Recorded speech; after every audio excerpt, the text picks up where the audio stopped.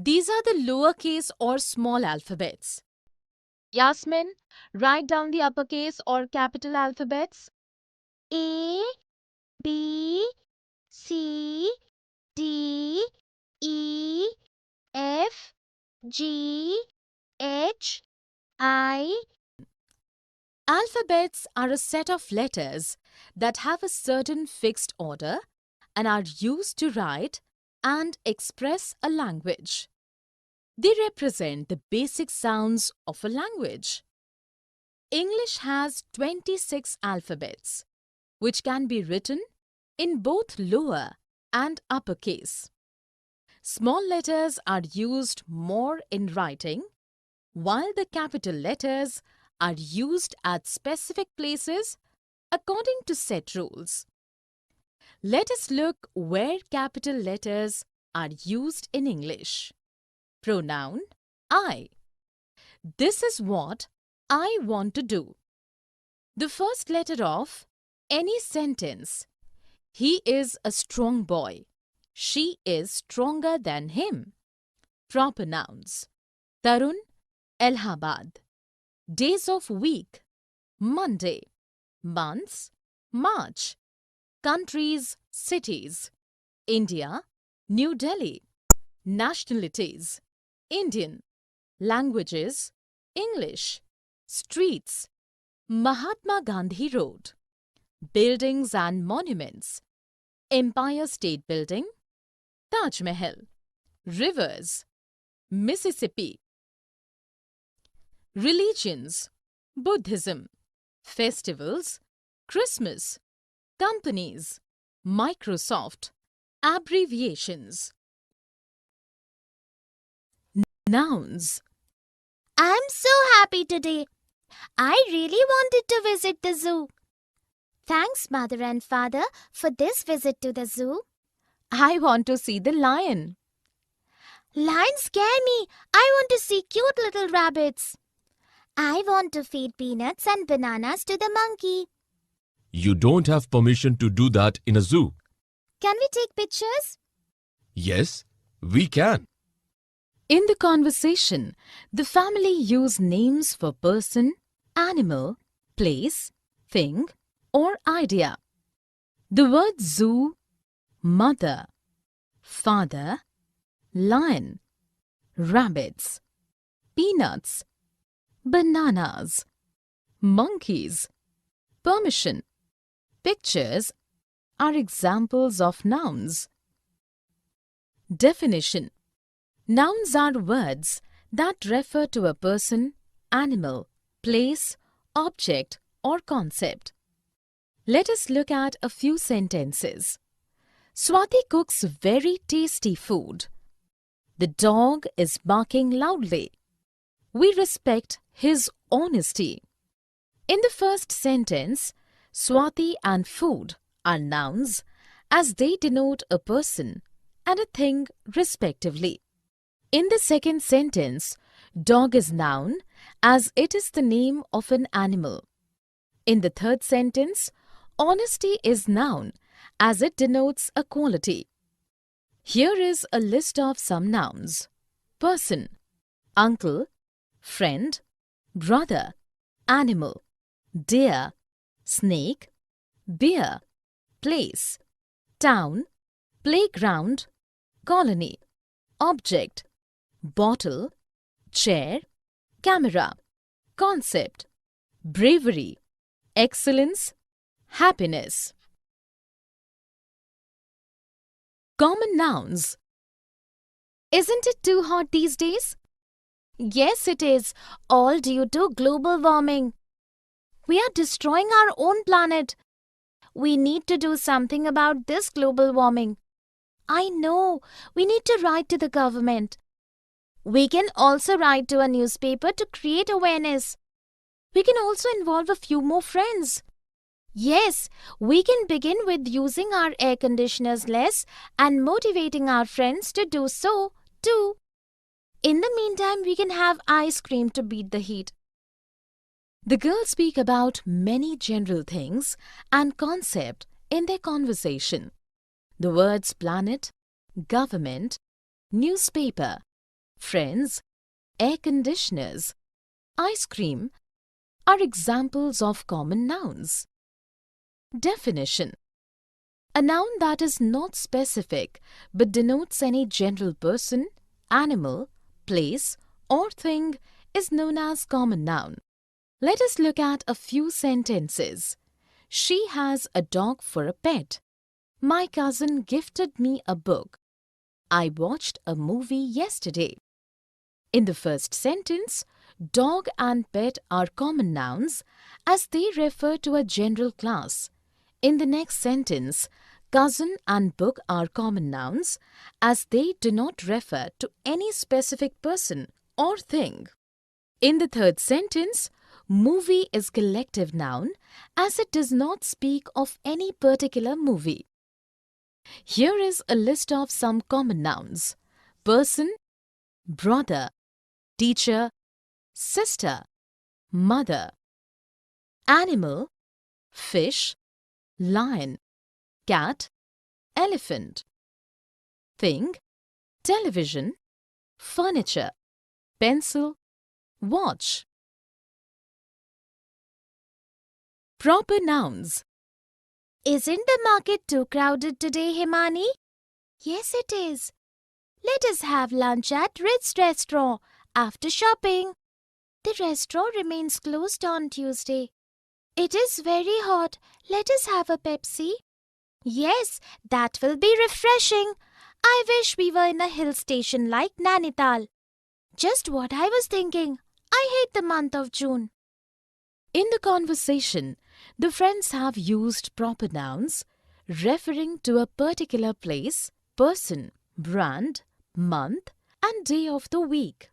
All these proper nouns have been capitalized. The words Himani, Ritz, Tuesday, Pepsi, Nainital, June are examples of proper nouns. Definition: any noun that is the name of a specific person, place, animal, or thing is known as proper noun. A proper noun always begins with a capital letter. Let us look at a few sentences. Rajat is going to Mumbai. My dog Jerry likes to eat pedigree pet food. Taj Mahal is a symbol of love. In the first sentence, Rajat and Mumbai are proper nouns as they are specific names of a person and place respectively. In the next sentence, Jerry and pedigree are proper nouns as these refer to the name of a particular dog and a particular brand of dog food. In the third sentence, Taj Mahal is proper noun as it is name of a specific monument. Here is a list of some proper nouns: person, Amar, David, Rubina. Places: Kanpur, New York, India. Brand names: Coke, Quality Walls, Peter England. Days or months: Tuesday, February, December. Singular nouns. I went to the library today. Which book did you read there?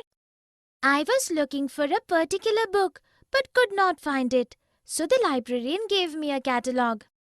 Were you able to find the book easily in the catalogue? No, I was searching in the wrong section. I did not know that it was an autobiography. How did you find it then?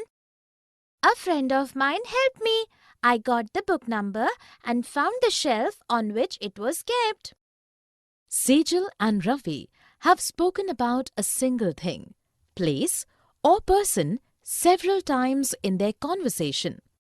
The words library, book, librarian, catalogue, section, autobiography, friend, number, shelf are examples of singular nouns. Definition: a noun that tells us about only one thing, person, animal, or place is called a singular noun. Let us look at a few sentences. There is a blanket on the bed. I'm going to meet my teacher. Ritu went to office yesterday.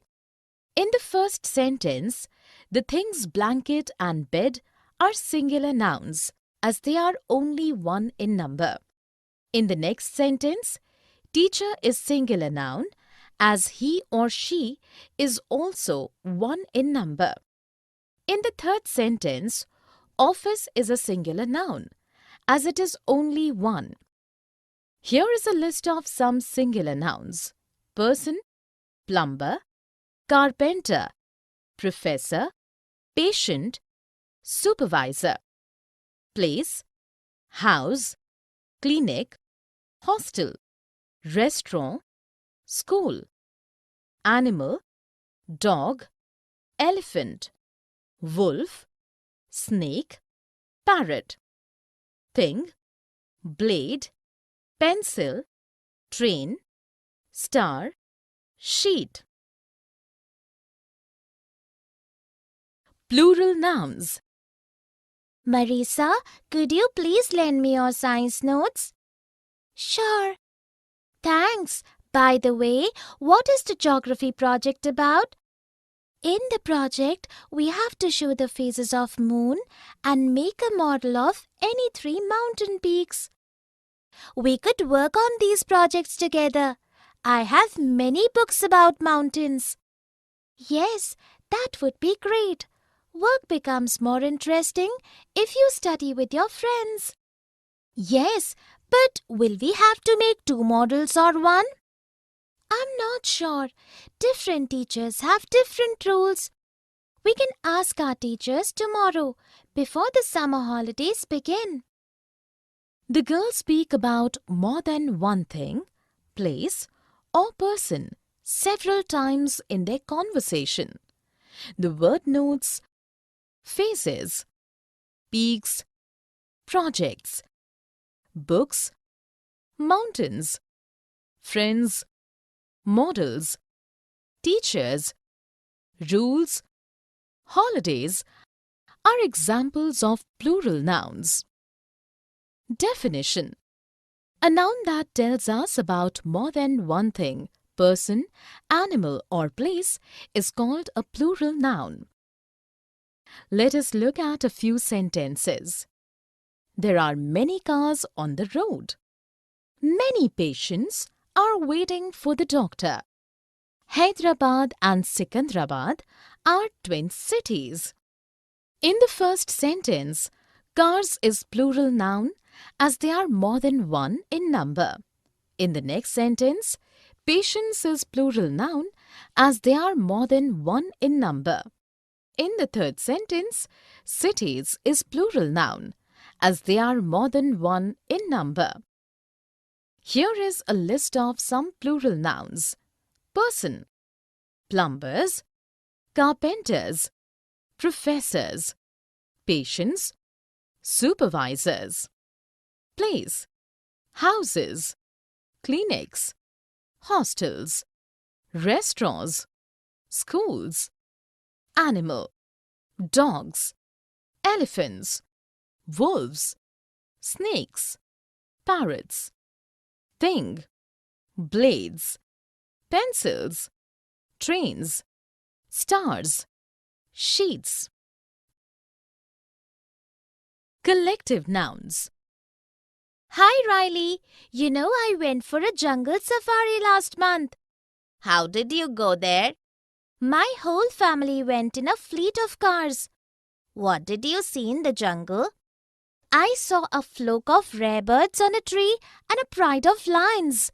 As we went deeper into the jungle, I saw a pack of wolves feasting on a deer. I also saw a bunch of flowers and a swarm of honeybees surrounding it. You must have enjoyed a lot. Yes, in the evening there was a bonfire. A troupe of dancers and a choir of singers entertained us. Next time we'll go together. I hope we see a sloth of bears. The girl and the boy have used collective nouns to speak about a group of things and animals using one word to categorize these groups. The words fleet, flock, pride, pack, bunch, swarm, troop, choir, sloth are examples of collective nouns. Definition: a noun that denotes an entire group of things, persons or animals is known as collective noun. Let us look at a few sentences. She has a wad of notes in her pocket. My favorite band of musicians will be performing in the auditorium tomorrow. There was an army of ants in my kitchen. In the first sentence, wad is collective noun as it tells us about a number of notes taken together. In the next sentence, band is collective noun as it tells us about a number of musicians performing together. In the third sentence, army is collective noun as it tells us about a number of ants collectively. Here is a list of some collective nouns. Person, class of students, board of directors, gang of thieves. Animal, litter of puppies, murder of crows, school of fish. Thing, pack of cards, pair of shoes, range of mountains. Masculine and feminine nouns. My uncle and aunt are coming from London tomorrow. That's wonderful. You will have lots of fun. How many children do they have? They have a son and a daughter. So, your mother, father, sister and brother all must be excited. They sure are. Even my grandfather and grandmother are coming from Agra. Hope you have a fantastic time. I will come to meet your relatives too. Please do come. You can also bring your little nephew and niece with you. In the dialogues, the boys used different words to denote males and females. In the words uncle, aunt, son, daughter, mother, father, sister, brother, grandfather, grandmother, nephew, and niece are examples of masculine and feminine nouns. Definition: words that are used to denote all males both in humans and animals are known as masculine nouns. Words that are used to denote all females both in humans and animals are known as feminine nouns. Let us look at few sentences. A man and a woman were walking down the street. The bride and the bridegroom looked very happy. The lion and the lioness protected their cubs fiercely. In the first sentence, man is masculine noun as it represents a male, and a woman is feminine noun as it represents a female. In the next sentence, bride is feminine being female and bridegroom is masculine being male.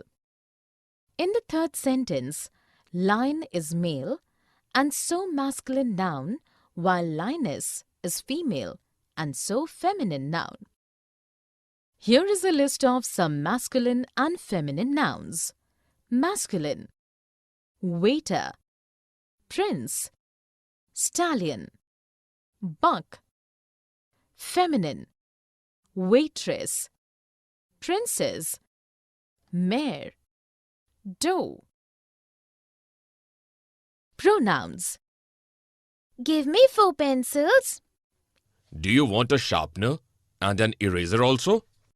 Yes, you can give me an eraser. I want it for my friend. She doesn't have an eraser. What else do you want to buy? You can give me a chart paper and glue also. I don't want these for myself, but for my neighbors. They wanted both the things. In the dialogues, the girl and the shopkeeper have used several words in the place of nouns. The words me, you, it, I, she, these, myself, they are examples of pronouns. Definition: a pronoun is a word which is used in place of a noun. Let us look at a few sentences. Richa saw Suman standing near the bus stop and waved cheerfully to call her. Anu met many people on the cruise and could not forget them for a long time. Udit's teacher asked him to explain the topic to the class. In the first sentence, her is a pronoun as it is used in the place of noun Suman. In the next sentence, them is a pronoun as it is used in the place of the noun people. In the third sentence, him is a proper noun as it is used in the place of noun Udit.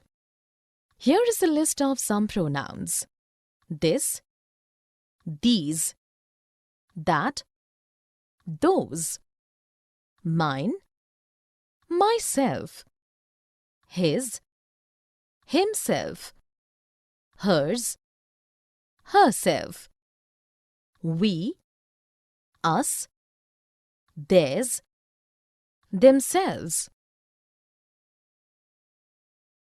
Personal pronouns. Father, would you like to have a cup of coffee? No. Please, give me a cup of tea. I'm making an omelette. Should I make one for you too? Yes. Please do.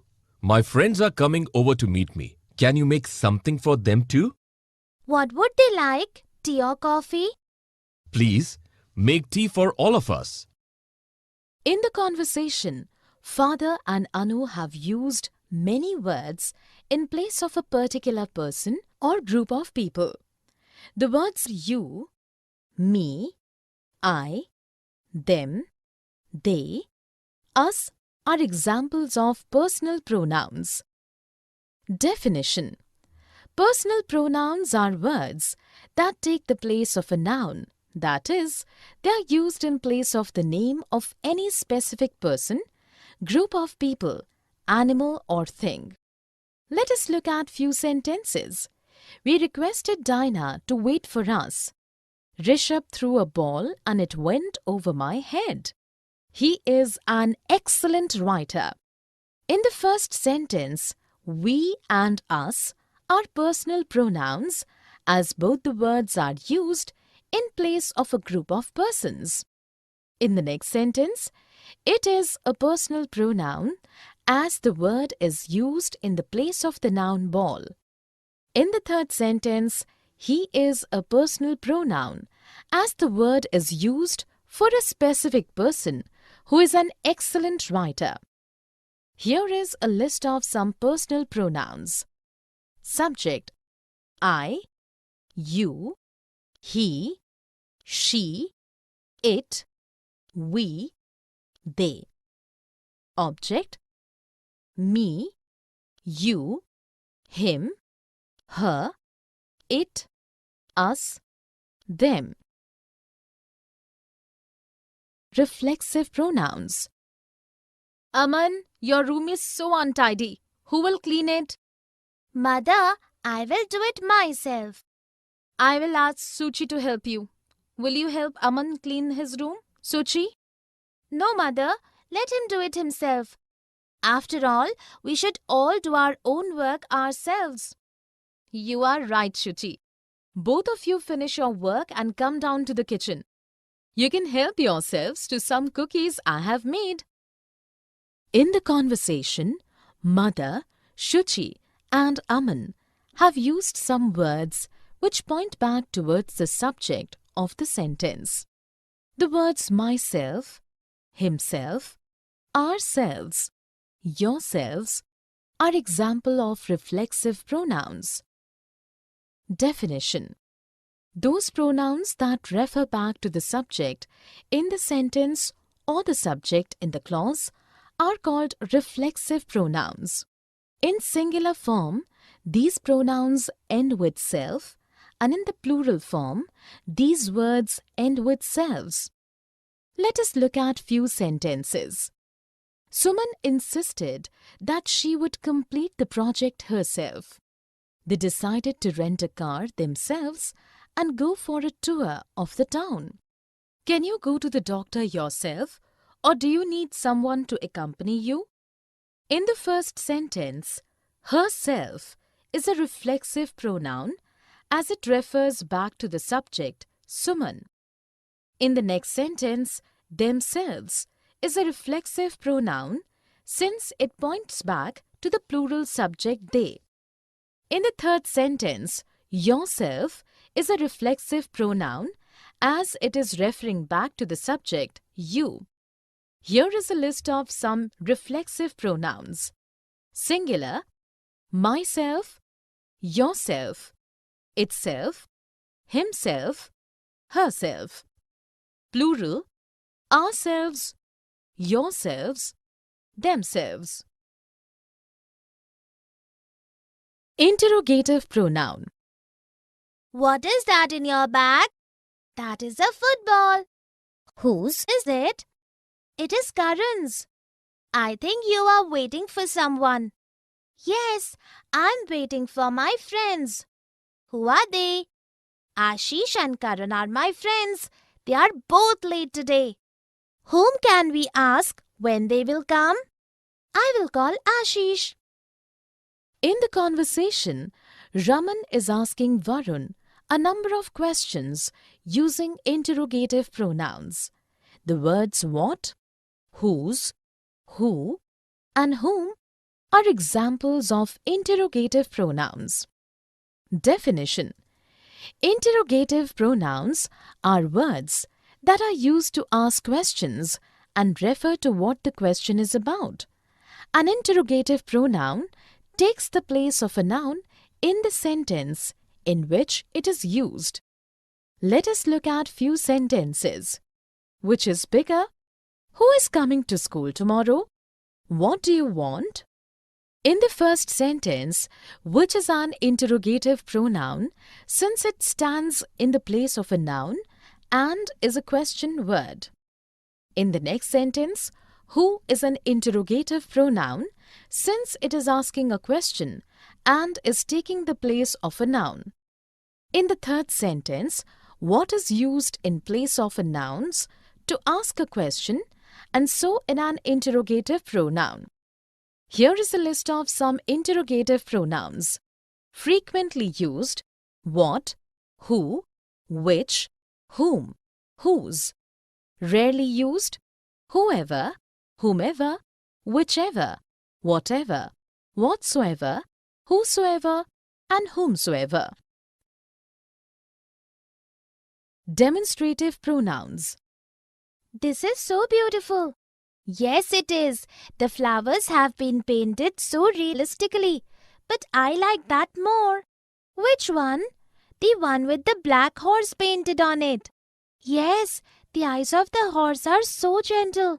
True. Come, let's go and have a closer look at those in that corner. Both the paintings are brilliant. I want to buy these immediately. They will be two spectacular additions to your painting collection. In the conversation, the two girls have used certain words to point to a specific painting or paintings nearby or some distance away. The words this, that, those, and these are examples of some demonstrative pronouns. Definition. In a sentence, demonstrative pronouns take the place of a noun. They are used to refer to both a specific singular noun and specific plural nouns. They provide information of time and space, that is, whether the noun or nouns being referred to is or are near or far away in respect of time and space. There are only 4 demonstrative pronouns. Let us look at a few sentences. This has a beautiful smell. Those are very expensive. These are moving very slowly. That was wonderful. In the first sentence, this is a demonstrative pronoun since it is used in place of a noun and refers to something nearby. In the next sentence, those is used to refer to a noun far away and is a demonstrative pronoun. In the third sentence, these is a demonstrative pronoun and used for a noun close by. In the last sentence, that is a demonstrative pronoun used in place of a noun far away in time. Here is a list of some demonstrative pronouns. Singular, this, that. Plural, these, those. Nearby in time and space. This, these. Far away in time and space. That, those. Adjectives. Happy anniversary, Ali. Thanks. Will you come with me to that big bakery to buy a beautiful and tasty cake for my 14th anniversary? Sure, that's a great place.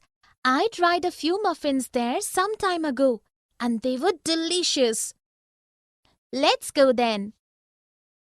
In the conversation, Ashley and Ali have used several words that describe and modify the adjectives. The words happy, that, big, beautiful, tasty, 14th, great, few, some, delicious are examples of adjectives. Definition. An adjective is a word that describes, point out, tells the quantity, number, possession or order of a noun or a pronoun. An adjective modifies a noun or adds something to its meaning. Let us look at a few sentences. Veena is a good friend. Those boys did not have any money. There are 100 rupees in my purse. In the first sentence, good is an adjective as it tells Veena's quality. In the next sentence, those and any are adjectives. Those points out which boys are meant and any shows the quantity of money they had. In the last sentence, 100 and my are adjectives. 100 tells how many rupees and my adds something to the noun purse by telling whom it belongs to. Here is a list of some adjectives. Quality, brave, decorative. Quantity, some, much. Number, 12, first. Demonstrative, this, these. Possessive, his, hers. Interrogative, whose, which. Adjective ending. The roses are so beautiful. Yes, they look gorgeous. A bouquet of fabulous roses from the garden would make a delightful gift. Yes, it would be flawless and stunning. Wouldn't a garland made of these look amazing too? It surely will, but don't be careless in plucking them, as they have thorns. In this conversation, the girls have used certain words for describing various items made from roses. These can be identified and grouped on the basis of their endings. The words beautiful, gorgeous, fabulous, delightful, flawless, stunning, amazing, careless are examples of adjectives that can be grouped according to their endings. Definition. Adjectives are describing words, and different words can be used to describe a quality or different qualities. Many of these words can be grouped together on the basis of their endings. Let us look at a few sentences. Geeta is an exceptional swimmer. Amar felt that the target was achievable. there is a sensible solution to the problem. In the first sentence, exceptional belongs to the group of adjectives ending with al, like sensational, external. In the next sentence, achievable belongs to the group of adjectives ending with able, like remarkable, likable. In the third sentence, sensible belongs to the group of adjectives ending with able, like edible, gullible. Here is a list of some similar adjectives ending: able, dependable, amiable; some, handsome, loathsome; ick, basic, terrific; if, sensitive, attractive; lee, lovely, friendly. Kinds of adjectives. This shop has beautiful showpieces. I want to buy some stuff for my drawing room. How many items do you want to buy? I will buy 4 pieces. What color are the walls of your drawing room? The color of the walls is pink. In the conversation, Atul and Ritu have used different words to tell about the quality, quantity, number, possession about a specific or many objects. The words this, beautiful, some, my, many, for, what, your, pink are examples of different kinds of adjectives. Definition.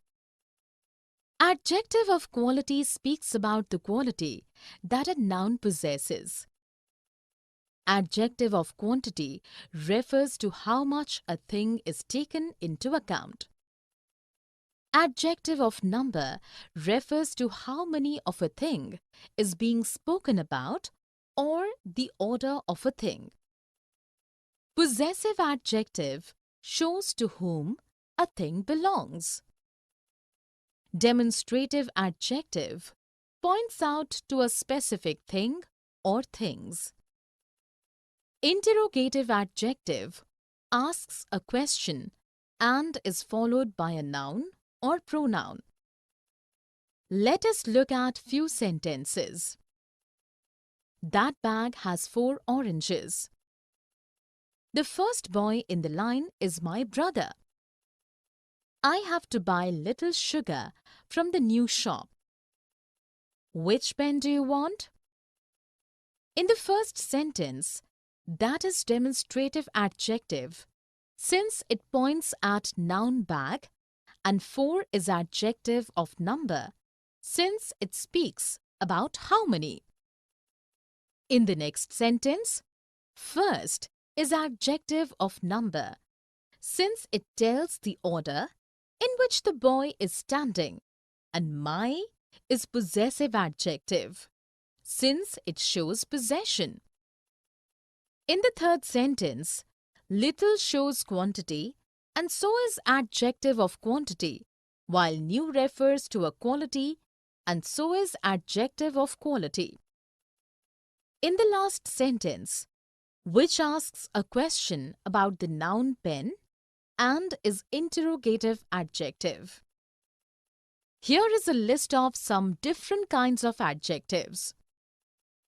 Adjective of quality: large, foolish, ripe.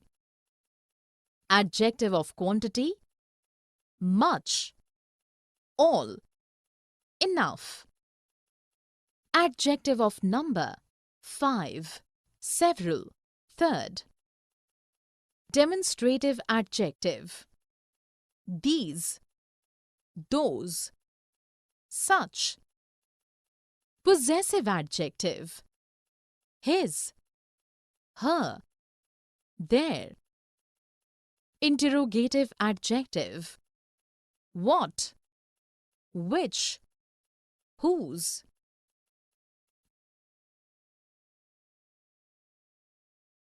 Comparison of adjectives.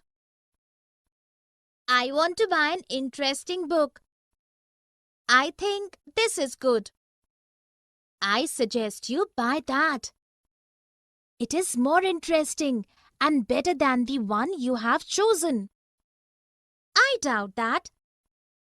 My closest friend told me that this is the best book she has read and most interesting. I will also read it then.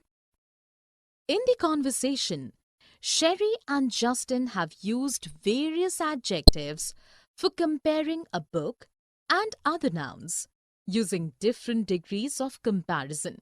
The words interesting, good, more interesting, better, closest, best, most interesting are examples of different kinds of comparisons in adjectives. Definition. Adjectives are used to make comparisons. There are three kinds of comparisons, and adjectives change form accordingly. The positive degree. This speaks simply of the presence of a quality in a noun. The comparative degree. This is used to make comparisons between two nouns. The superlative degree. This speaks of the highest degree or best quality and compares more than two things. Let us look at a few sentences. Dinah is a smart girl. Mary is smarter than Dinah. Mary is the smartest of all. In the first sentence, smart is positive degree of comparisons since it refers to only the presence of the quality of being smart. In the next sentence, smarter is the comparative degree as it helps in comparing Mary and Dinah and stating that Mary has more quality of smartness than Dinah. In the third sentence, smartest is a superlative degree, since it tells that Mary has the highest degree of quality of smartness. Here is a list of some comparisons in adjectives. Positive degree, tall, bad, beautiful. Comparative degree, taller, worse, more beautiful. Superlative degree, tallest, worst, most beautiful. Determiners. This is the chocolate I wanted to buy. What is special about this chocolate? It has many nuts. Will you give me a piece to taste? Sure. This is good, but my chocolate is better. Which chocolate do you have? I have dark chocolate. I don't like that. In the dialogues, Sam and Dolly have used words that give specific meaning to the nouns that follow and also give more details about them. The words the, this, many, a, my, which are examples of determiners. Definition. Determiners are placed before nouns to give specific meaning to the nouns. A determiner functions to provide particular details about the noun that follows it. Let us look at a few sentences.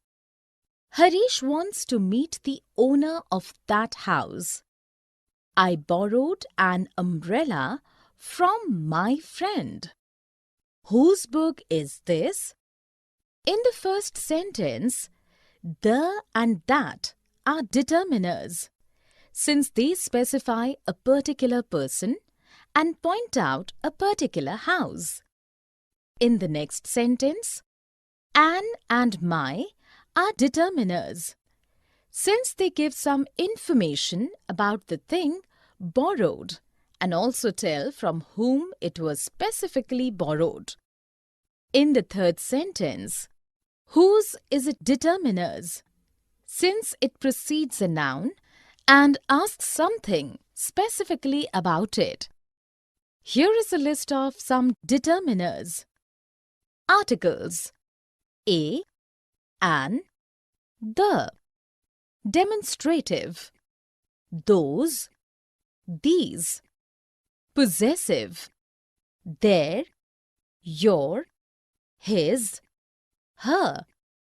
Interrogative: what, which. Quantifiers: few, several. Articles: It is raining. I need an umbrella. take any of the umbrellas kept here. Mother, please buy me a raincoat today. I get wet even after using the umbrella. All right, Akshat. We will go to the market today and buy you a raincoat. In the dialogues, the boy and the mother have used words that give information about the nouns that follow and make it clear whether something general or specific is being mentioned.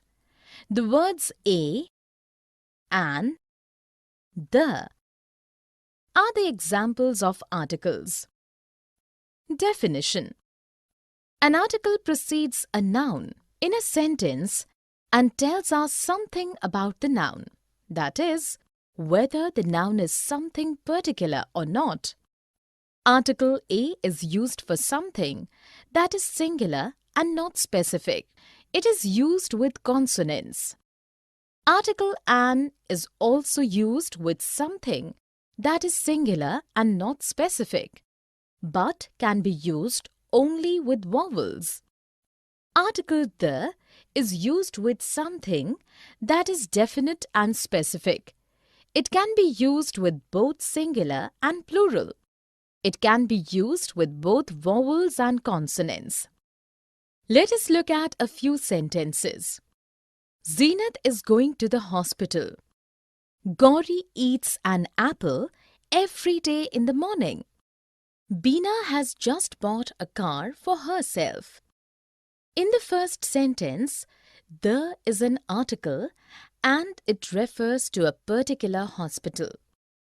In the next sentence, an is an article and refers to any single apple. In the third sentence, a is an article and refers to a single car which is not specific. There are only 3 articles in English: a, an, the. Demonstrative determiners. Do you come for a walk every day in this park? No, I come here sometimes, and at other times I go to that park. Those girls come every morning for a walk. I don't enjoy walking in summers. Yes, these days are very hot for an enjoyable walk. In the dialogues, Meera and Nina have used words that give information about the nouns that follow by pointing specifically at them. The words this, that, those, these are examples of demonstrative determiners. Definition: demonstrative determiners precede a noun and point at it specifically. This and that point at a singular noun. These and those point at plural nouns. This and these refer to a noun or nouns nearby in time and space. That and those refer to a noun or nouns far away in time and space. Let us look at a few sentences. This house is very airy. Those children are making a lot of noise. That girl has stopped her class.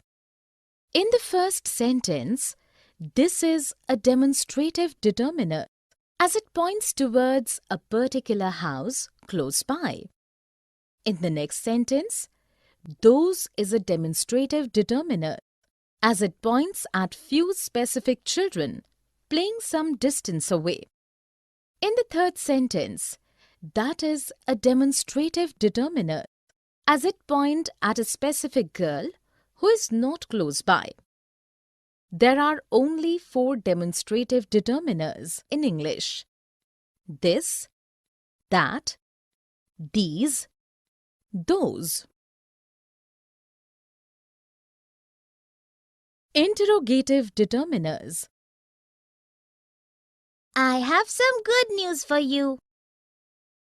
What news have you got? Mother and father have decided to gift you a car. Whose idea was it to gift me a car? It was my idea. Thanks. Which color is it? It is red. In the dialogues, the girls have used words that ask questions about the nouns that follow. The words what, whose, which are examples of interrogative determiners. Definition. Interrogative determiners are placed before nouns and ask questions about the nouns that follow. There are only 3 interrogative determiners. Let us look at a few sentences. Which burger would you like to have? What options do we have? Whose purse is kept on the table? In the first sentence, which is an interrogative determiner since it asks something about the noun burger that follows. In the next sentence, what is an interrogative determiner since it precedes the noun options and asks a question about it. In the third sentence, whose is an interrogative determiner since it is used before the noun purse and asks something specifically about it. Here is a list of interrogative determiners: whose, which, what. Possessive determiners. Hey Donald, is that my notebook? Actually, no. This is my notebook. Your notebook is with someone in Gauri's group. Are you sure nobody from our group has it? Yes, I'm sure. I think someone from her group has taken it. I will go and ask them after their games class is over. In the dialogues, Tasha and Donald have used words that give information about the nouns that follow in terms of possession. The words my, your, our, her, their are examples of possessive determiners. Definition. Possessive determiners are placed before nouns to give specific meaning to the nouns regarding possession. Let us look at few sentences. Asha went to his house yesterday. Your sister is very beautiful. What is its color? In the first sentence, his is a possessive determiner since it shows possession of the house by someone specific. In the next sentence, your is a possessive determiner since it precedes a noun and shows possession. In the third sentence, its is a possessive determiner since it is followed by the noun color and gives information of possession about the noun. Here is a list of possessive determiners: my, your, her, his, its, our, their.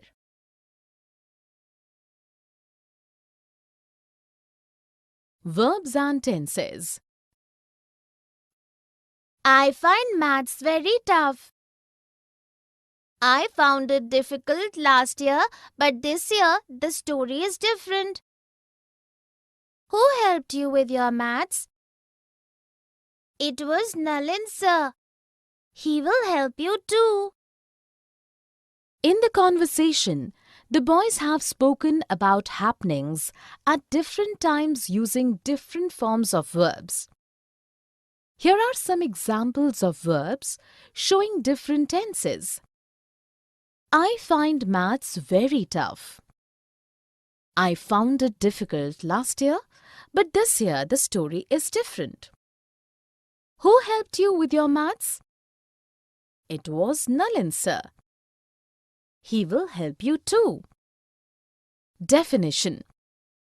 Verbs are words that tells us what a person or thing does, what is done to a person or thing, and what a person or thing is.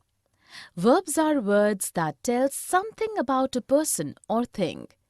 It is by using the verb in its various forms that we are able to express the time of an event or action. This is called tense of that verb. Let us look at a few sentences. Harshita drinks milk in the morning. Jason was upset at his friend's behavior. The dance competition will be held tomorrow. In the first sentence, drinks is a verb since it tells us something about Harshita and it refers to present time. This verb is in present tense. In the next sentence, was is a verb as it tells us something Jason was and it refers to past time. This verb is in past tense. In the last sentence, will be held is a verb as it tells about something that will be done and it refers to future time. This verb is in future tense. Here are few examples of sentences with verbs in past, present and future tense. Geet was given an award for excellence in academics. Past. Subhash will never shift from Mumbai. Future. Honesty is the best policy. Present. Simple present tense. I get up at 5 a.m. every day. I sleep late, so I wake up late too. I really love the sunrise. I go for a walk in the park. It keeps me fresh all through the day. Keats says, a thing of beauty is joy forever. In the dialogues, the girls have used simple present tense to describe a habit, what generally happens, and to introduce a quotation. Here are examples of sentences with verbs in simple present tense. I get up at 5 a.m. every day.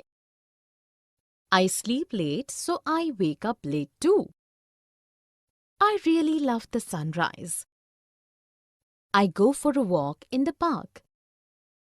It keeps me fresh all through the day.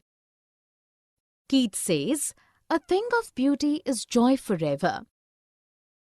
Definition.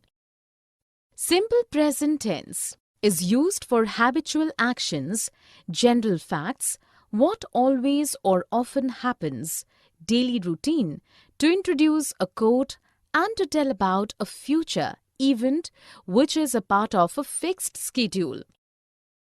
Let us look at a few sentences. Lisa lives with her aunt. The train leaves at 6 p.m. The earth revolves around the sun. In the first sentence, the verb lives tells us what generally happens and is simple present tense. In the next sentence, the verb leaves is simple present tense as it tells about a future event which is part of a fixed timetable. In the third sentence, the verb revolves is again simple present tense since it expresses a general truth or a fact. Here are few more examples of use of simple present tense. I need vegetables and fruits from the market. She dances is, am, are. This scene is so beautiful. I'm going for a swim. Will you join me? No, Rani is coming to the beach just now. Rest of the girls are playing beach ball. We will join them. Then we are invited for lunch at Rani's place. In the dialogues, the girl and boy have used is, am, and are to describe something with ing verb to form present continuous tense and with the past participle to show passive. Here are examples of sentences with is, am, and are. The scene is so beautiful. I'm going for a swim. Rani is coming to the beach just now. Rest of the girls are playing beach ball. Then we are invited for lunch at Rani's place. Definition: is, am, and are used before adjectives, nouns, and pronouns as main verbs. As auxiliary verbs, they form passive voice with past participle and present continuous tense with ing verb. Is used with he, she, it, who, any name, any relationship, and all singular things. Am is used with I. Are is used with we, they, you, and all plural things. All three are used to denote present tense. Let us look at a few sentences. Shikha is sad because her father is sick. I'm trying to concentrate on the topic. Kids are pampered by all. They are enjoying the party. In the first sentence, is has been used after singular subject to describe something. In the next sentence, am has been used after I and with ing verb to form present continuous tense. In the third sentence, are has been used after plural subject and with past participle to show passive voice. In the last sentence, are has been used after plural subject and with ing verb to form present continuous tense. Here are few more examples of use of is, am, and are. I am surprised that she is talking to everyone. My mother is a doctor. The boys are scolded by the teacher every day for making noise. Present progressive tense. I like the movie. I'm enjoying it very much too. My sister is reading the book on which this movie is based these days. Have you watched the movie earlier? No, I'm watching it for the first time. In the dialogues, the girl and the boy have used present progressive tense to express something that is happening at the time of speaking and to speak about an action in process for some time. Here are examples of sentences with verbs in present progressive tense. I'm enjoying it very much too. My sister is reading the book on which this movie is based these days. I'm watching it for the first time. Definition: Present progressive tense is used for an action that is going on at the time of speaking or is in process for some time. It also expresses an action that has already been scheduled to take place in the near future. Let us look at a few sentences. I'm learning yoga nowadays. Manish is inviting all his friends for a party tonight. The girls are playing hide and seek. In the first sentence, the verb am learning gives information about an action going on for some days and is present progressive tense. In the next sentence, the verb is inviting is present progressive tense as it tells about an action that has already been arranged to take place in the near future. In the third sentence, the verb are playing is again present progressive tense since it tells about an action going on at the time of speaking. Here are few more examples of use of present progressive tense. Our guests are arriving day after tomorrow. Daisy is cooking food for everyone in the family. Have and has. Do you have an extra pencil? Yes. I have forgotten to bring my pencil box. I think my sister has taken my box today. Doesn't she have a pencil box? She has one. In the dialogues, the girls have used have and has to show possession and to form perfect tenses. Here are examples of sentences with have and has. Do you have an extra pencil? I have forgotten to bring my pencil box. I think my sister has taken my box today. Doesn't she have a pencil box? She has one. Definition. Have and has are used to show possession as main verbs and also denote eating. As auxiliary verbs, they are used with participles to form perfect tenses. Have is used with I, we, they, you, and all plurals. Has is used with he, she, it, who, any name, any relationship, and all singular nouns or pronouns. Both have and has denote present tense. Let us look at a few sentences. Lucy has a grand mansion. Harry has bought a new car. All the children have new bags for the new session. In the first sentence, has been used after a name to show possession. In the next sentence, has been used after a name and with past participle bought to form present perfect tense. In the last sentence, has been used with plural children to show possession. Here are few more examples of use of have and has. My father has many friends. They have gone to Shimla for vacations.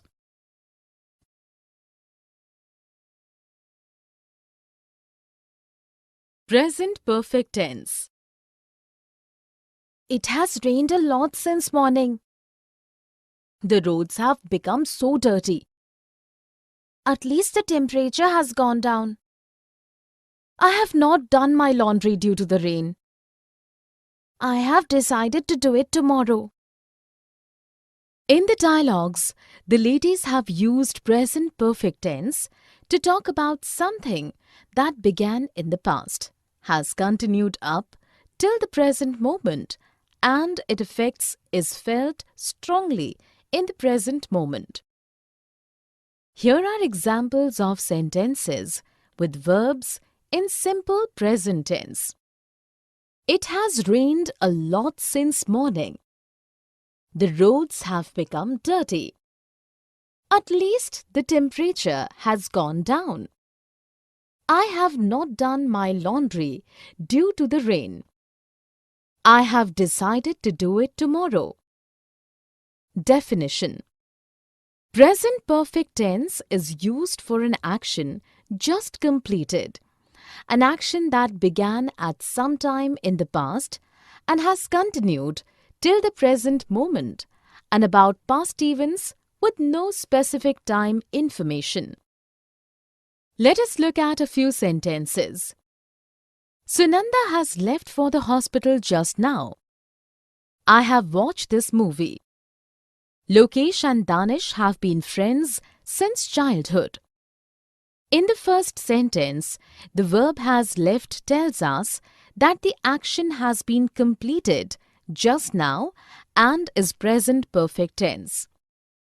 In the next sentence, the verb have watched is present perfect tense as it tells about a past action without specific time information. In the third sentence, the verb have been is again present perfect tense since it tells about an action that began at some time in the past and has continued till present time. Here are few more examples of use of present perfect tense. I have finished all my work. Lavanya has made this delicious cake. Simple past tense. I have stomachache. I went to the market yesterday. There I ate some street food. I advised you last time against eating street food. The smell of the food tempted me uncontrollably. In the dialogues, the girl and her doctor have used simple past tense to describe actions that happened in past time. Here are examples of sentences with verbs in simple past tense. I went to the market yesterday. There I ate some street food. I advised you last time against eating street food. The smell of the food tempted me uncontrollably.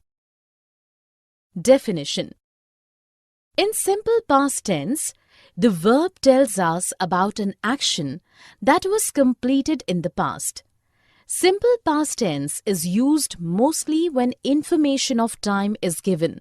When time is not indicated, then it is implicit or made clear by the context. Past habits are also expressed by using this tense. Let us look at a few sentences. My friends lived in the house next door for 10 years. Om smoked regularly during college days. Alexander defeated Porus in the battle between the Greeks and the Indians. In the first sentence, the verb lived tells us what happened in the past for some time and is simple past tense. In the next sentence, the verb smoked is simple past tense as it tells about a past habit.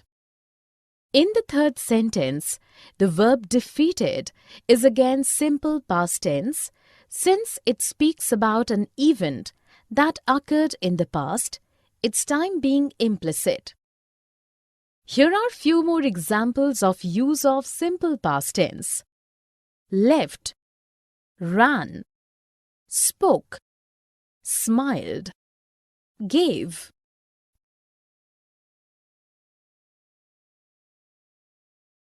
Regular and irregular verbs. Aditi, what is the past tense of the verb call? It is called. Good. And what is its past participle? It is again called. That's right. Now tell me, what is the past tense of the verb drive? It is drove. And what is the past participle? It is driven. So the verb call has three forms: call, called, and called. It is a regular verb. since its past tense and past participle are formed by adding ed to call. The verb drive also has three forms: drive, drove, driven. But it is an irregular verb since the past tense and past participle are not formed by adding ed but in some other way. Definition: if the past tense and the past participle of a verb are formed by adding ed, it is called a regular verb. But if the past tense and the past participle of a verb are formed in a manner apart from adding ed, it is called an irregular verb. Example for regular verb: talk, base, talked, past, talked, past participle; stop, base, stopped, past, stopped, past participle. Let us look at some rules for irregular verbs. All three forms are same. Example: hit base, hit past, hit past participle. Two of the three forms are same. Example: dig base, dug past, dug past participle. All three forms are different. Example: shake base, shook past, shaken past participle. Was and were. I saw a huge rat as I was walking down the road. Once I came into our house last week, we were also so afraid. I was scared too, but the children on the road were laughing at me. My mother used a rat trap and the rat was trapped. In the dialogues, the girls have used was and were to describe something, with ing verb to form past continuous tense and with the past participle to show passive voice. Here are examples of sentences with was and were. I saw a huge rat as I was walking down the road. We were also afraid. I was scared too, but the children on the road were laughing at me. My mother used a rat trap and the rat was trapped. Definition: was and were are used before adjectives, nouns and pronouns as main verbs.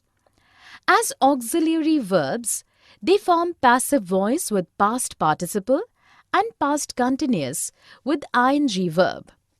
Was is used with he, she, it, who, any name, any relationship, and all singular things.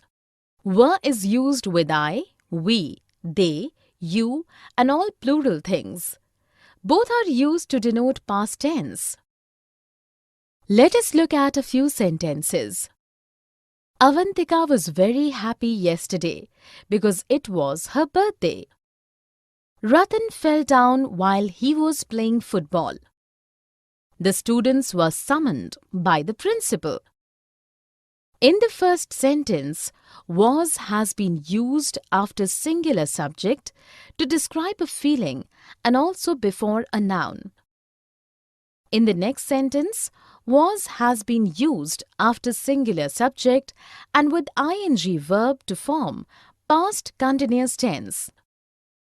In the third sentence, were has been used after plural subject and with past participle to show passive voice.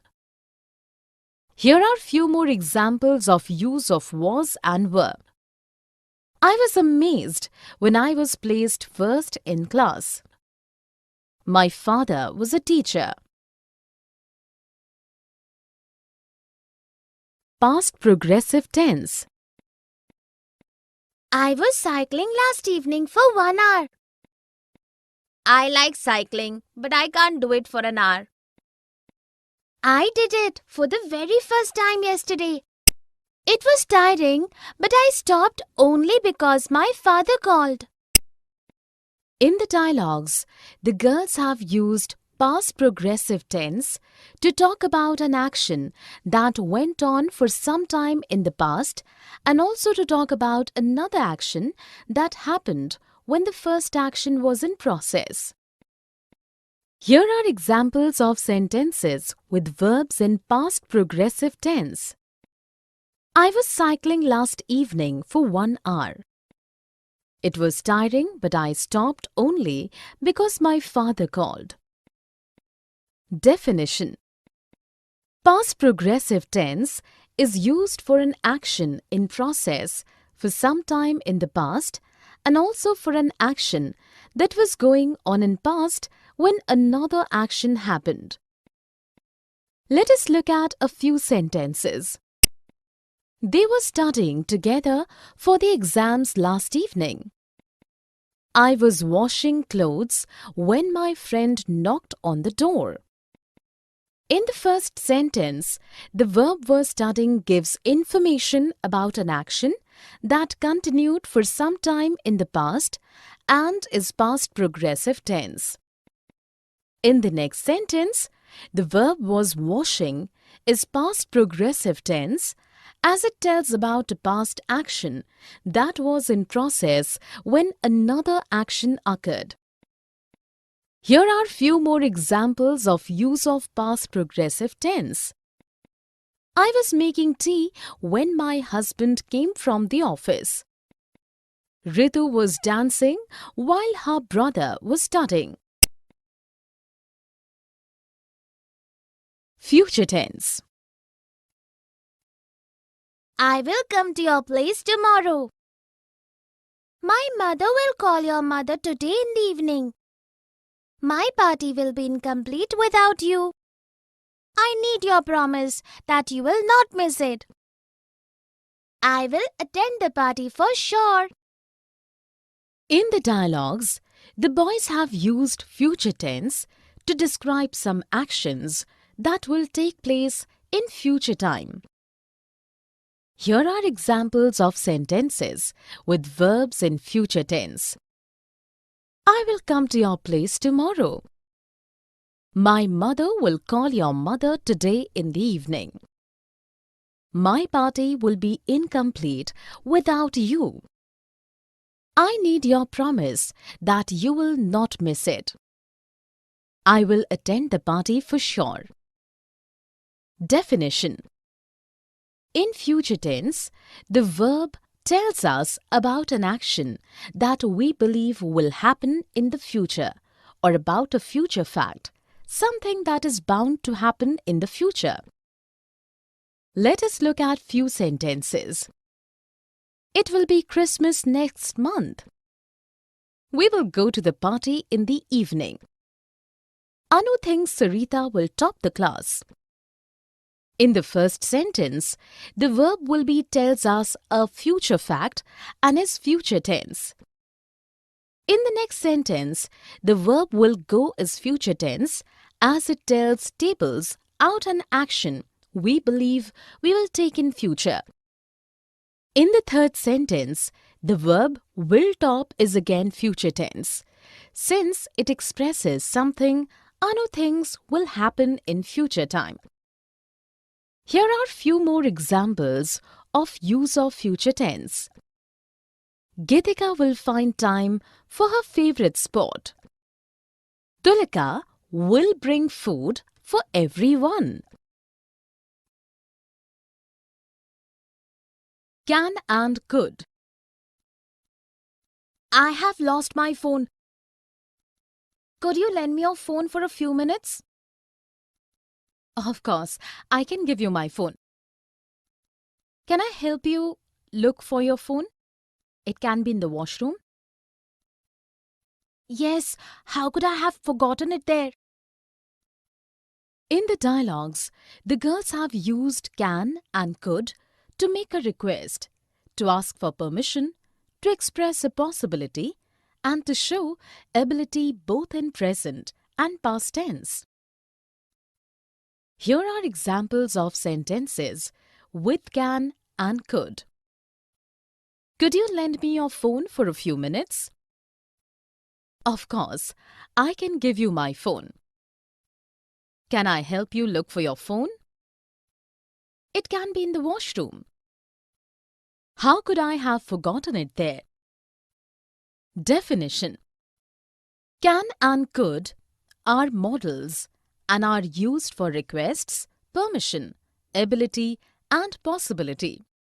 Could is past form of can and is considered more polite and formal. It is also used in conditional sentences. Let us look at a few sentences. Sabha can dance like a professional ballerina. When I was in college, I could skate very well. Can you drop me to the bus stop? If we had some mangoes, I could make you some mango shake. In the first sentence, can has been used to show ability. In the next sentence, could has been used to show past ability. In the third sentence, can has been used for a request. In the last sentence, could has been used in a conditional sentence. Here are few more examples of use of can and could. It could have rained last night, but the sky cleared magically. Lauren can help you learn dance. May and might. I may go to watch another movie tomorrow. May I come with you? You will have to ask your mother first. Will she allow you? I have done all my holiday homework, so she might allow me. I wish she would. May your wish come true. In the dialogues, the girls have used may and might to ask for and grant permission, for possibility and to express a wish. Here are examples of sentences with may and might. I may go to watch another movie tomorrow. May I come with you? I have done all my holiday homework, so she might allow me. May your wish come true. Definition: may and might are modal auxiliaries. May is used for possibility and might for a weaker possibility. May is also used to grant and ask for permission and also to express a wish. Let us look at a few sentences. May I use your washroom? I might be late for the party. The interviewer may ask you some tough questions too. May your day be full of warmth and laughter. In the first sentence, may has been used to ask for permission. In the next sentence, might has been used for a weak possibility. In the third sentence, may has been used for a possibility. In the last sentence, may has been used for expressing a wish. Here are few more examples of use of may and might. You may study any subject you like. It might rain heavily tomorrow. May you always live happily.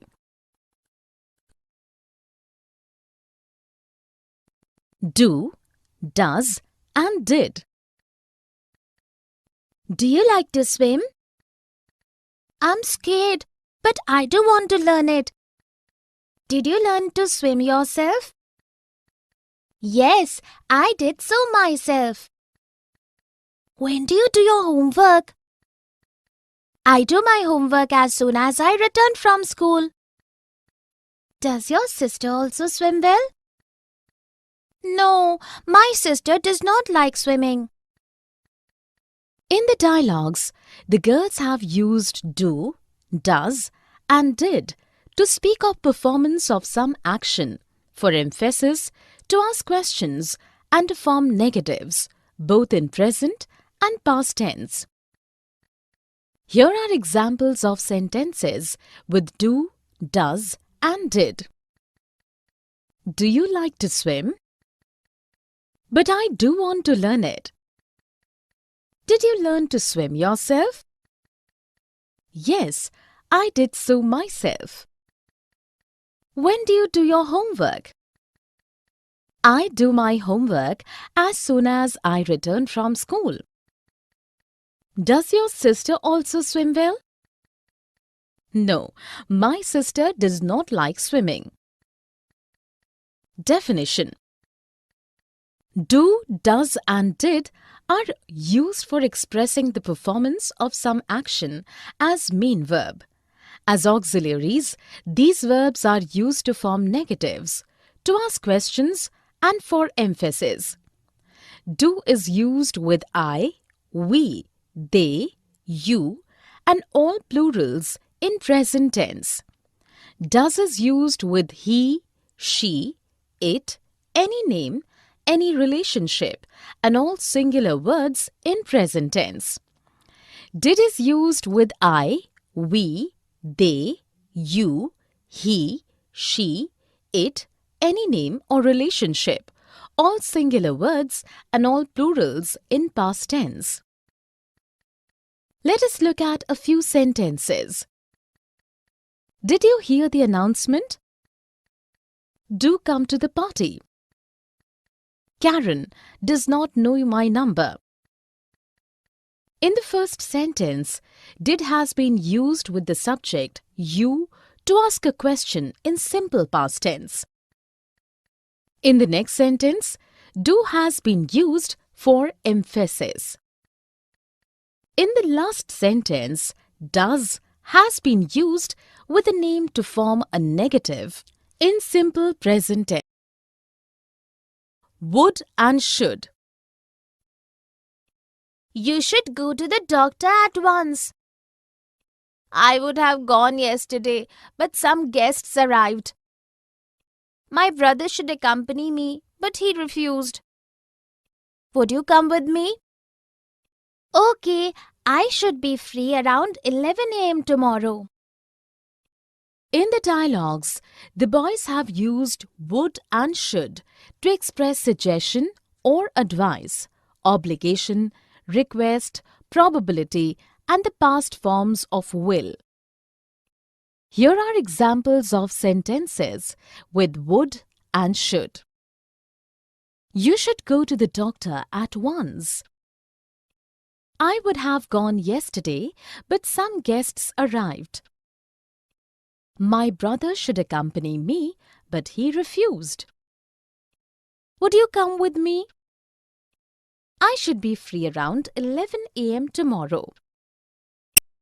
Definition: would and should are auxiliary verbs and past equivalents of will and shall.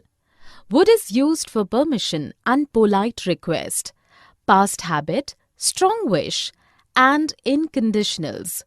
Should is used for obligation, advice, suggestion, expectation, and probability. Let us look at few sentences. I should be home by 10 p.m. You should not drink cold water in winters. When Ritu was in college, she would often bunk classes. If I was the richest person on earth, I would not work at all. In the first sentence, should has been used to express a probability. In the next sentence, should has been used to offer an advice. In the third sentence, would has been used for a past habit. In the last sentence, would has been used in a conditional sentence in respect to a hypothetical situation. Here are few more examples of use of would and should in sentences. I wish they would not make so much noise. Subject-verb agreement. Children, we will practice English conversation today. You will all tell me something about yourself and your family. I gets up at 6 a.m. That is incorrect. We will use singular form of get verb with I. So the correct sentence is, I get up at 6 a.m. My parents wake up at 5 a.m. You are right. Here, parents are more than one, and with plural subject, we will use a plural verb, that is, wake. Definition. Subject-verb agreement means that a subject must agree with its verb in number and person. A singular subject needs a singular verb.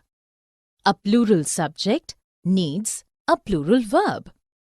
I, we, you, and they take plural verb. He, she, it take singular verb. Let us look at some other rules of subject-verb agreement.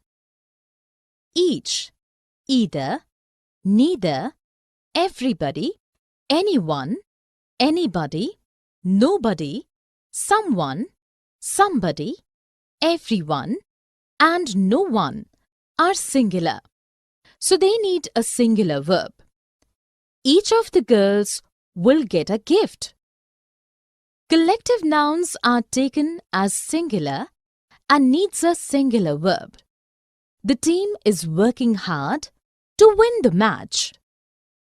If two or more singular nouns or pronouns are joined by and they will need a plural verb, Rita and Suman are going to the market. Nouns with plural form but possessing singular meaning require singular verb. The news is shocking. Shivalik Ranges. The mountains on the border of the Chandigarh and Panchkula have many attractions for tourists. One of the attraction is Chauki Dhani, Kasoli Ranges, huge lush green valley for another 100 kilometers ahead. As the journey continues, tourists will enjoy snowy mountains of Shivalik Ranges. Melt water from the snowy mountains flows through rivers which reaches up to Indian Ocean. Tourists enjoy Ridge and the Mall Road of Shimla. Adverbs. You have failed your maths exams miserably. But I had worked very hard for the exam. Can you understand whatever is taught in class easily? In class, the teacher teaches excellently. I understand everything well. But when I write the exam, I forget everything totally. The only solution to this constantly recurring problem is practicing rigorously every day. Yes, ma'am. I will certainly do so. In the dialogues, the principal and the girl have used words that tell us something about the verb, adjective, or adverb in the sentence.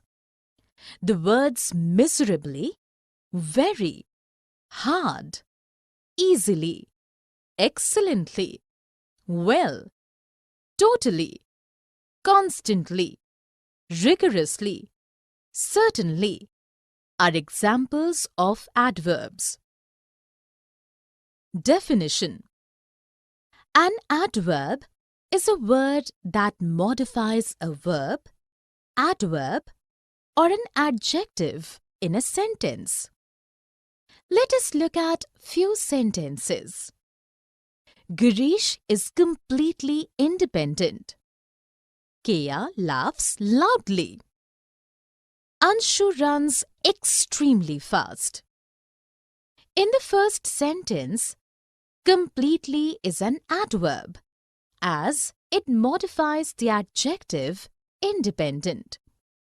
In the next sentence, loudly is an adverb, as it modifies the verb laughs.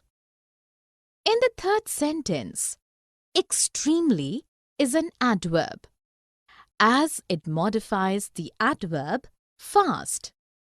Here is a list of some adverbs.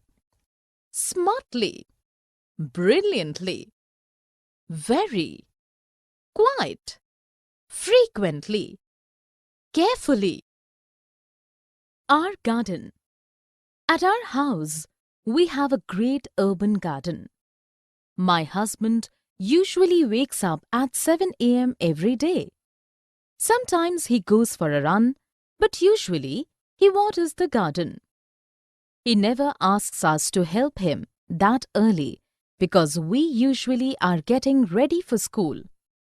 Our kids are seldom late for school and are often there pretty early. Sometimes it rains in the prepositions. Rishabh, bring me the bag on the table. Okay. It is very heavy. It has some mangoes. A fruit seller was selling them near the market. Yes, please bring me a packet of chips. In the dialogues, the boy and the girl have used words that tell us about the position of the noun or pronoun in front of which they are placed with another word in the sentence. The words on, inside, near, to, with, from, of are examples of prepositions. Definition. A preposition is a word that is positioned before a noun or a pronoun in a sentence and tells about its relation with another word in the sentence placed nearby. Let us look at a few sentences. The dog jumped over the railing. Tina kept the photographs under her pillow. The book has been written by my friend. In the first sentence, over is a preposition as it is positioned before the noun, railing, and tells its relationship with another noun, dog. In the next sentence, under is a preposition as it comes before the noun below and speaks about its relation with another nearby word in the sentence photographs. In the third sentence, by is a preposition as it tells the relation between the book and noun friend before which it is placed. Here is a list of some prepositions. Above, below, into, beyond, at, since, for. Christine's cat was missing. Conjunctions. I want to get a shirt and a skirt stitched. When do you want to wear it? I need it next week because it is my friend's birthday party. I will try my best, but I have lots of work these days, so it may take a little longer to stitch your clothes. Please, don't take very long. I will not be able to attend the party unless I have my new dress. In the dialogues, the girl and the tailor have used words that join two words or sentences together. The words and, because, but, so, unless are examples of conjunctions. Definition. A conjunction is a word that joins together two words or sentences. Let us look at few sentences. Anil and Meenal are walking together. It was a beautiful day for a picnic, since there was no possibility of rain. You must complete your homework or the teacher will punish you. In the first sentence, and is a conjunction as it joins together two names. In the next sentence, since is a conjunction as it joins together two sentences. In the third sentence, or is a conjunction joining two sentences. Here is a list of some conjunctions. Neither, nor, either, or, if, although, otherwise. I'm a teenager and my life is very stressful. I go to school and play sports and I play computer games with my friends. I hardly have time to relax. I do my homework, of course, but I don't read any extra books or newspapers for fun. I play the drums and I would like to join a band, but I don't have time to practice or rehearse. My schoolwork comes first and sports come second. Playing soccer is very important to me because it gives me energy. I'm always tired because I never get enough sleep. I usually stay up late because I have to finish homework or interjections. Hello, how are you? Hi, I'm fine. I'm looking for a room to rent. Can you help me? Alas, I don't know many people in this colony. I will not be able to help you much. Oh, I was sure you would be able to help me. You can take help from Preeti. She knows everyone here. Wow, that is a superb idea. In the dialogues, the boys have used words that express sudden feelings and emotions. The words hello, hi, alas, oh, wow are examples of interjections. Definition: an interjection is a word that expresses a sudden feeling or emotion like that of joy, sadness, disgust, amazement, anger, or excitement. An interjection is followed by an exclamation mark and has no grammatical relation with other words in the sentence. Let us look at a few sentences. Hooray! We have won the match. Ah, she's leaving the town tomorrow. Bravo! You have done very well in the test. In the first sentence, hooray is an interjection as it expresses the feeling of joy.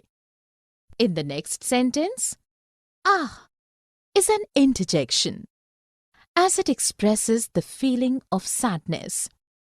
In the third sentence, bravo is an interjection as it expresses emotions related to approval, praise, and encouragement. Here is a list of some interjections. Hush! Hey! Well done! Good gracious! Ha! Phew! Interjections. Please, do not interrupt the teacher. Wow! What a wonderful time we had at the mall. Hey! This is an awesome microwavable dinner. Wow! What a fabulous experience for students. Ah! So you have finally decided to go. Hush! What an incredibly rude thing to say. No, I can't take it anymore. Wow, you look great in those clear heels. Great, the police are coming. Ouch, the earth is shaking. Please, get out of here. Hey, I love this class. Please, stop that Chris Brown record. Hey, come, help me. Ah, I need more time.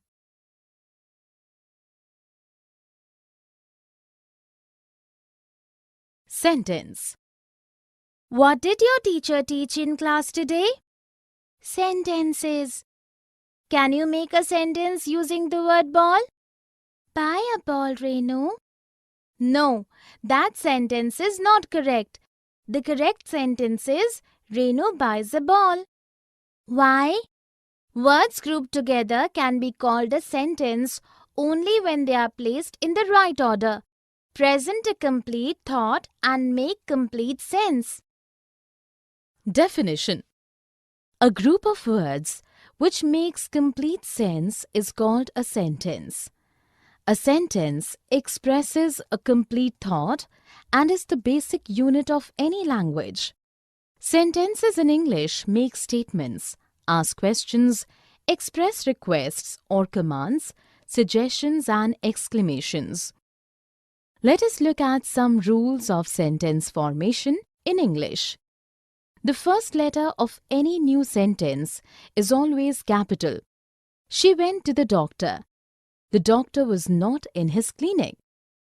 There is always a punctuation mark at the end of a sentence. I'm going to school.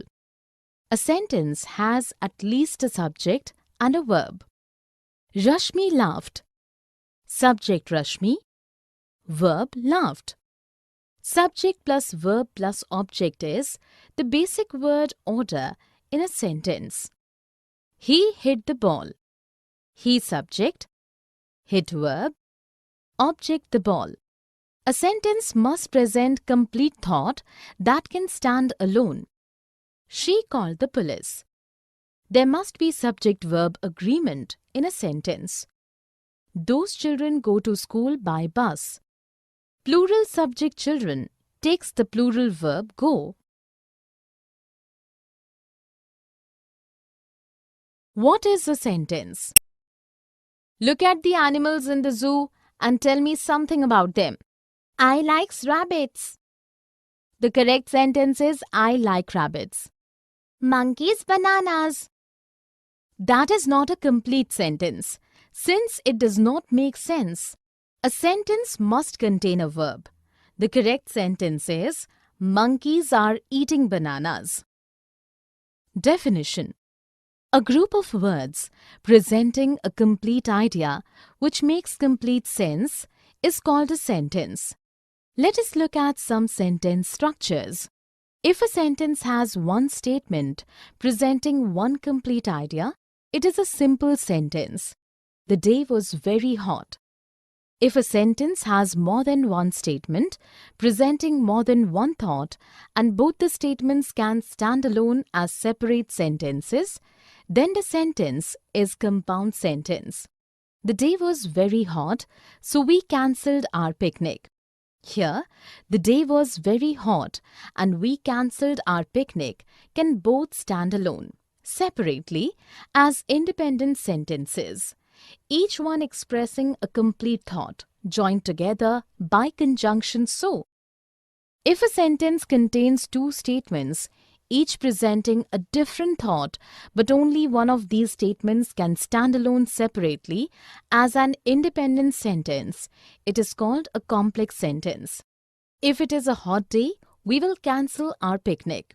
Here, we will cancel our picnic presents a complete thought and can stand alone as a separate sentence. But the second thought, if it is a hot day, cannot stand separately as an independent sentence.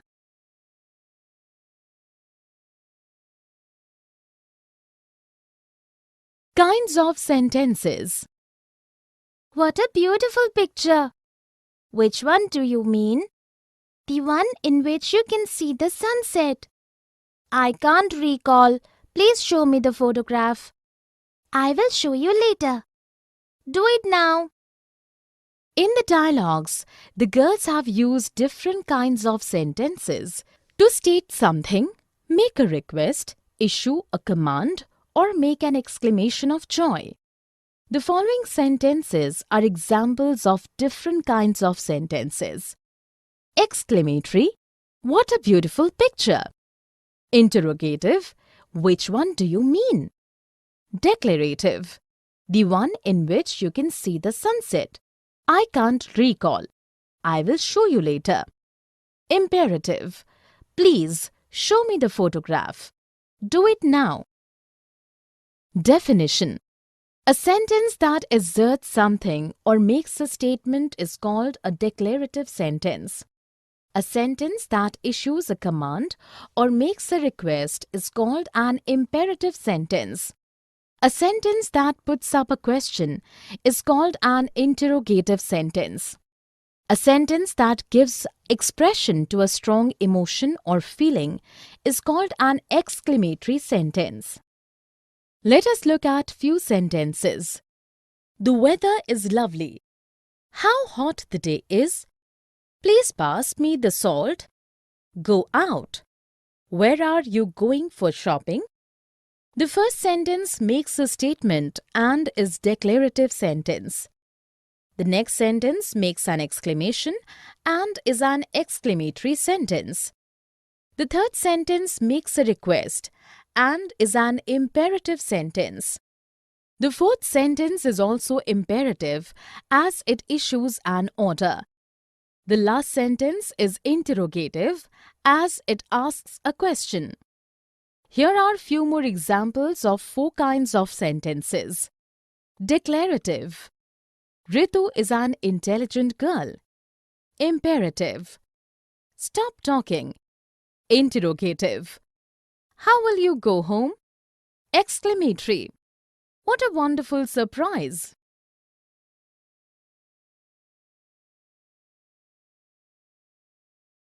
The imperative. Stop shouting immediately. Ma'am, Rohan has taken my pencil box. Rohan, give back the box at once. Ma'am, I don't have the box. Both of you get out of the class. Please don't send me out of the class. It is not my mistake. In the dialogues, the teacher and the boys have used sentences that makes a request and give commands. These are examples of such sentences. Stop shouting immediately. Rohan, give back the box at once. Both of you get out of the class. Please don't send me out of the class. Definition. A sentence that issues a command or makes a request or an entreaty is called an imperative sentence. Let us look at a few imperative sentences. Don't fight. Please help me wrap this gift. Have mercy on us. The first sentence is imperative because it issues a command. The second sentence makes a request and so is imperative. The last sentence is an entreaty and so an imperative sentence. Here are examples of some imperative sentences. Leave the room. Have some respect for elders. Please do come for my wedding. The subject and the object. Someone is calling you. I'm reading a book. Someone is ringing the doorbell. You open it. I'm doing my homework. Mother has opened the door. In the dialogues, the boys have used sentences that have a doer of the action happening and also a receiver of the action. These are examples of subject and object in the conversation. Someone, subject. You, object. I, subject. A book, object. Someone, subject. The doorbell, object. You, subject. It, object. I, subject. My homework, object. Mother, subject. The door, object. Definition. A noun or a pronoun performing the action in a sentence is called the subject of the sentence. The subject can be determined by asking who or what. A noun or a pronoun receiving the action performed by the subject in a sentence is referred to as the object of the sentence. The object is determined by questioning what the subject did or to whom and also for whom. Let us look at a few sentences. Simi picked up the bag. Jay warned him. Manu hit the ball. In the first sentence, Simi is the doer of the action and the subject, while the bag received the action and is the object. The next sentence, Jay is the subject as he is the doer of the action and the object is him, being the receiver of the action. In the third sentence, Manu is the subject since he performed the action and the ball is the object since it received the action. Here are some more examples of subject and object. Vicky was driving the car. Subject, Vicky. Object, the car. Kittu smiled at her friend. Subject, Kittu. Her friend, object. Vani is eating an ice cream. Subject, Vani. Object, an ice cream. Direct and indirect objects. I want an ice cream. I will buy you an ice cream. I will take a chocolate cone. We will take one for Raghav also. I'm holding a book. You can carry it for him. I will hold it. In the dialogues, the boys have used sentences in which there is a direct receiver of the action performed by the subject and also another person involved in the action. Here are some examples of sentences with direct objectives. I want an ice cream. I will take a chocolate cone. I'm holding a book. I will hold it. Here are some examples of sentences with both direct and indirect objects. I will buy you an ice cream. We will take one for Raghav also. You can carry it for him. Definition. A direct object is a direct receiver of the action performed by the subject in a sentence. It is the answer to the question, what or whom. An indirect object does not receive the action of the subject directly but is involved in the action in some manner. It is the answer to the question, to whom, for what. A sentence with an indirect object must also have a direct object. Let us look at a few sentences. Zeenat caught the ball. Harmeet is buying a new dress for his sister. Purvi gifted a phone to Kamna. In the first sentence, the ball is the direct object since it is the direct receiver of the action performed by the subject Zeenat. In the next sentence, a new dress is the direct object of the verb and his sister is the indirect object as it answers the question for whom. In the third sentence, a phone is the direct object as it answers the question what and Kamna is the indirect object as it answers the question for whom. Here are few more examples of direct and indirect objects. Dheeraj won the race. Akash will write a letter to his teacher. Positive and negative sentences. I'm going to visit Shimla during summer vacations. I'm not going anywhere in the holidays. My parents are busy. My grandparents live in Shimla. My grandparents don't live in another city. They live with us. You can come with me. I cannot come with you. My parents will not allow me. In the dialogues, the girls have used several positive and negative sentences. These are examples of such sentences. Positive. I'm going to visit Shimla during summer vacations. My parents are busy. My grandparents live in Shimla. They live with us. You can come with me. Negative. I'm not going anywhere in the holidays. My grandparents don't live in another city. They live with us. I cannot come with you. My parents will not allow me. Definition.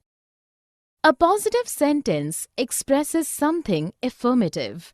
It states something is so.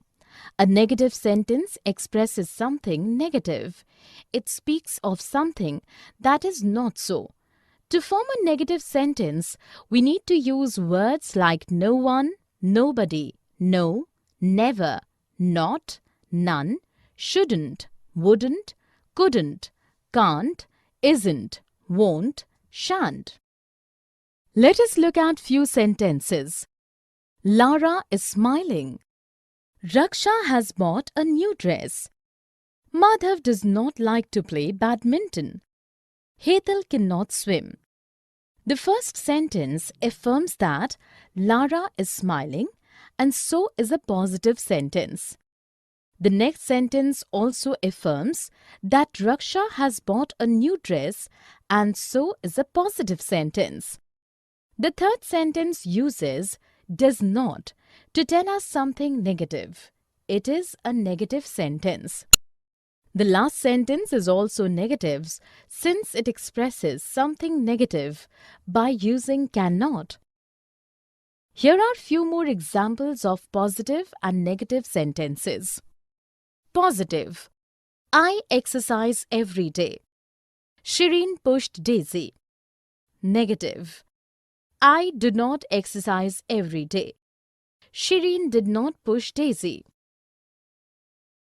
Questions. Hello Anish, how are you? I am fine. We are meeting after a long time. Where are you working nowadays? I teach in a nearby school. Do you live here? Yes, I live in this colony. Which subject do you teach? I teach maths. Can you teach maths to my sister? Yes, I can. What time will suit you? 5 p.m. will be fine. In the dialogues, the boys have used sentences that ask questions. These are examples of such sentences. How are you? Where are you working nowadays? Do you live here? Which subject do you teach? Can you teach maths to my sister? What time will suit you? Definition. Sentences are often used to ask something. Such sentences are called questions and have a question mark at the end. Sentences which put up questions are also called interrogative sentences. Let us look at few sentences.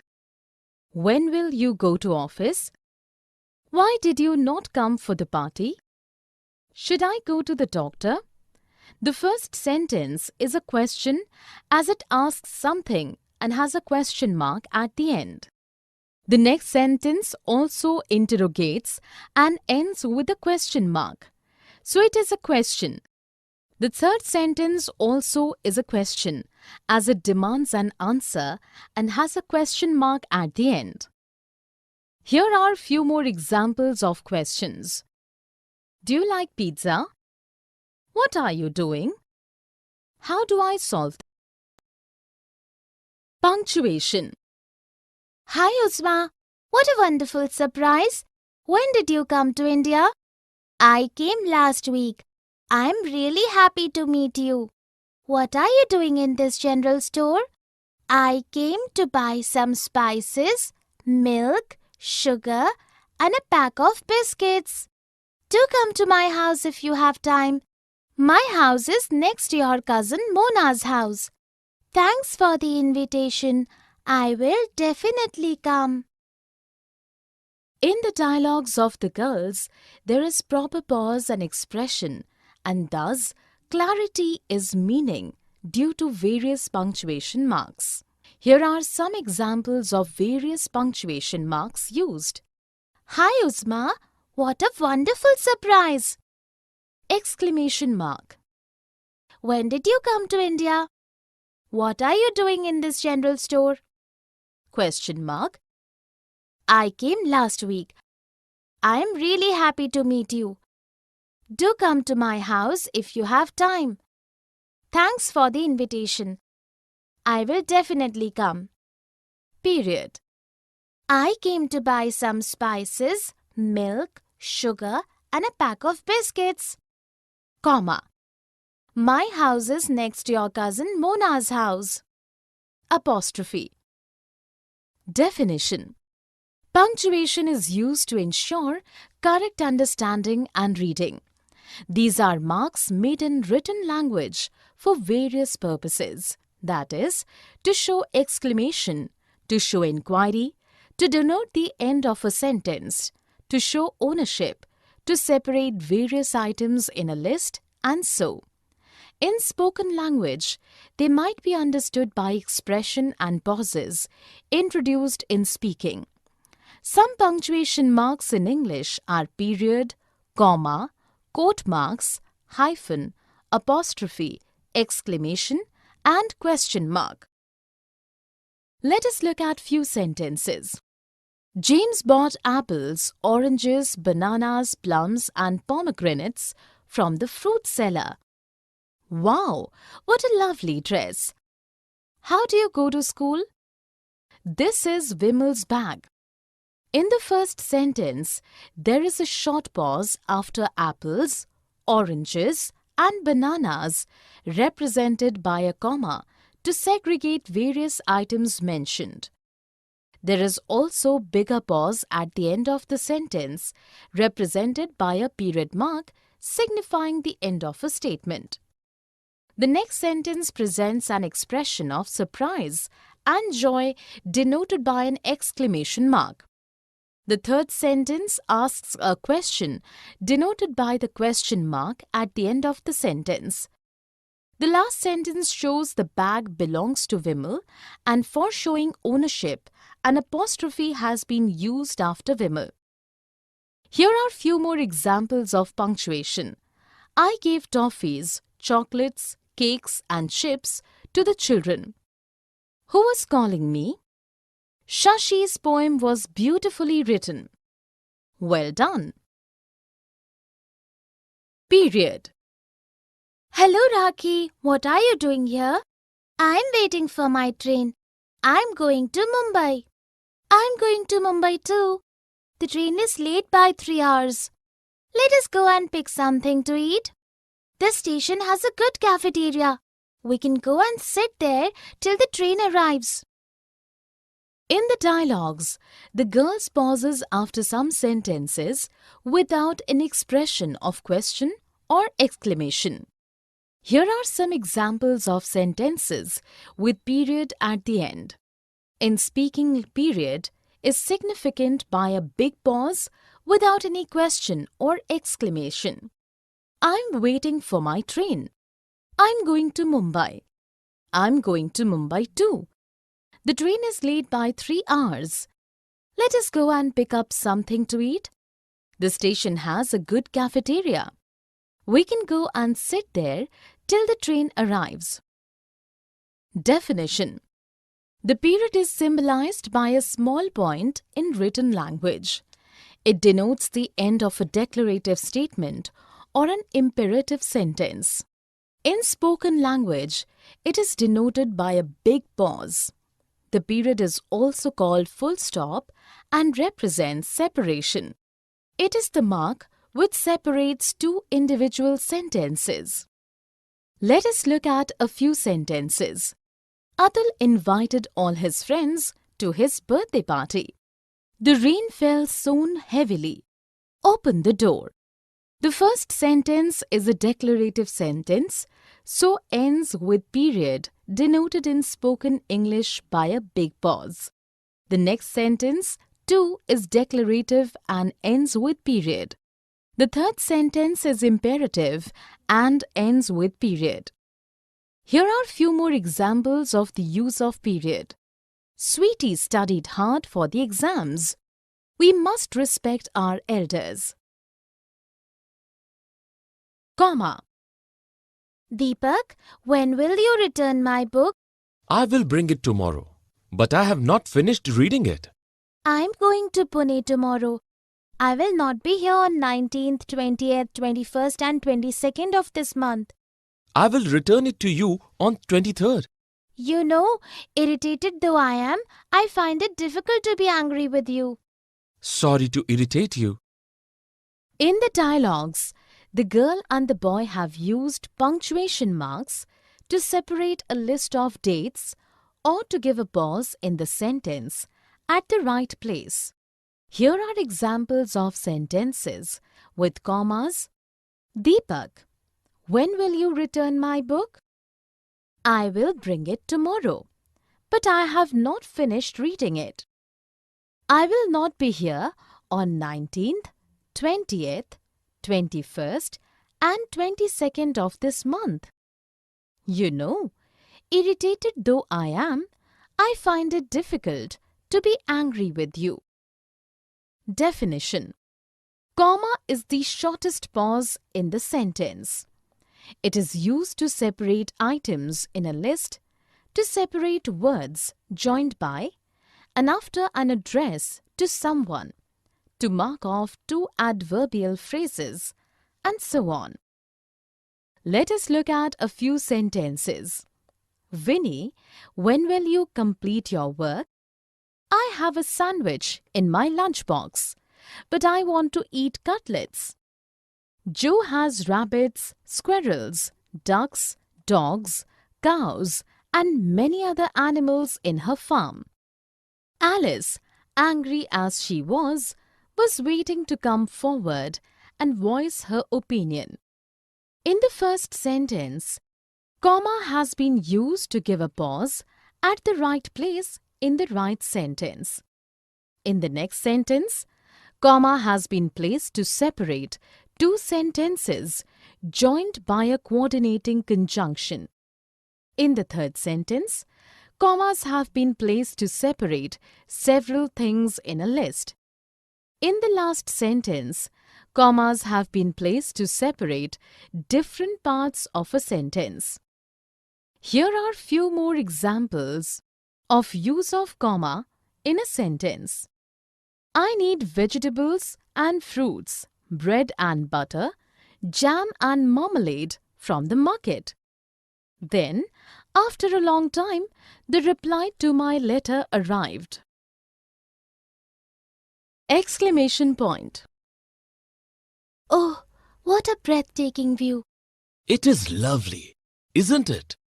I have seen the hills for the first time. Majestic beauty. Come, let us ride on a horse. Wow, so thrilling. I hope you're not scared.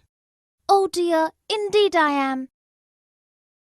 In the dialogues, the boy and the girl have used sentences expressing sudden surprise, joy, and fear. These sentences end in an exclamation point. Here are some examples of sentences with an exclamation points. Oh, what a breathtaking view! It is lovely. Majestic beauty.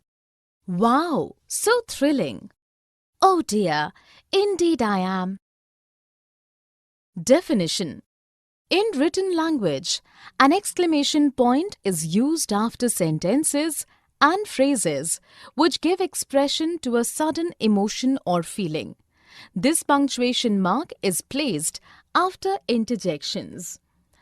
In spoken language, an expression of any kind of sudden emotion denotes an exclamatory sentence, and the presence of an exclamation mark at the end of an exclamatory sentence is mandatory. Let us look at few sentences. Ah, what terrible news! What a fantastic achievement!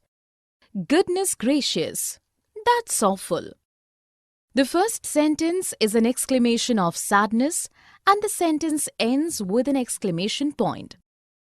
The next sentence too is exclamatory, expressing joy and ends with an exclamation point. The third sentence is a sudden expression of surprise and disgust and ends with an exclamation point. Here are few more examples of the use of exclamation point. Well done! How annoying this is! Question mark. Which cake should we order for Mom's birthday? I like the strawberry cake. Which one do you like? I prefer the chocolate cake. Should we ask the cost? Do you think we should ask Mom which flavor she prefers? We can do that. How big a cake do you want to buy? I think 2 kg will be fine. In the dialogues, the girls have used sentences which ask questions and end in a question mark. Here are some examples of sentences with question marks. Which cake should we order for Mom's birthday? Which one do you like? Should we ask the cost? Do you think we should ask Mom which flavor she prefers? How big a cake do you want to buy? Definition. If a sentence asks questions or puts up an inquiry, the question mark is used at the end of the sentence. Interrogative sentences end with a question mark. Let us look at a few sentences. How was your trip? When will Dorothy go to England? Should we call the police? The first sentence asks a question and so ends in a question mark. The next sentence is also interrogative and has a question mark at the end. The last sentence too puts up an inquiry and ends with a question mark. Here are few more examples of sentences with question marks. Will you come for a movie with me? How much money do you want? Apostrophe. Add 2 5s and tell me the answer. The answer is 10. Write down the answer. Whose pencil is this? This is Mira's pencil. Give Mira her pencil. Where is your pencil? I don't have a pencil. I haven't brought my pencil box today. In the dialogues, Indu and Shanu have used a particular punctuation mark to show ownership, plural of numbers, and missing letters in a word. Here are examples of sentences showing use of apostrophe. Add 2 5s and tell me the answer. This is Mira's pencil. I don't have a pencil. I haven't brought my pencil box today. Definition. Apostrophe is a punctuation mark used to denote an omission in a word, plural of figures, and to show ownership in nouns and pronouns. Let us look at a few sentences. We shouldn't trouble animals. Dot all the I's in the paragraph you have written. Ritika's house is very beautiful and grand. In the first sentence, apostrophe has been used to show omission of the letter O in should not when it is contracted to shouldn't. In the next sentence, apostrophe has been placed to show plural of letter I. In the last sentence, apostrophe has been placed after Ritika to show her ownership of the house. Here are few more examples of use of apostrophe in sentences. I don't know when Prabha will come. Kritika's mother. Present and past tense. I come to the park every day. But you were not there yesterday. Yesterday, I was not at home. I went to the doctor with my mother. Which doctor do you consult? Dr. Desai is our family doctor. Everybody says he's a good doctor. In the conversation, the boy and the girl have spoken about something that usually happens and also about things that happened or did not happen in the past. Here are some examples of present and past tenses. Present tense. I come to the park every day. Which doctor do you consult? Dr. Desai is our family doctor. Everybody says he's a good doctor. Past tense. But you were not there yesterday. Yesterday I was not at home. I went to the doctor with my mother. Definition. When the verb of a sentence speaks about the present time, it is said to be in present tense. However, when the verb of a sentence speaks about the time bygone, then it is said to be in past tense. There are 4 present tenses: simple present, present continuous, present perfect, and present perfect continuous. There are 4 past tenses: simple past, past continuous, past perfect, and past perfect continuous. Let us look at a few sentences. Sudha is helping her mother. Dolly has finished her work. Catty has been studying since 4 a.m. I was cycling at 5 p.m. yesterday. She had left for the school before the guests arrived.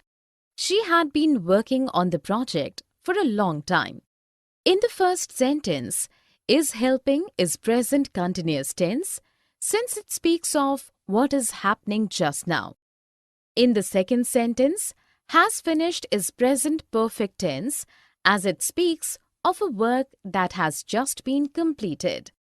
In the next sentence, has been studying is present perfect continuous tense since it speaks of sometimes that began in the past and is still continuing in the present. In the fourth sentence, was cycling is past continuous tense since it speaks of a continuous activity that took place of some time in the past. In the fifth sentence, had left is past perfect tense as it speaks of earlier past. In the last sentence, had been working is past perfect. Past, simple, I did. I spent my vacations in Nainital last year too. I really enjoyed my visit. I visited Nainital few years back. I went with my cousins. We stayed there for 2 days and it rained continuously. The rain spoiled your trip then. Yes, that is why I decided to travel to Nainital once more this year. I hope you enjoy yourself this time. In the dialogues, the girl and the boy have used verbs that tell us about past time, mostly with specific time information. Here are some examples of sentences with verbs in simple past tense. I spent my vacation in Nainital last year too. I really enjoyed my visit. I visited Nainital few years back. I went with my cousins. We stayed there for 2 days and it rained continuously. The rain spoiled your trip then. That is why I decided to travel to Nainital once more this year. Definition. In simple past tense, the verb tells us about an action that was completed in the past. Simple past tense is used mostly when information of time is given. When time is not indicated, then it is implicit or made clear by the context. Past habits are also expressed by using this tense. Let us look at a few sentences. Geeta baked a chocolate cake yesterday. He smoked a lot some years back. The British ruthlessly suppressed India's first war of independence. In the first sentence, baked is simple past tense as it speaks about an action that took place on a particular day in the past. In the next sentence, smoked is simple past tense as it tells about a past habit.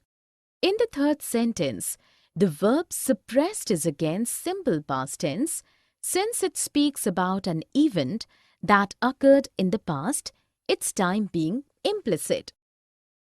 Here are few more examples of sentences with verbs in simple past tense.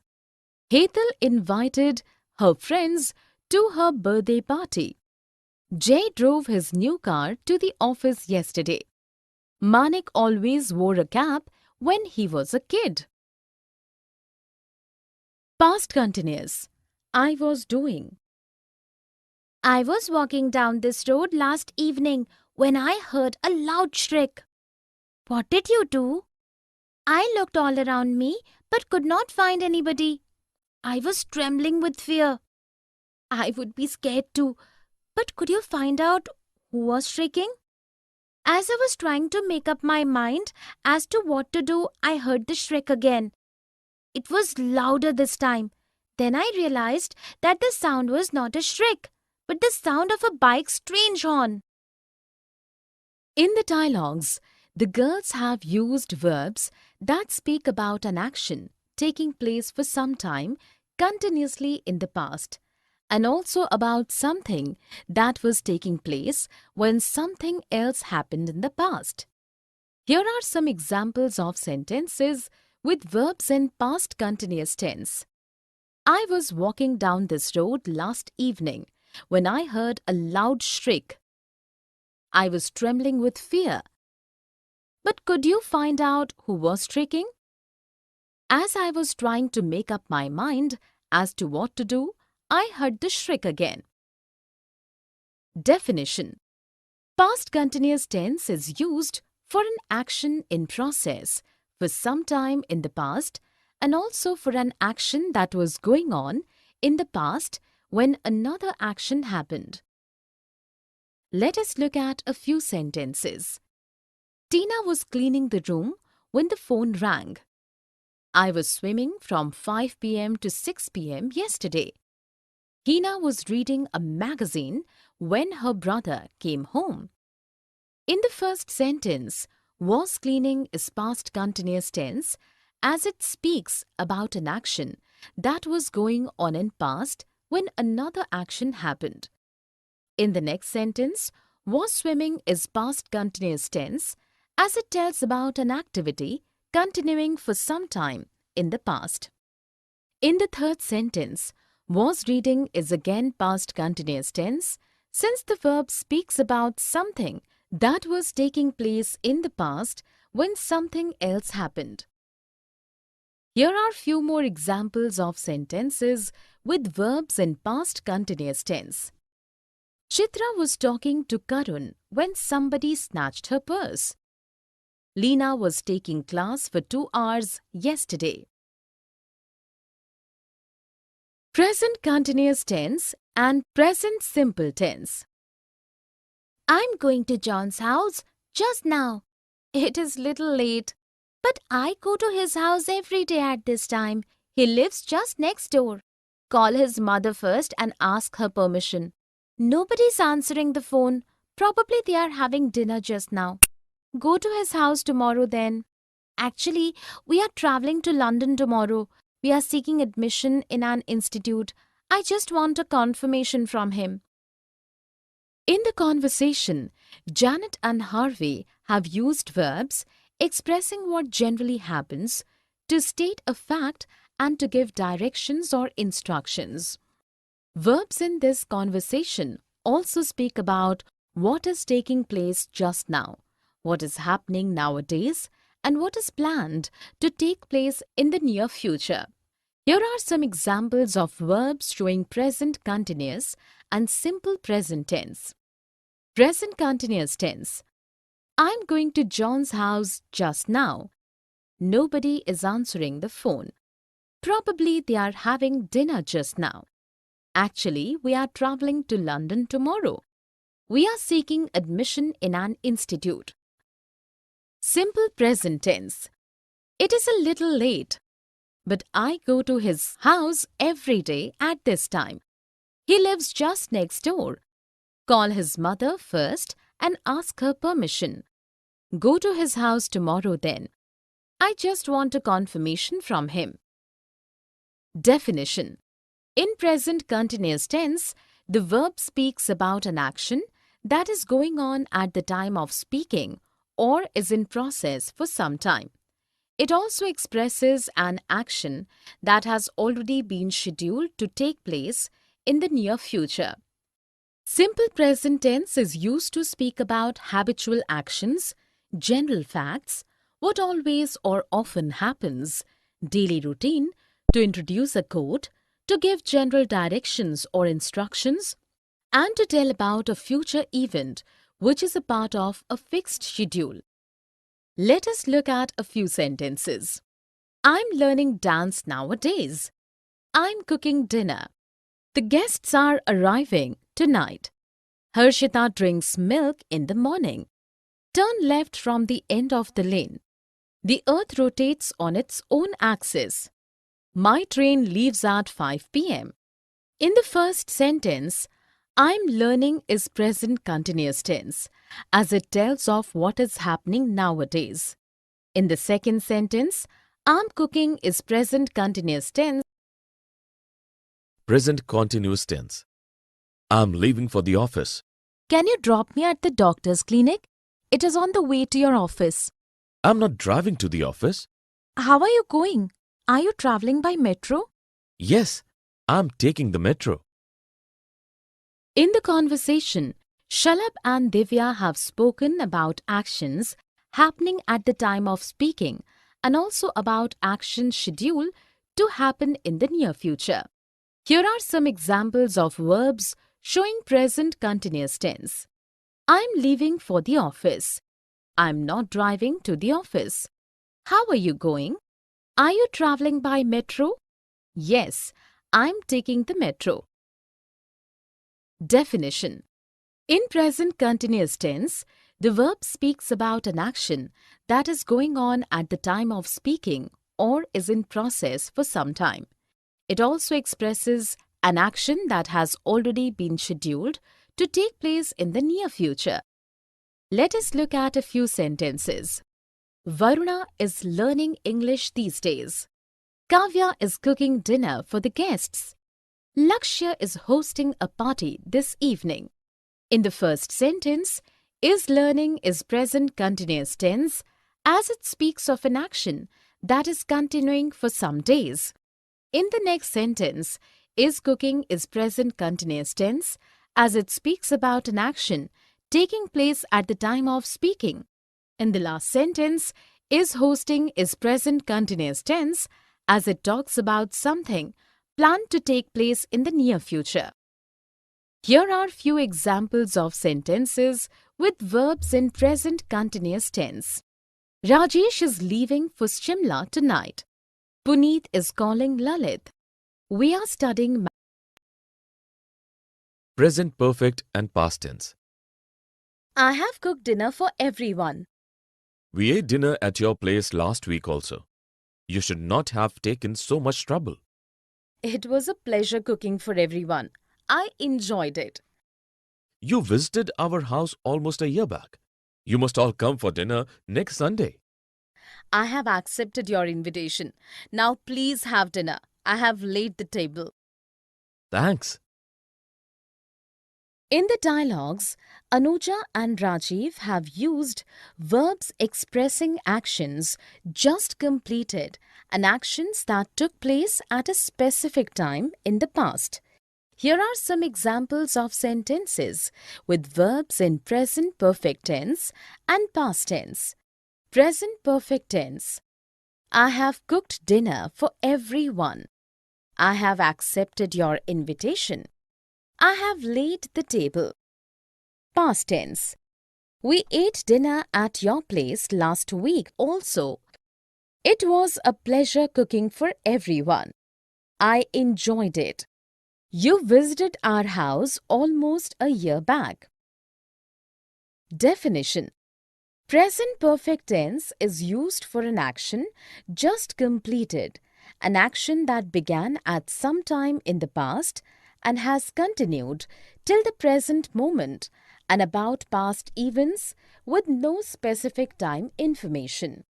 In simple past tense, the verb tells us about an action that was completed in the past. Simple past tense is used mostly when information of time is given. When time is not indicated, then it is implicit or made clear by the context. Past habits are also expressed by using this tense. Let us look at a few sentences. Roma has written 20 pages of her novel till now. I have read this book many times. The students have completed their work and are going for lunch now. Aditi helped me with my homework yesterday. Prithviraj Chauhan loved Samyukta. In the first sentence, has written is present perfect tense as it speaks about an action that began at some time in the past and has continued till the present moment. In the next sentence, have read is present perfect tense as it tells about a past action without specific time information. In the third sentence, have completed is present perfect tense since it speaks about an action that has been completed. In the fourth sentence, helped is past tense since present perfect. I have finished my work. Then you can help your partner. My partner too has completed his work. Okay, I have checked these copies. Please distribute them in class. Everyone has got the copy except Ria. I think I have left Ria's copy in the staff room. Please bring it from there. Yes, ma'am. In the conversation, Lisa and her teacher have used verbs which speaks about an action just completed or about some action which started in the past and continued till the present moment. Here are some examples of verbs showing present perfect tense. I have finished my work. My partner too has completed his work. I have checked these copies. Everyone has got the copy except Ria. I think I have left Ria's copy in the staff room.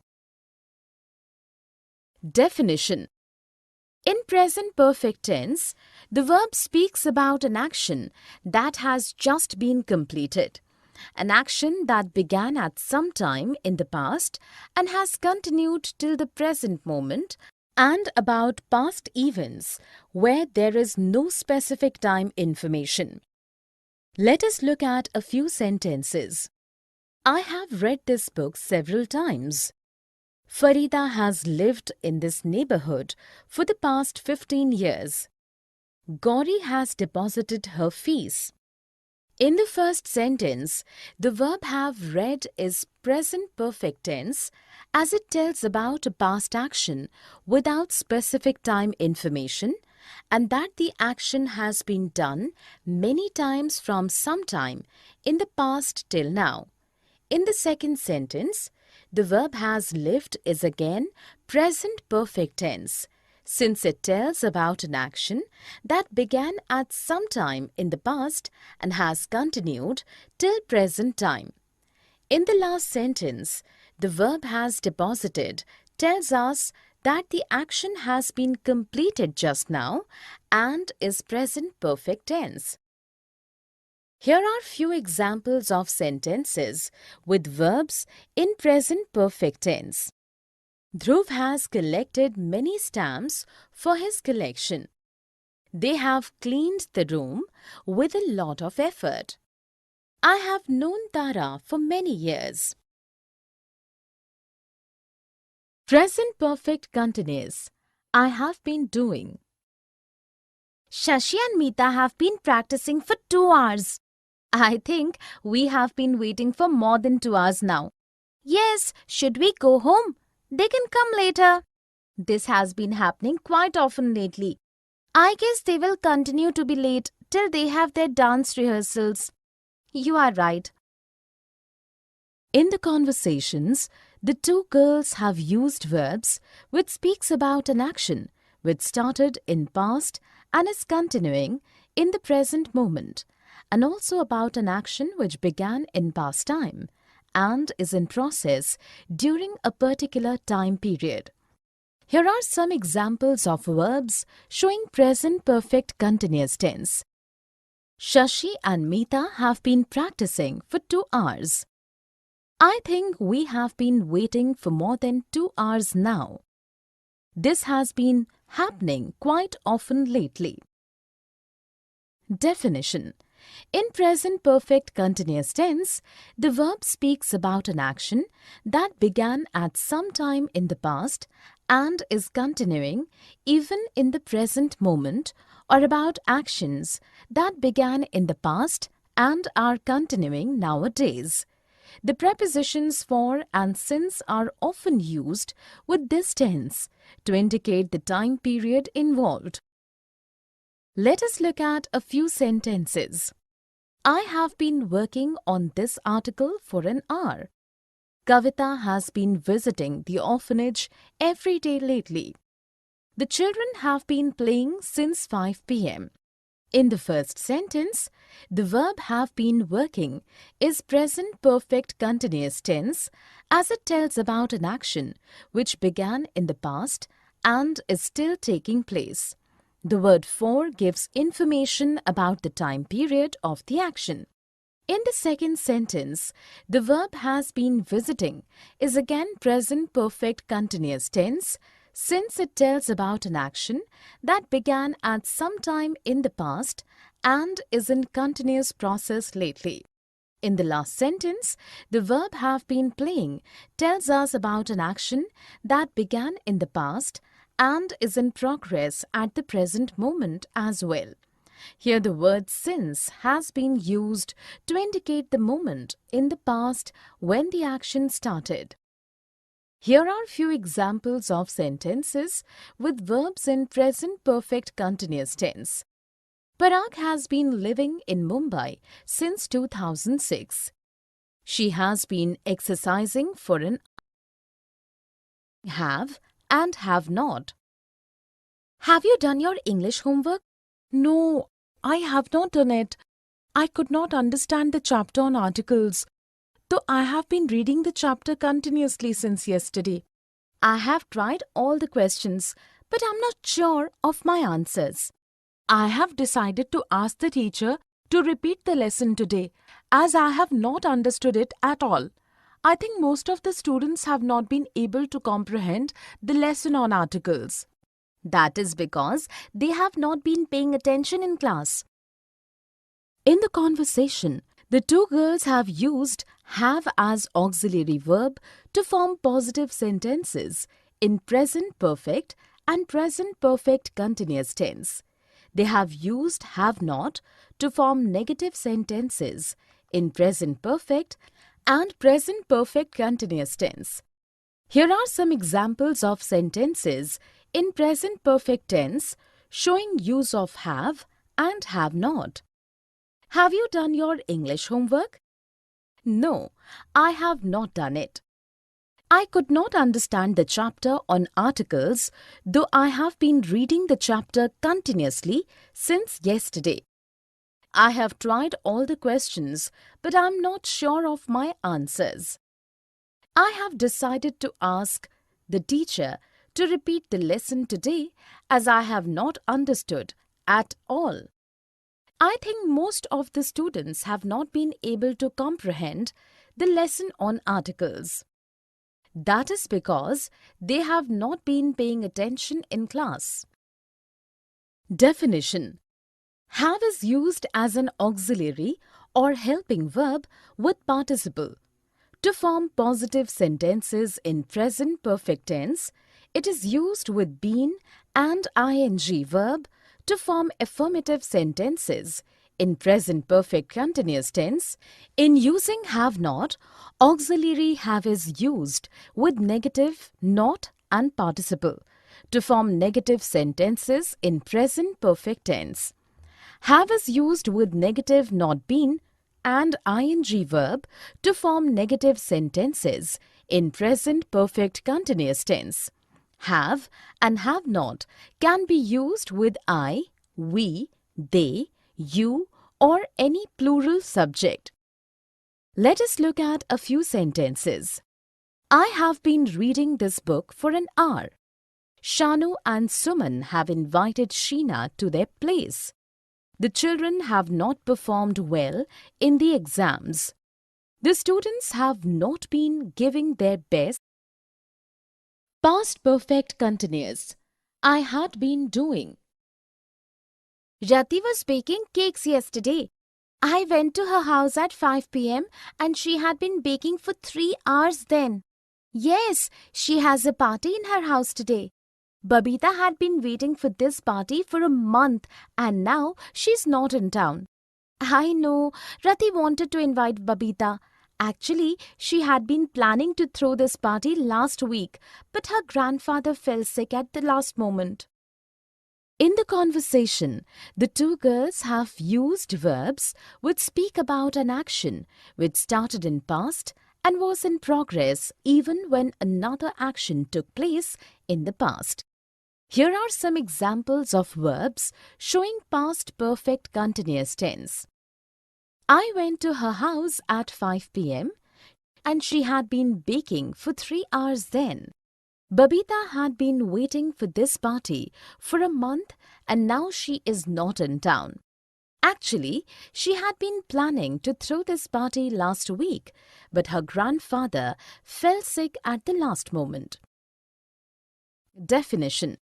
In the past perfect continuous tense, the verb speaks about an action that began at some time in the past and was continuing at that point of time in the past when another action began. It can also be used when an action in progress in the past caused something to take place. The preposition for and since are often used with this tense to indicate the time period involved. Let us look at a few sentences. Trisha had been taking acting classes since she was 16 but gave them up after marriage. Meena had been struggling to find a job for 6 months when Parag offered her one of his office. Manu had been working very hard for a year and he finally got the Best Employee Award. In the first sentence, had been taking is past perfect continuous tense as it speaks about an action that began in the past and continued to be in progress when another action occurred in the past. The use of preposition since provides time information. In the second sentence, had been struggling is past perfect continuous tense since it speaks about an action that was in progress even at the time another action took place in the past. The preposition for indicates the time duration involved. In the past perfect tense. Where is Chavi? When I reached her place, she had left already. Should we wait for her? I had informed her about our plans even before I informed you. Then I'm sure she will be here any moment. She waited very long for us last time. Yes, I remember. She had eaten 2 ice creams by the time we reached. In the dialogues, the girls have used past perfect tense to talk about something that happened in the earlier past. Here are examples of sentences with verbs in past perfect tense. When I reached her place, she had left already. I had informed her about our plans even before I informed you. She had eaten 2 ice creams by the time we reached. Definition. In the past perfect tense, the verb speaks about an action that took place in the earlier past. If 2 actions happened in the past, then past perfect tense is used to speak about the action that took place before the other. Let us look at a few sentences.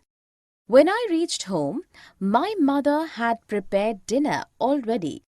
The patient had collapsed by the time the doctor came. I had completed my schoolwork before the guests arrived. In the first sentence, the verb had prepared gives us information about the earlier past and so is past perfect tense. In the next sentence, the verb had collapsed is past perfect tense as it tells about a past action that happened before the other action could take place. In the third sentence, the verb had completed is again past perfect tense since it tells about an action that was done before another action happened. Here are few more examples of use of past perfect tense. Jagdish had ordered 2 cups of coffee by the time I reached the restaurant. When I reached the bus stop, the bus had gone. Used to do. When I was in school, I used to reach school on time always. But I used to get late sometimes. Nowadays, students don't bother about punctuality at all. Remember how we used to be scolded by our teacher on being late? Yes, I recall. I got late only once during my school days and the teacher didn't let me enter the class. I know. You neither used to bunk classes nor reach school late, as a rule. I wish our students would inculcate this habit. In the conversation, Latika and Kailash have used to speak about a past routine or habit which is not observed anymore. Here are some examples of the use of used to. When I was in school, I used to reach school on time always. But I used to get late sometimes. Remember how we used to be scolded by our teachers on being late? You neither used to bunk classes nor reach school late as a rule. Definition: used to expresses an old discontinued habit or an action that took place regularly in past but does not take place any longer now. Let us look at a few sentences. Daniel used to play basketball in college, but he has given up the sport now. We used to go boating together in summer vacations, but now we hardly meet. My mother used to wake me up early in the morning when I was in school.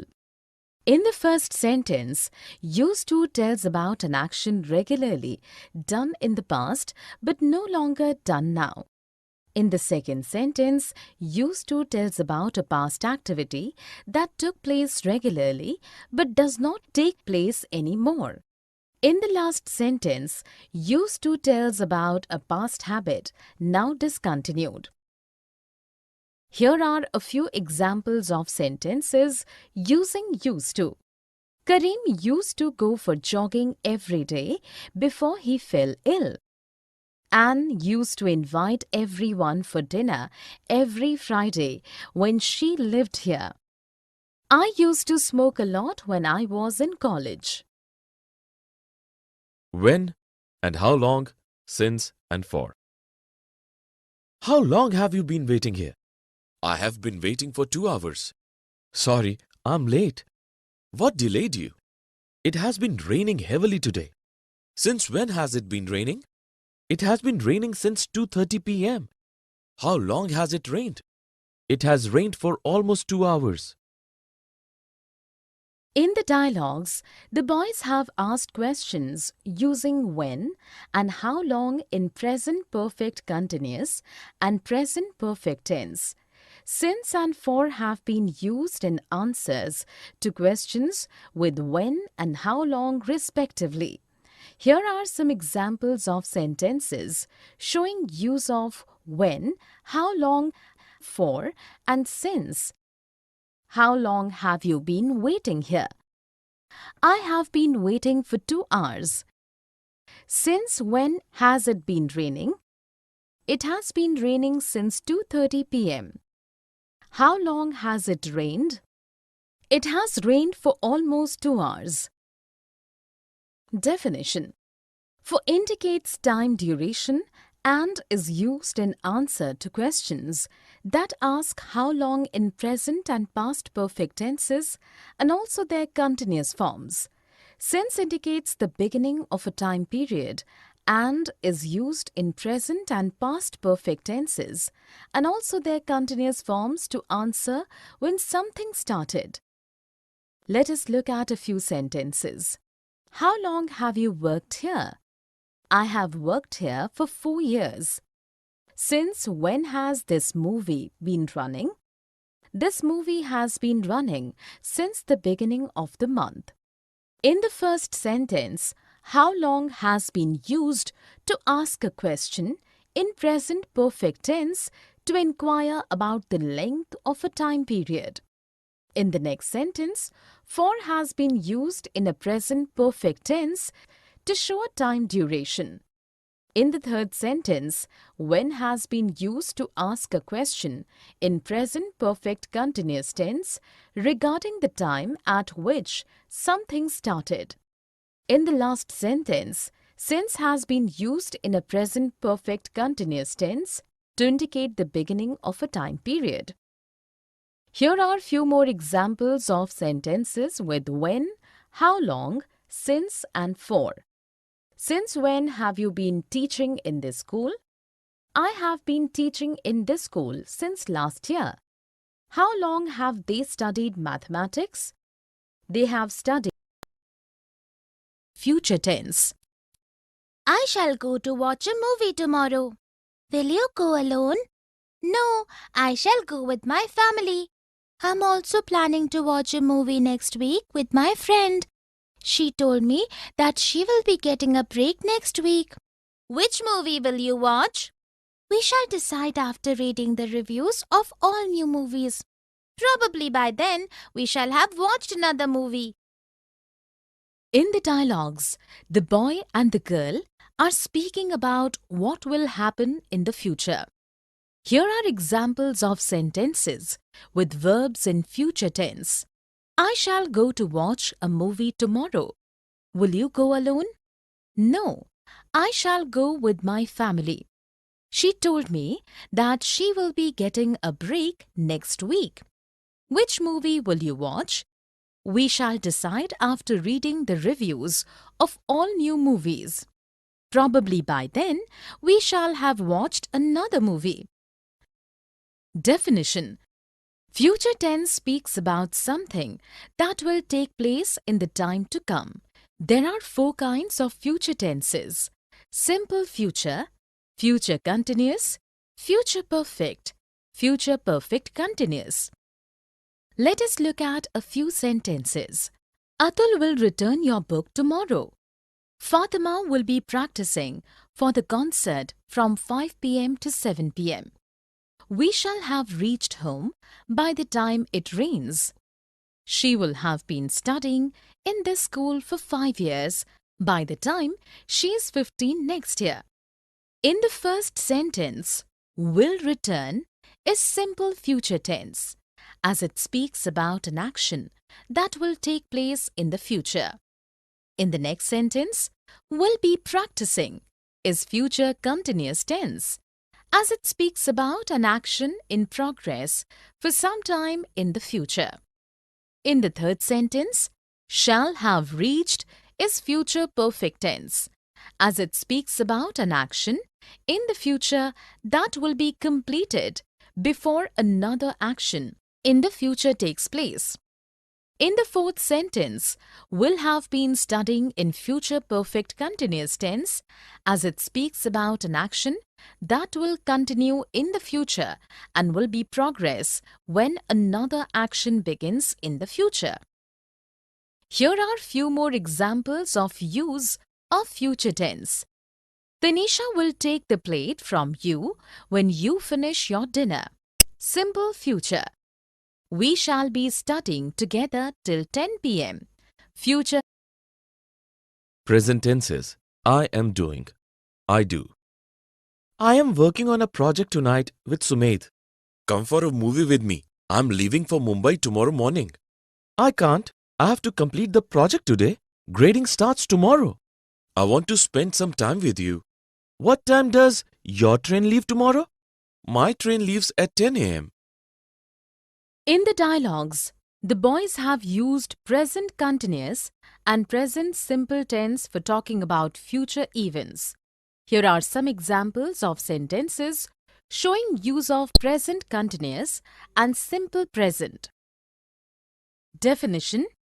Present continuous tense is used for talking about pre-arranged future events. Present simple tense is used to talk about scheduled future events. Let us look at a few sentences. Karan is hosting a party for his friends tonight. My school is organizing a dance competition for all students tomorrow. Our exams finish next week. Their college closes for summer vacations this Friday. In the first sentence, is hosting is present continuous tense and speaks about a pre-arranged future event.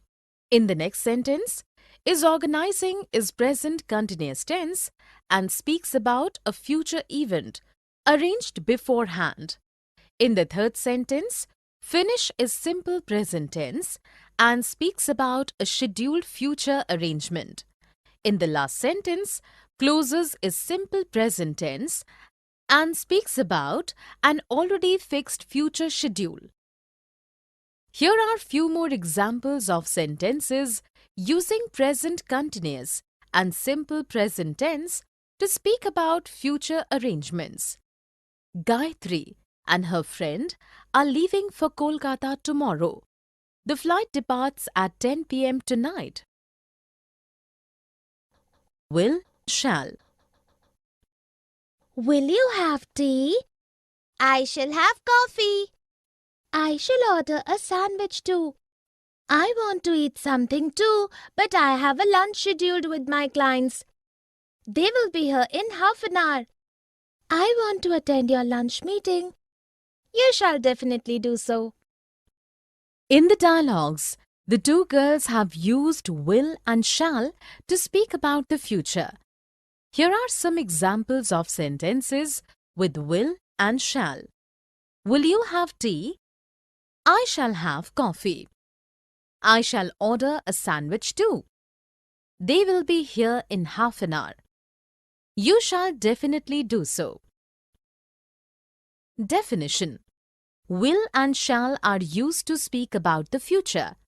To convey something that is going to take place in the future, will is used with he, she, it, you, they, any name, and any relationship. To convey something that is going to take place in the future, shall is used with I and we. When a sense of duty or importance has to be conveyed in the future, or to speak about something that must happen in the future, shall is used with he, she, it, you, they, any name and any relationship. In such cases, will is used with I and we. Let us look at a few sentences. I will complete my project today, no matter what difficulties I face. We shall go for picnic next week. You shall attend the class tomorrow. They will bake a cake in the evening. In the first sentence, will has been used with I to speak about something that must definitely be done in the future.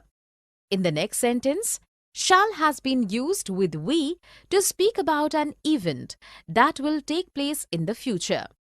In the third sentence, shall has been used with we to convey a sense of duty in the future. In the fourth sentence, will has been used with they to tell about something that will happen in the future.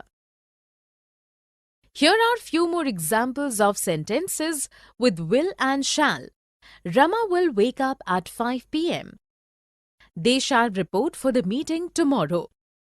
My sister will go to London next month. I will fight this injustice. We shall have dinner together. Will and be going to. The school is going to take the children on a trip to Agra. The children will enjoy the trip very much. I think the management is going to declare a holiday for those teachers and students who decide to stay back. Most of the students will go. I'm not sure. I believe the principal is going to make the announcement shortly. I hope everyone in the staff will go. In the conversation, Anand and Jeevan have spoken about something that will take place in the future by using will and be going to. Here are some examples of sentences with will and be going to. The school is going to take the children on a trip to Agra. The children will enjoy the trip very much.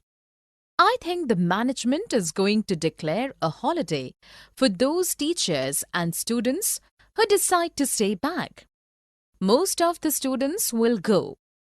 I believe the principal is going to make the announcement shortly. I hope everyone in the staff will go. Definition. Both will and be going to are used to speak about future events. Will is used when the decision to do something in the future is taken at the time of speaking.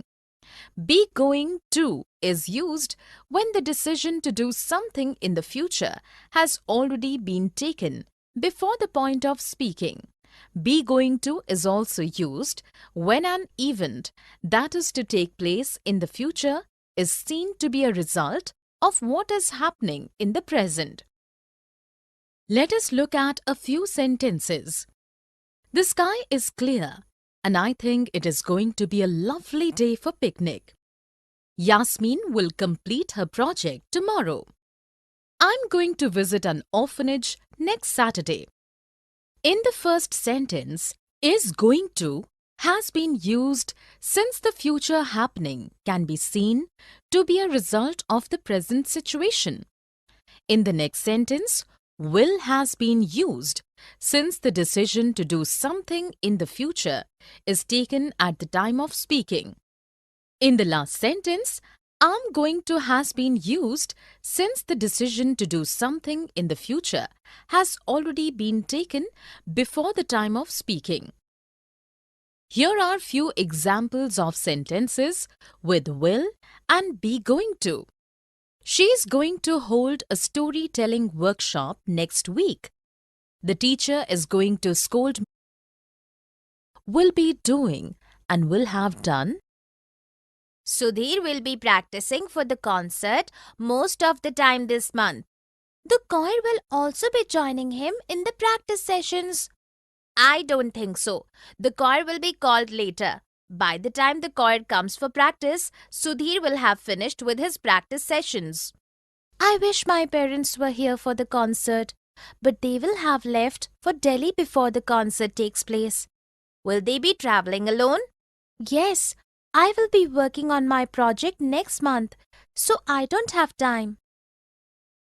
In the conversation, Neil and Jharna have used will be doing and will have done to speak about events in progress for some time in the future, and also for events that will be completed at a particular point in the future. Here are some examples of sentences with will be doing and will have done.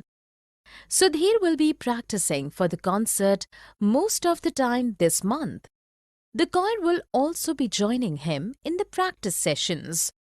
By the time the choir comes for practice, Sudhir will have finished with his practice sessions. But they will have left for Delhi before the concert takes place. Will they be traveling alone? I will be working on my project next month, so I don't have time.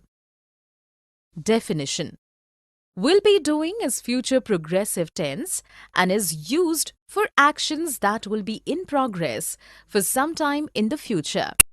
Will have done is future perfect tense and used for actions that will be completed before something else happens in the future. Let us look at a few sentences. John will be exercising in the evening from 5 o'clock to 7 o'clock. Sally will have taken a bath by the time her friend arrives. Kate will be giving lectures on hygiene and sanitation this month. In the first sentence, will be exercising has been used to convey that an action will be in progress for some time in future. In the next sentence, will have taken has been used to convey that an action in the future will be complete perfectly before another future action takes place. In the last sentence, will be giving has been used to speak about an action that will continue for some time in future days. Here are few examples of sentences with will be doing and will have done. Jeet will be writing his exam from 2 p.m. to 5 p.m. When I do, when I have done, when and if. I will go to the market when it stops raining. I have a dance class, but I will go only if it stops raining by 4 p.m. It is already 3 p.m. The roads are flooded with water. We will be able to step out of the house only when the water has drained off. If it rains anymore, nobody will be able to go anywhere. In the dialogues, Kanishka and Vindhya have used when and if along with present perfect and simple present tenses to speak about future events without the use of future tense. Here are some examples of sentences with when and if using present perfect and simple present tenses to talk about the future. Definition: when indicates surety. It is used for things which are certain to take place. If indicates possibility. It is used for things that are likely to happen. When can be used with present perfect and simple present tense to speak about something that is sure to happen in the future. If can be used with simple present to speak about something likely to happen in the future. Let us look at a few sentences. I will invite him when I return home in the evening. I will go to my friend's house when I have completed my homework. Harish will go to Mumbai tomorrow if he gets the train ticket. In the first sentence, when has been used with simple present tense to speak about something that will happen in the future for sure. In the next sentence, when has been used with present perfect tense to speak about something that is sure to happen in the future. In the third sentence, if has been used with simple present tense to speak about something that will probably happen in the future. Here are few more examples of sentences using present perfect and simple perfect tense with when and if to speak about the future. Richa will cook food when she has completed her research work. They will enjoy a lot when they reach the water park. Jaya will wash models. We must decorate the boat today. Yes, we cannot delay it anymore. Actually, we should have completed it yesterday. We could have completed it only if we had stayed back after school. Today we shall have to stay back. Yes, we would not want our class to be punished. In fact, I think the whole class will stay back for half an hour. Some students might not be able to stay back. The teacher said that those who are unable to stay back may go home at the usual time. In the dialogues, the girls have used several modal auxiliary verbs for talking about necessity, obligation, and duty, possibility in past and present and future intention. Here are examples of sentences with modal verbs. We must decorate the boat today. We cannot delay it anymore. Actually, we should have completed it yesterday. We could have completed it only if we had stayed back after school. Today we shall have to stay back. We would not want our class to be punished. In fact, I think the whole class will stay back for half an hour. Some students might not be able to stay back. The teacher said that those who are unable to stay back may go home at the usual time. Definition: modals are verbs used before other verbs to express possibility, necessity, requests, probability, permission, ability, duty, obligation, expectation, advice, suggestion, and future intention. Modal verbs lack certain qualities that are present in other verbs. They do not add an s when used with third person singular. Modals do not exist in the form of infinitives or in ing or ed forms. Modals are always followed by the base form of a verb. Other modals, auxiliary verbs, alone or nouns can never follow any modal verb. Modals are often included in the group of auxiliary verbs and are termed as modal auxiliaries. Modals along with not form a negative sentence, and when they are exchanged places with the subject, an interrogative sentence can be formed. Here is a list of modals used in English: can, could, will, would, shall, should, may, might, must and ought. Used to, need and dare are also often included in the group of modal auxiliaries. Can, could, and be able to. I can swim well now after taking a coaching for a month. I tried to learn swimming last year but was able to learn only floating. You know, my grandfather could swim very well. My father too can swim well. My brother doesn't know swimming, but he comes every day for practice so that he's able to overcome his fear of water. Yes, regular practice will help. I think I can also learn if I begin to practice regularly. In the conversation, Bharat and Vandana have spoken ability and possibility by using can, could, and be able to. Here are some examples of sentences with can, could, and be able to. I can swim well now after taking coaching for a month. I tried to learn swimming last year but was able to learn only floating. You know, my grandfather could swim very well. My father too can swim well. My brother doesn't know swimming, but he comes every day for practice so that he is able to overcome his fear of water. I think I can also learn if I begin to practice regularly. Definition: Can is used to express request, permission, ability and possibility. Could is the past form of can and used to express request, permission, along with past ability and possibility. Be able to is used for ability. Can and could express only present and past, so at times, at some places only, be able to is used, for instance, with have and might.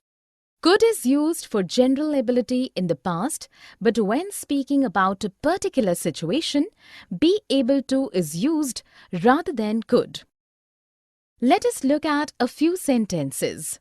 Jasmine can cook very tasty food. It can rain today. I could have fallen when you pushed me. Could you pass the salt, please? After attending the puppet making workshop, I was able to make lovely puppets. My friend is cool, could make super puppets. I have been able to complete my homework only after staying up the whole night. In the first sentence, can has been used for ability. In the next sentence, can has been used for possibility. In the third sentence, could has been used for past possibility. Could do and could have done. We could have come for this movie last week. I'm sorry, I was not available. In fact, I could take out today also with much difficulty. You could have found time if you had finished your work on time. I do work regularly. I wish I could finish my work faster, but the workload is too much. When I was working in your office, I could work much faster. Don't be angry. If you wish, we could go for another movie tomorrow. In the conversation, Shraddha and Jasmeet have spoken of ability and possibilities, both past and future, using could do and could have done. Here are some examples of sentences with could do and could have done. We could have come for this movie last week. In fact, I could take out time today also with much difficulty. You could have found time if you had finished your work on time. I wish I could finish my work faster, but the workload is too much.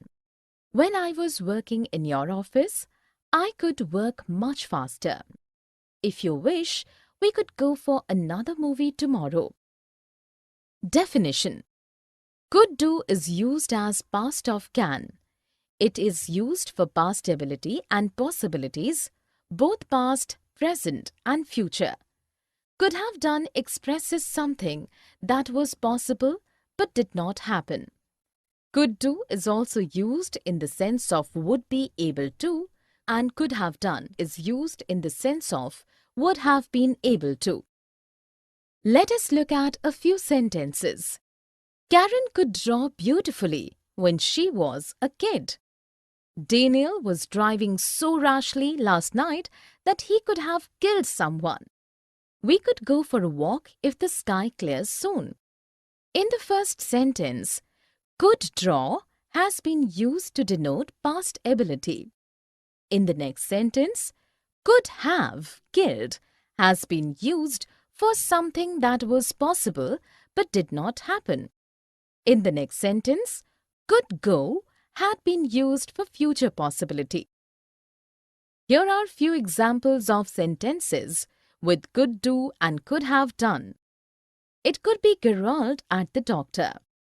Before we fought, we could talk to each other about anything. I could have caught the thief if I was not unwell. Must and can't. I must take my mother to the doctor today. She has been sick for a week now. You must be joking. She has been unwell for a week and you haven't taken her to the doctor yet. You can't be so careless. I know. I have been irresponsible. I can't delay this anymore now. So I'm going home early today. You must do that. Please take care of your mother. Thank you. In the dialogues, the girls have used must to express what they believe to be true, what is important, and can't to express what they believe is not possible. Here are examples of sentences with must and can't.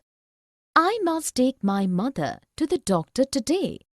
You must be joking. You can't be so careless. I can't delay this anymore now. So I'm going home early today. You must do that. Definition. Must is used to express something that we believe to be true and also to speak about something that is imperative. Can't is used for something that is not possible or for lack of ability or to deny permission. Both must and can't are followed only by first form of any verb. Let us look at a few sentences. You must brush your teeth every day. The children must be studying for their exams. Jerry can't dance. It can't be raining at this time of the year. You can't go out of the class. In the first sentence, must has been used to show that something is absolutely necessary. In the next sentence, must has been used for something we believe to be true or something we are certain of. In the third sentence, can't has been used for a lack of ability. In the fourth sentence, can't has been used for something we feel is not possible. In the last sentence, can't has been used for denying permission. Here are few more examples of use of must and can't in sentences. Lauren must be sleeping at this time of the morning. She must deposit her fees today, otherwise she will not get her admit card. They can't understand what the teacher teaches in class. We can't go out in this terrible heat. May and might. May you have a very happy birthday. Thank you so much. You are invited to my birthday party tonight. I may not be able to make it today. Why? Are you going somewhere? I might have to take my grandmother to the doctor's clinic. She's not been keeping well lately. Might I help you in any way? You enjoy your birthday party. I will try my best to be there. May I join you a little late? Yes, you may, my friend. In the dialogues, the girls have used may or might to express a wish, possibility, polite offer, and for asking and granting permission. Here are examples of sentences with may and might. May you have a very happy birthday. I may not be able to make it today. I might have to take my grandmother to the doctor's clinic. Might I help you in any way? May I join you a little late? Yes, You may, my friend. Definition. May and might are modal auxiliaries. May is used for possibility and might for a weaker possibility. Both are also used to make an offer. May is also used to grant and ask for permission and also to express a wish. Let us look at a few sentences. It might rain tomorrow. May I assist you in carrying your copies? May I enter the class, please?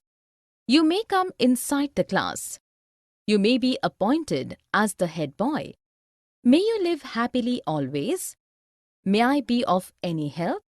In the first sentence, might has been used for a weak possibility. In the next sentence, may has been used to make an offer. In the next sentence, may has been used to ask for permission. In the fourth sentence, may has been used to grant permission. In the next sentence, may has been used for possibility. In the fifth sentence, may has been used for expressing a wish. In the last sentence, might has been used to make an offer. Here are few more examples of use of may and might in sentences.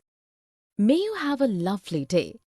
I may leave for Mumbai next week. She might agree to your conditions. May I drive you home? May I borrow your book? Must and have to. I must wake up early tomorrow. I have to reach school by 6:30 a.m. Do you have a function in school? Yes, we have annual day in school tomorrow. All the teachers have to wear a sari. I must decide on a sari before I sleep. You will have to ask mom to help you wrap a sari. I don't think so. Last time I had to wear a sari. Mother was not at home. I wrapped it myself. In the dialogues, the girls have used must and have to speak about obligation and necessity. Here are examples of sentences with must and have to. I must wake up early tomorrow. I have to reach school by 6:30 a.m. All the teachers have to wear a sari. I must decide on a sari before I sleep. You will have to ask mom to help you wrap a sari. Last time I had to wear a sari, mother was not at home. Definition. Must and have to are used for obligation and duty, for something that is necessary. Must is more personal and the speaker's feelings are involved in the usage of must. Have to is more impersonal and a rule is implied in its usage. For past and future have to used. Let us look at a few sentences. I must write to my friend today. They will have to pay the fine. All the students have to write an article for the school magazine. In the first sentence, must has been used to personal obligation. In the next sentence, have to has been used to show impersonal obligation and necessity along with implication of a rule. In the next sentence, have to has been used to show impersonal duty and obligation with implications of a rule to be followed. Here are few more examples of use of must and have to in sentences.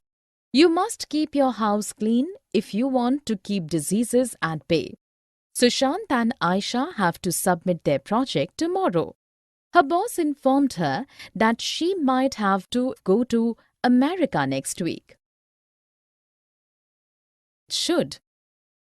I think you should invite Tara for your birthday party. I should, but I don't want to do so. She's very fussy.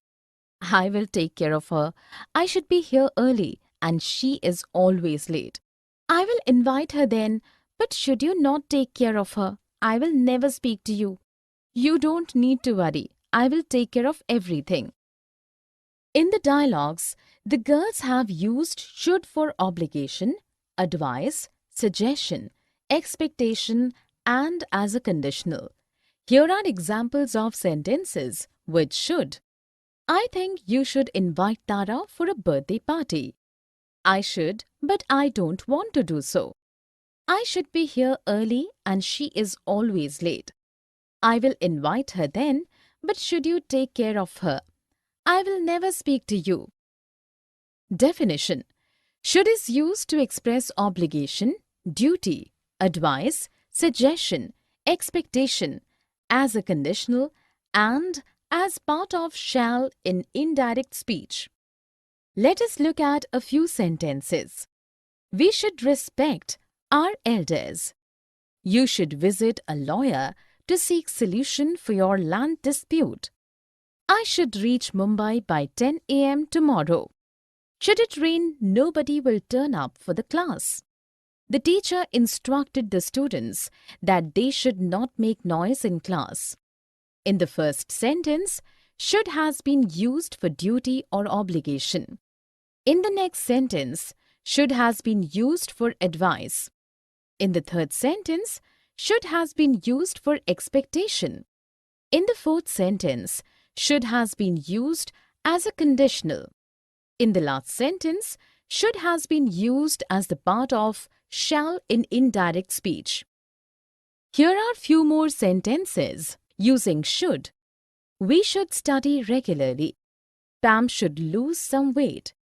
We should be home before dinner. Had better, it's time. You had better meet your target or look for another job. I will work hard to meet my target, ma'am. It's time all of us pulled up our socks. We had better work hard or the company will go into heavy loss. You're right, ma'am. It's time for us to think something different, something innovative to pull out the company from the present scenario. We had better to do that, or we will be without any work soon.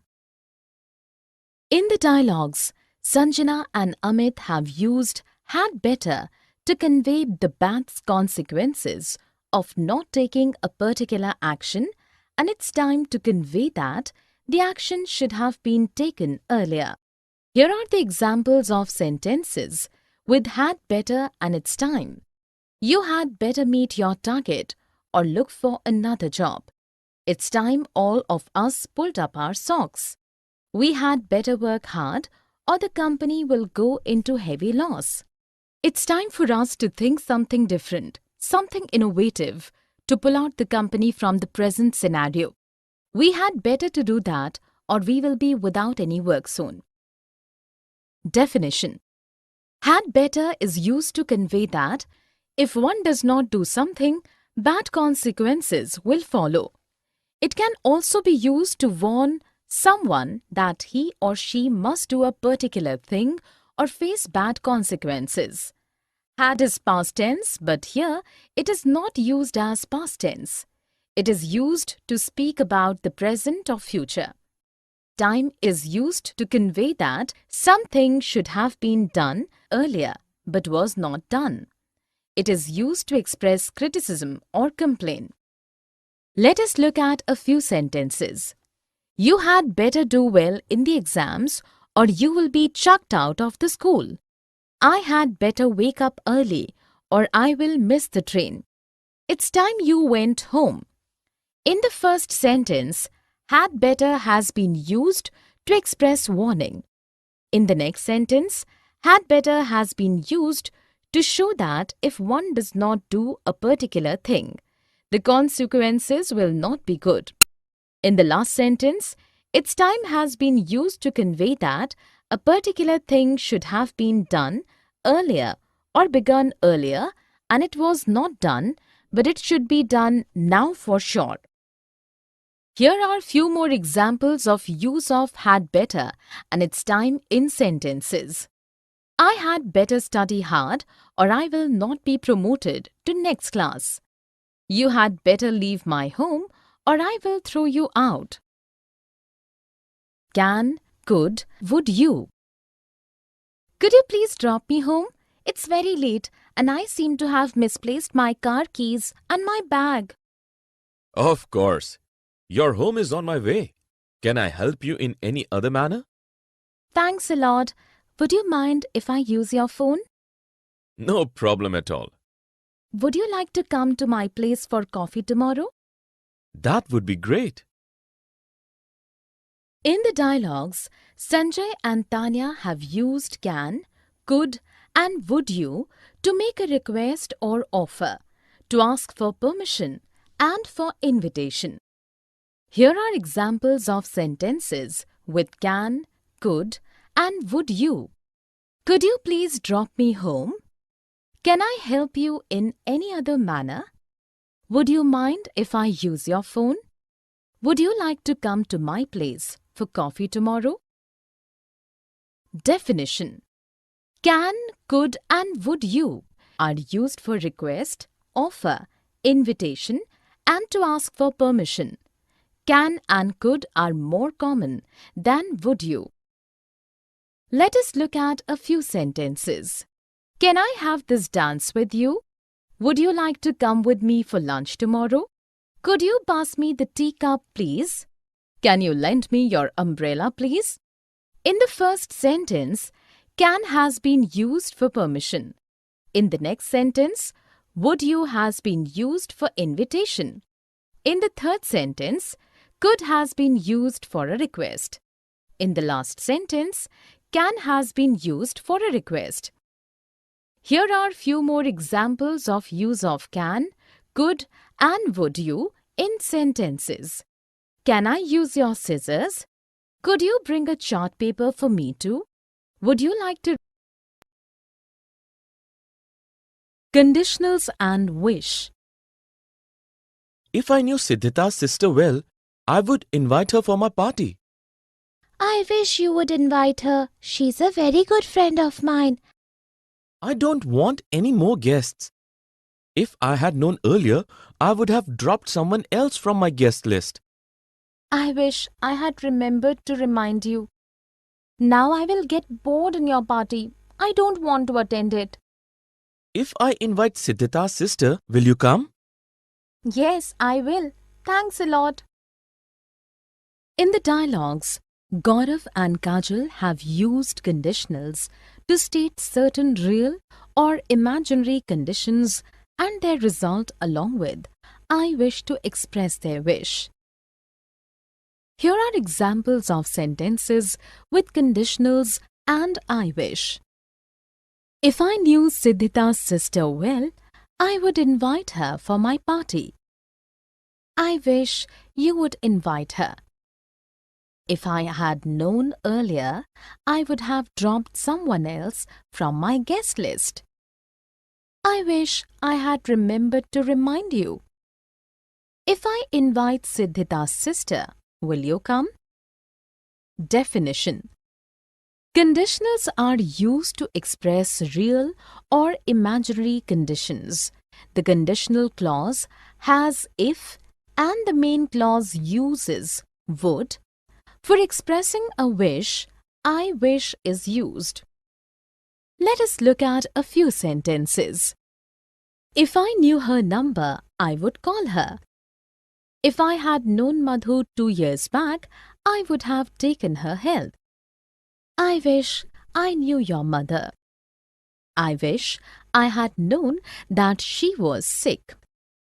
In the first sentence, if I knew has been used to express a condition in the present and the result is expressed using would. In the next sentence, if I had known has been used in the conditional clause to express a condition of the past and result is expressed using would with have. In the third sentence, I wish has been used to express a wish in the present. In the last sentence, I wish I had known has been used to express a wish in the past. Here are few more examples of use of conditionals and wish. If I had known about the water problem, I would have done something to solve it. I wish they would not make so much noise. If I do and if I did. If I find your book, I will come to your house to give it to you. Thank you so much. But don't you remember where you kept it? If I did, I wouldn't have troubled you. Don't worry, we will surely find it if we look for it properly in the whole house. I hope so. I have borrowed it from the school library. If I don't return it, the teacher will punish me. I'm worried. I can understand. If I lost my book, I would make life miserable for everyone at home. Let us search for it together. In the dialogues, the girls have used conditionals to convey the result of certain conditions, real or imaginary, by using if I do and if I did. Here are examples of sentences with if I do and if I did. If I find your book, I will come to your house to give it to you.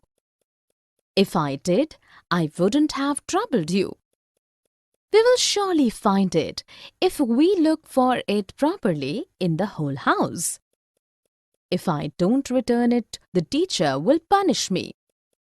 If I lost my book, I would make life miserable for everyone at home. Definition: if I do is used for a real possibility. Real conditions tells us about results that are in the present and the future. The if clause is in simple present, whereas the main clause, which expresses the result, has either simple present or future tense or modals like can, should, may and might.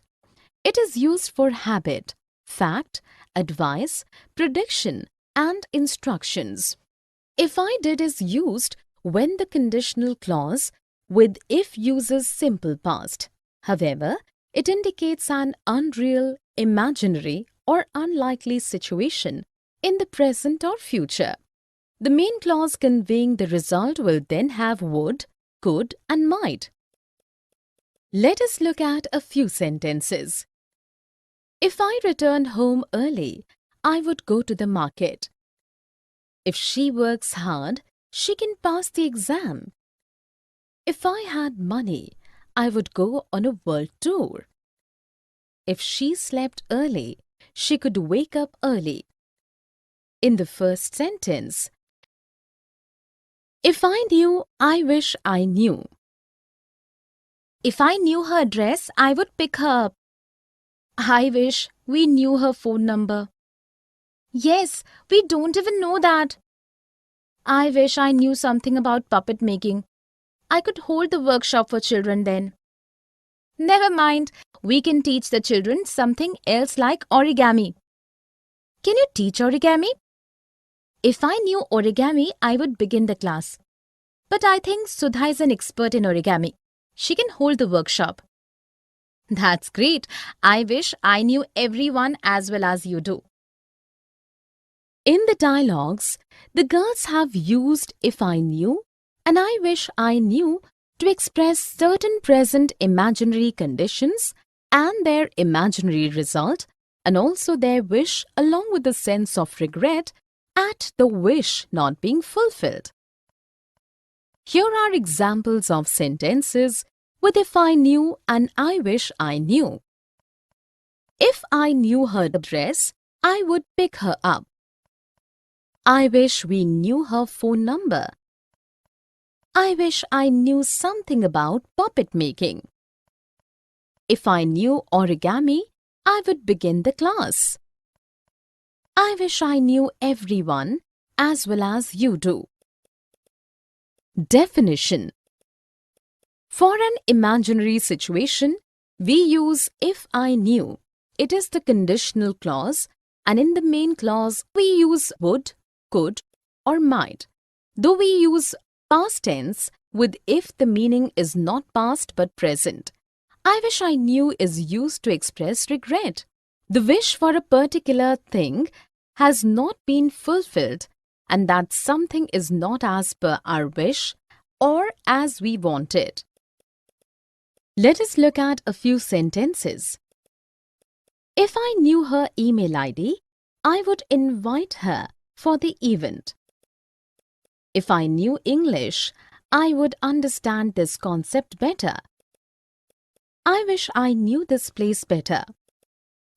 In the first sentence, if I knew the past speaks of a present imaginary situation and the result in the main clause is expressed by using would, in the next sentence, also, we find a similar usage.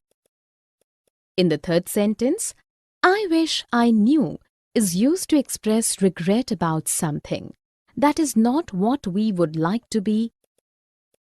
Here are few more examples of use of if I knew and I wish I knew.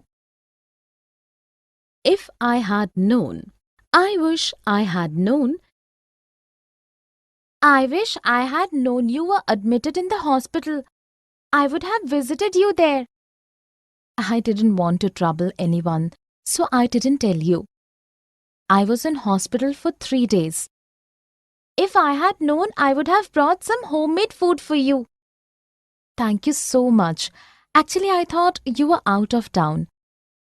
If I had known you were in town, I would not have missed your cooking at any cost. You can come over any time to my place to taste my cooking. In fact, I have set up my own baking business. That's wonderful. I wish I had known that you bake products for sale. I would not have bought these biscuits from the bakery in the market. In the dialogues, the girls have used if I had known and I wish I had known to express a wish and a condition in the past. Here are examples of sentences with if I had known and I wish I had known. I wish I had known you were admitted in the hospital. If I had known, I would have brought some homemade food for you. If I had known you were in town, I would not have missed your cooking at any cost. I wish I had known that you bake products for sale.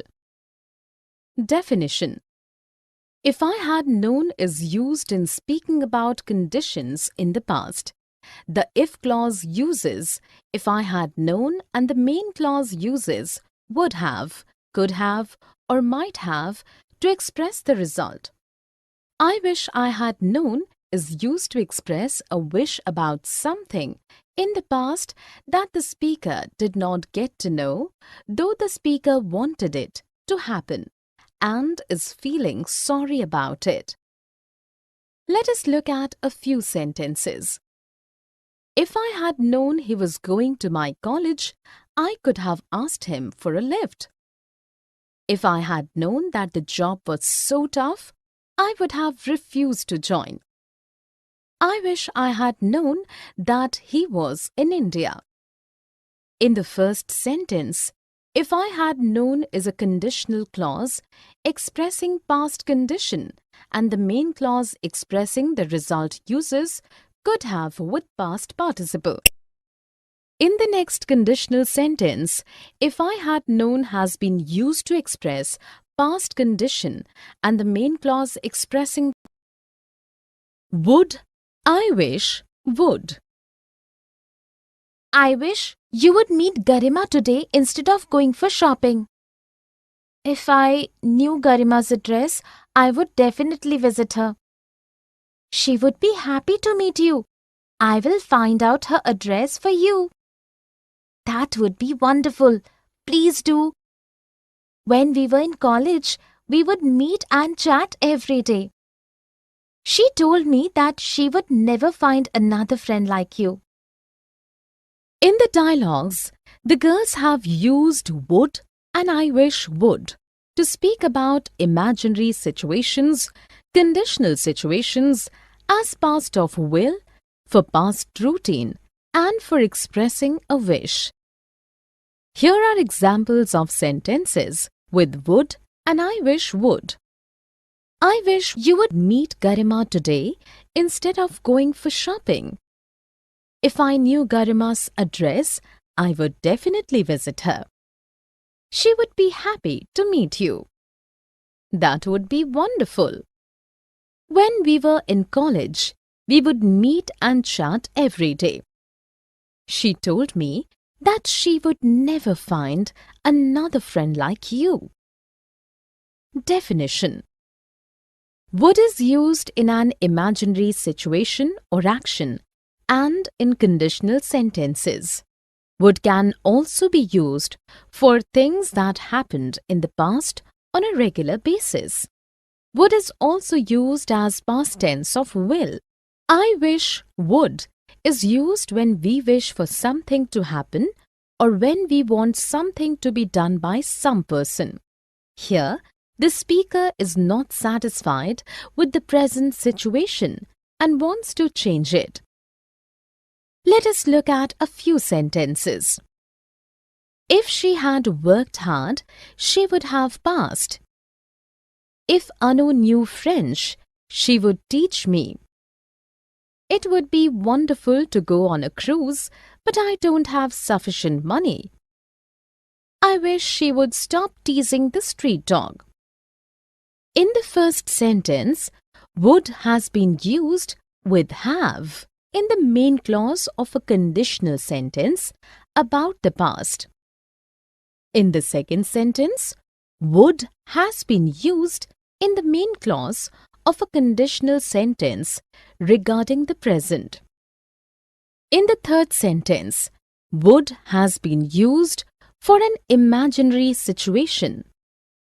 In the last sentence, I wish would has been Passive. My economics book was kept on the table. It can't be found anywhere. You can ask Surbhi if she has kept the book elsewhere. Surbhi has gone out. I will search for the book myself. Do you need help? No help is required. If the book cannot be found in the cupboard, I will wait for Surbhi to return home. Surbhi can be requested to come home early. Yes, that is a good idea. In the dialogues, the boys have used passive voice at several places where the focus is on the action and the doer of the action is not so important. Here are examples of sentences with passive voice. My economics books were kept on the table. It can't be found anywhere. No help is required. If the book cannot be found in the cupboard, I will wait for Surbhi to return home. Surbhi can be requested to come home early. Definition: voice is that verb form which makes clear whether the subject is the doer of the action or has something done to it. Passive voice indicates that the subject is inactive. It remains passive in the sentence, and rather than performing an action, it is the receiver of the action. Passive verb is used when something happens to the subject. This voice is used when the action is important and often who is performing the action is not known or does not hold much importance. At times, passive voice is also lends politeness to a statement. Let us look at a few sentences. My purse was stolen yesterday. The announcement was made in the morning. She is said to be a great speaker. In the first sentence, passive voice has been used. The action here is important while the doer of the action is not. The action is done to the subject. Was is used with past participle stolen to form passive voice. In the second sentence, again passive voice has been used. The action here is more important than the doer of the action. The subject receives the action. Was is used with past participle made to form passive structure. In the third sentence, again passive voice is used. Is used with said to form passive voice. Here are few more examples of sentences with passive voice. Her falls Is done, was done. The job is done, sir. Too much time is taken by your team, always to complete the task. The task was tough and a lot of effort was spent on it by everyone. Other teams finished the task much earlier. The quality of the work that is done by us is more often than not far better than others. I will comment on that after I have gone through each project detail. The work was executed to the best of our ability this time also.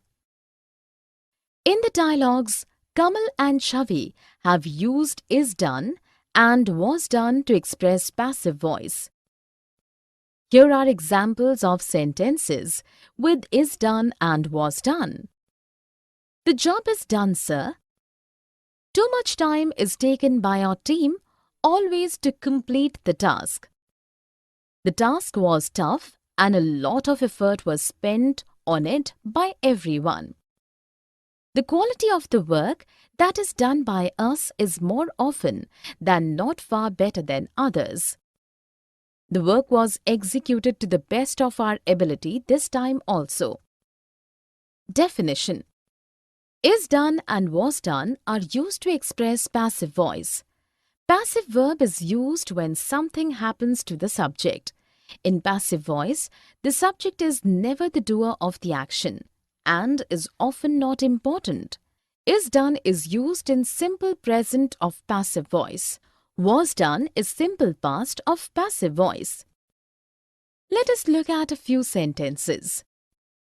The classroom is cleaned regularly by the students. The cake was baked by Renu. The book is kept on the table. The event was organized with a lot of effort. In the first sentence, is cleaned has been used to show that action is done on the classroom and the doer of the action is mentioned by using by the end. This simple present and explains what is regularly done to the classroom. In the next sentence, was baked has been used to show that something was done to the cake and the doer of the action is mentioned by using by at the end. This simple past and explain what was done once in the past. In the third sentence, is kept has been used to show the action done on the book. This is simple present and the doer of the action here is not important. In the last sentence, was organized has been used to show that something was done to the event. This is simple. Be, been, being done. I promise you that the ornaments will be delivered by tomorrow. I wonder why the delivery has been delayed for so long. You were supposed to deliver them yesterday. I assure you that not a moment has been wasted. The work is almost finished. Now, final polishing is being done by my workers. The finished pieces will be brought to my shop tomorrow.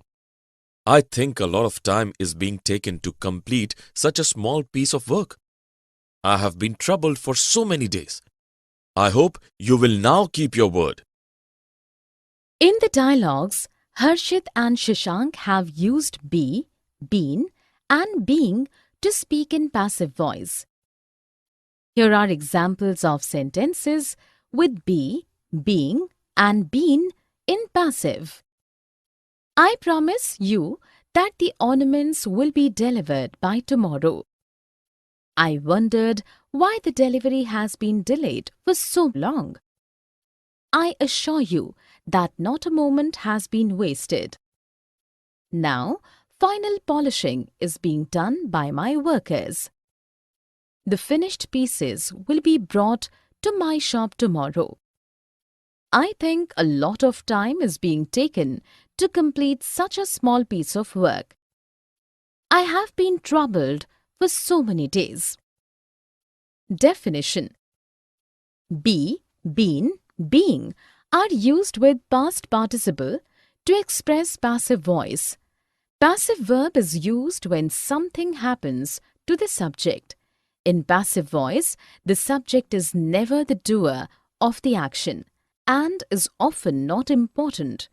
Be is used in the passive voice of simple future and when a modal is used with base form of a verb. Been is used in passive voice of present and past perfect tenses. Being is used in passive voice of present and past continuous tense. Let us look at a few sentences. The class will be cleaned positively by Monday morning. The gifts have been sent to the orphanage. Donated clothes are being distributed in the relief camp. In the first sentence, be has been used with past participle to express simple future in passive voice. The doer of the action is not important here. In the next sentence, been has been used with past participle to express present perfect in passive voice. Here the doer of the action is unimportant. It is said that he, she is said to be. Does that old lady live alone? Yes, she has been living alone here for 30 years. It is said that she's a gutsy old lady. How wonderful! She is said to be an amazing social worker. That is truly fantastic. It is said that she loves kids and works for their welfare. She is said to be a part of an adult education program also.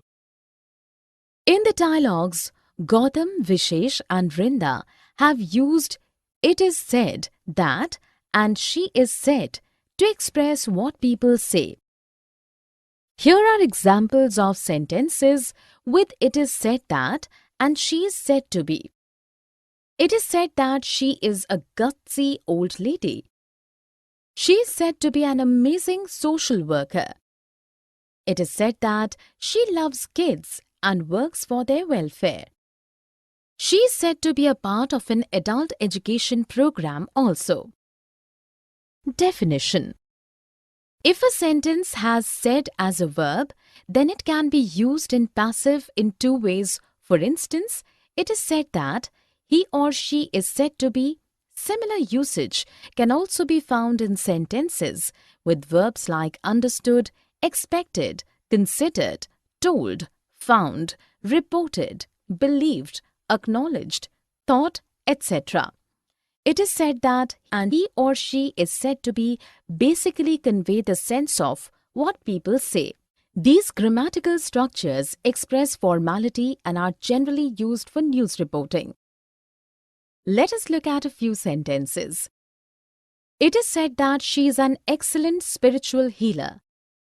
She is said to be an excellent spiritual healer.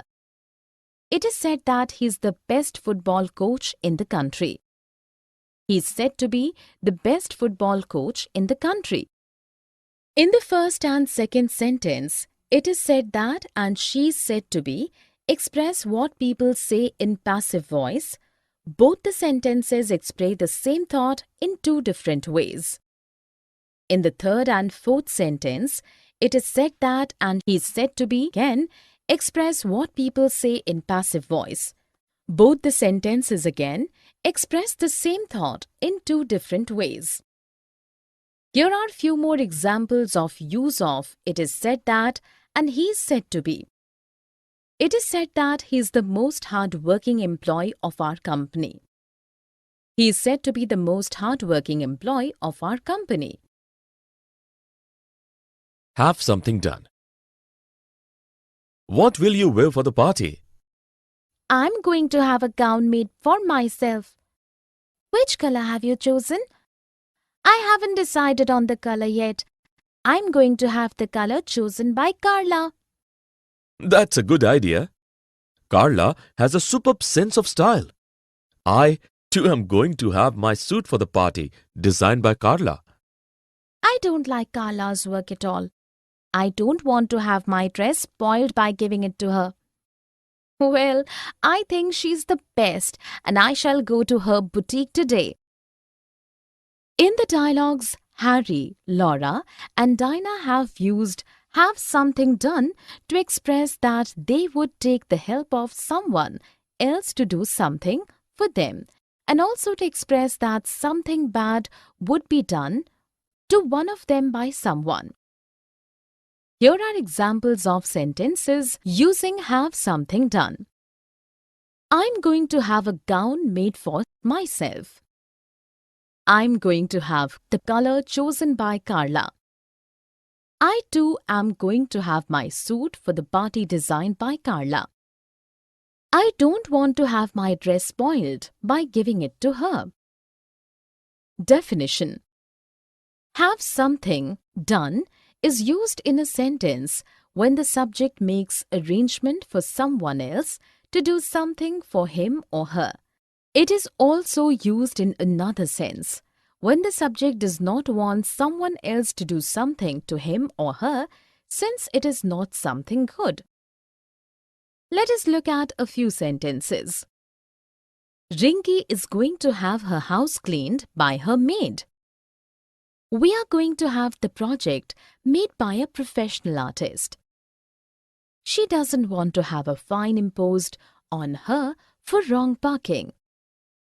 In the first sentence, have something done has been used to express that the subject will get her work done by someone else. In the second sentence, too, have something done has been used to express that the subject we are going to arrange someone else to do their work. In the third sentence, have something done has been used to convey that the subject does not want something to happen to her since it is not something nice. Here are few more examples of use of have something done. Atul is going to have a new television set installed tomorrow. They are going to have their hair colored. She doesn't want to have her garden. Questions and auxiliary verbs. Can you perform a solo song in the singing competition next week? Yes, I can. Do you need long hours of practice? No, I don't. I already have prepared a song. Do you want to listen to the song? I think so. You can't sing without any accompanying instruments, can you? I can try. I hope you like it. I'm sure I will. You are a brilliant singer. In the dialogues, Roma and Tulika have used auxiliary verbs to ask questions in question tag and also in answers at many places to avoid repetition. Here are examples of questions and auxiliary verbs. Can you perform a solo song in the singing competition next week? Do you need long hours of practice? Do you want to listen to the song? Can you? Definition: a question is a sentence that asks for information and has a question mark at the end. Auxiliary verbs are helping verbs, and with the main verbs, these are used to form tenses, passive voice, negative sentences, and questions. In a question, auxiliary verbs are used before the subject and main verb is used afterwards. Auxiliary verbs are be, have, and do. Can, could, shall, should, will, would, and must are some examples of modal auxiliary verbs. Both auxiliaries or modal auxiliaries are used with main verbs to ask questions. Let us look at a few questions. Will you bring a book for me from the bookshop? Does Hina go for swimming every day? Should I call the police? In the first example, auxiliary will is used to ask a question. It is used before the subject you. The main verb bring follows afterwards.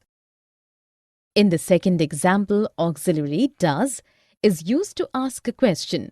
It is used before the subject Hina and the main verb go is used later. In the third example also, auxiliary should be used before the subject I to ask a question. The main verb call is used after the subject. Here are few more examples of questions with auxiliary verbs. Shall we go together for the party? Is he coming home in the vacations? Do you know?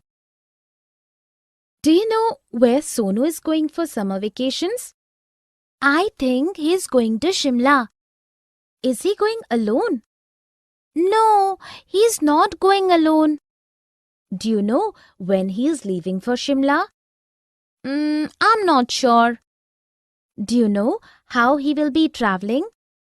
I believe all his family is going to Shimla by car. I wish they have a lovely vacation. I hope so too. In the dialogues, Rachna has asked simple questions and questions, what do you know? Trisha answers this question. Word order in the two types of questions is different. Here are examples of sentences using do you know. Do you know where Sonu is going for summer vacations? Do you know when he is leaving for Shimla? Do you know how he will be traveling? Definition. Do you know is often added before questions. When we ask questions with do you know, the word order of the question changes as compared to a simple question. For instance, what is his name? Is a simple question. Do you know what his name is? Question beginning with do you know. Let us look at a few sentences. Where is Sonal's house? Do you know where Sonal's house is? What does she eat for breakfast? Do you know what she eats for breakfast? Does she like oranges? Do you know if she likes oranges? In the first example, the information asked is through a simple question, whereas the second example has a question beginning with do you know. The word order of the question with do you know changes from that of a simple question. In the third example, the question asked is simple, while in the fourth example, the same information has been asked using a question with do you know. If a simple question has does, the question beginning with do you know will not use does. In the fifth and sixth example, we see dative is used in the question beginning with do you know, when there is no other question word like when, why, what is a simple question. Here is the simple question has does. Here are few more examples of use of do you know at the beginning of a question.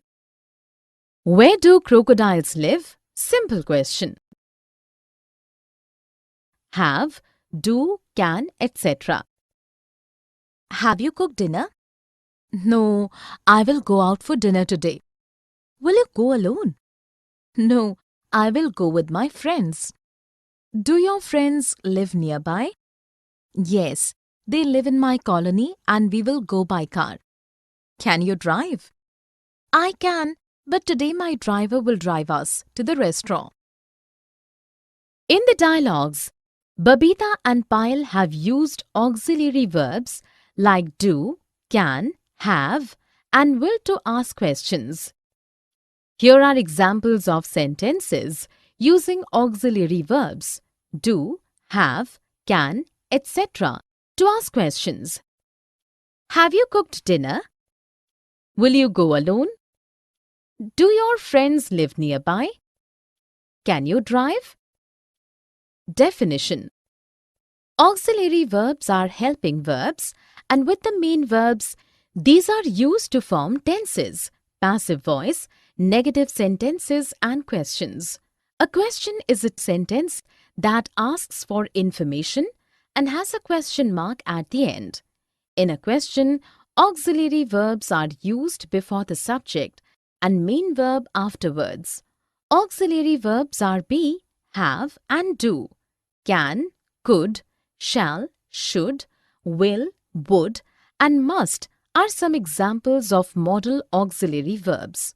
Both auxiliary and modal auxiliaries are used with main verbs to ask questions. Let us look at a few sentences. Do you like ice cream?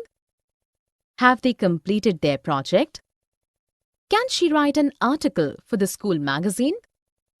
In the first sentence, auxiliary do has been used as helping verb to ask a question. It is used before the subject you. In the second sentence, auxiliary have has been used as helping verb to ask a question. It is used before the subject they. In the third sentence, modal auxiliary can has been used as a helping verb to ask a question. It is used before the subject she. Here are few more examples of use of auxiliaries have, do, can, etc. Have the students cleaned the classroom? Do I have to reach early tomorrow morning? Can this be true? Should we consult a lawyer? Would you like to drink tea? I think so. I hope so, etc. Is Rohan coming today? I think so. What time will his flight land? His flight will land at 10:30 p.m. Are you coming to the airport with me? I guess so. Will he stay for at least a month? I hope so. Should we leave for the airport at 9 p.m.? I suppose so.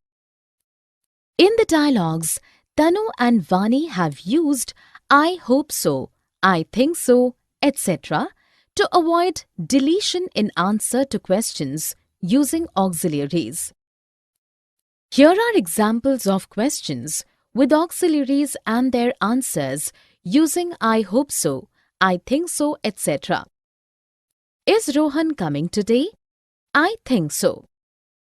Are you coming with me to the airport? I guess so. Will he stay for at least a month? I hope so. Should we leave for the airport at 9 p.m.? I suppose so. Definition. In answer to questions with auxiliaries, to avoid repetition, so can be used after some verbs like think, hope, believe, expect, suppose, guess, etc. Let us look at a few questions with auxiliaries and their answers. Can you sing? I believe so. Does she like coffee? I think so. Has Shagun completed her work? I expect so.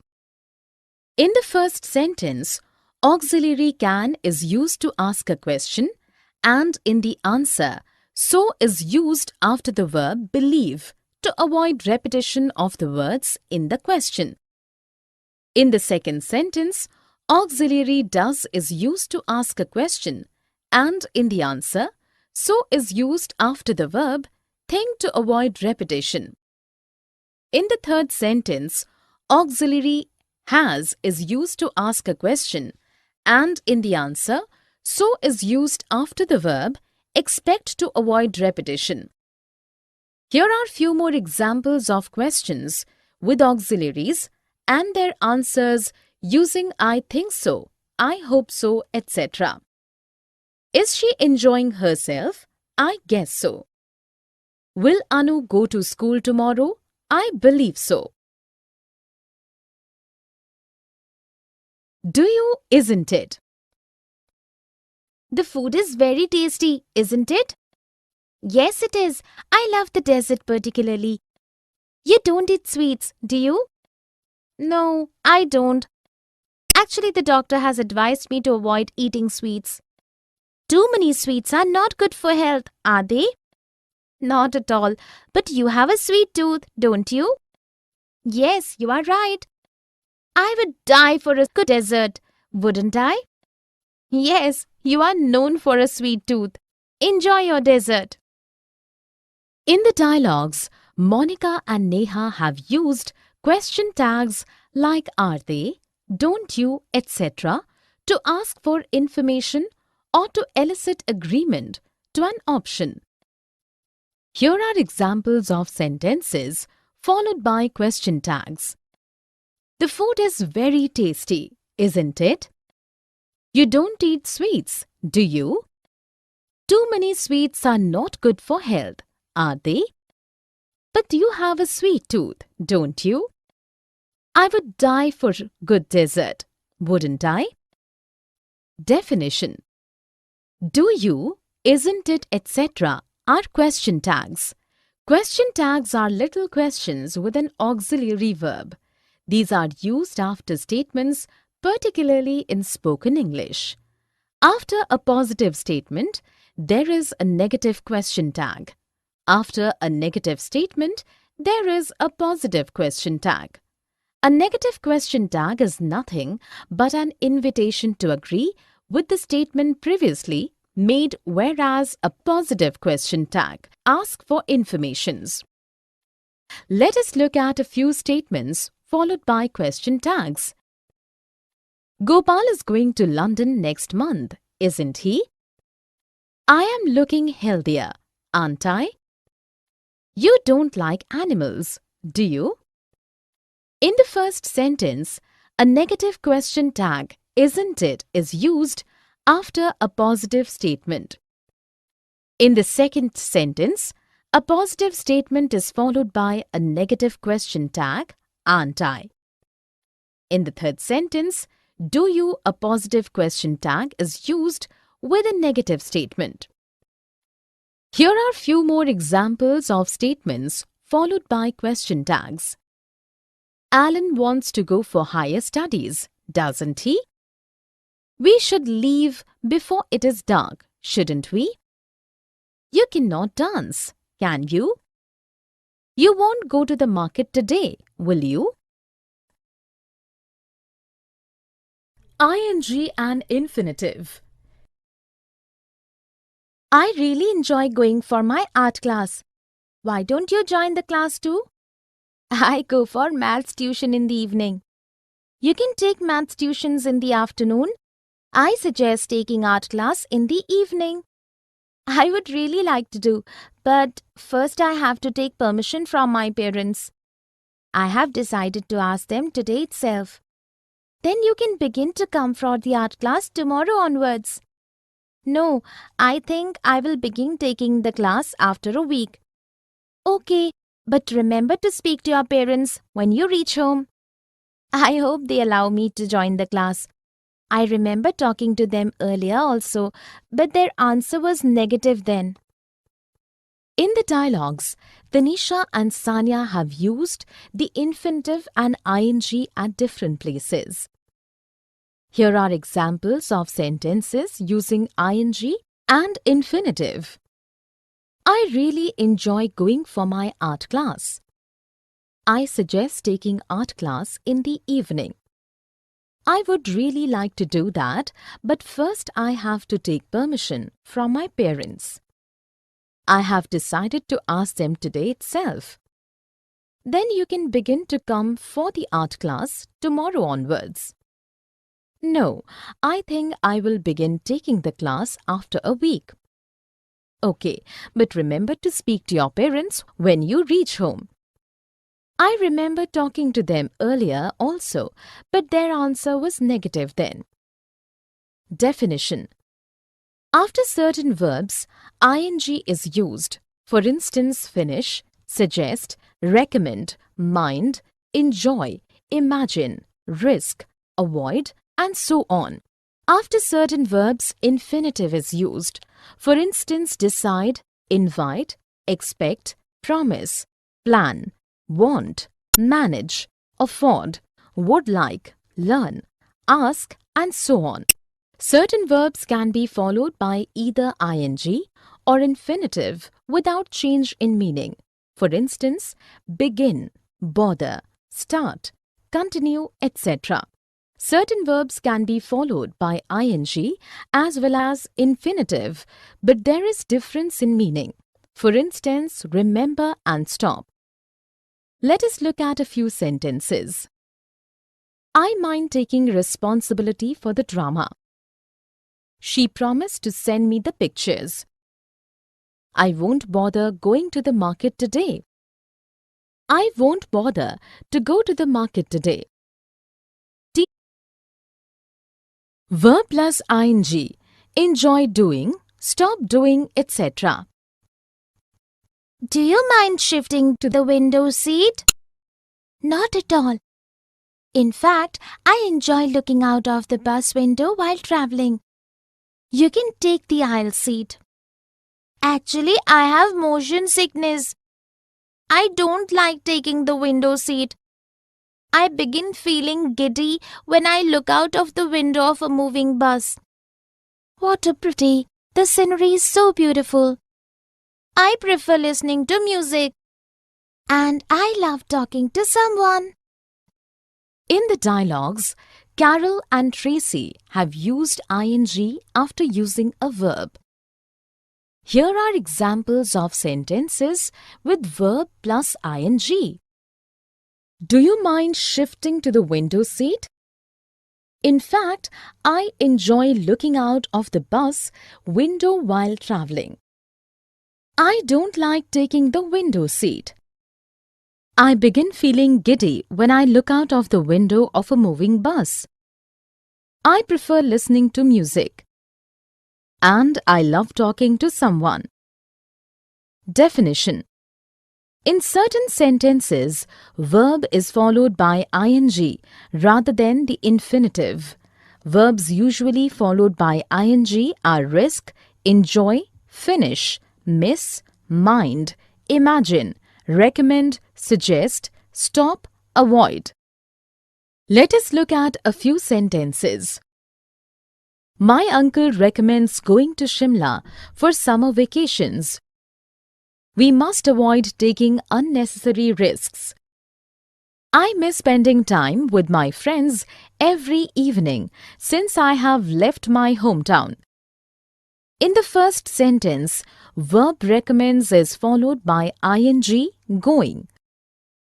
In the second sentence, verb avoid is followed by ing taking. In the third sentence, verb miss is followed by ing spending. Here are few more examples of use of verb plus ing. I suggest walking every morning to lose weight. It is a risk organizing a trekking trip at this time of the year. You must stop making silly mistakes. Verb plus do, decide to do or forget to do, etc. I have decided to go to Kavita's place on Independence Day. Why? What will you do there? We have agreed to celebrate the Independence Day together. We also plan to hoist the national flag.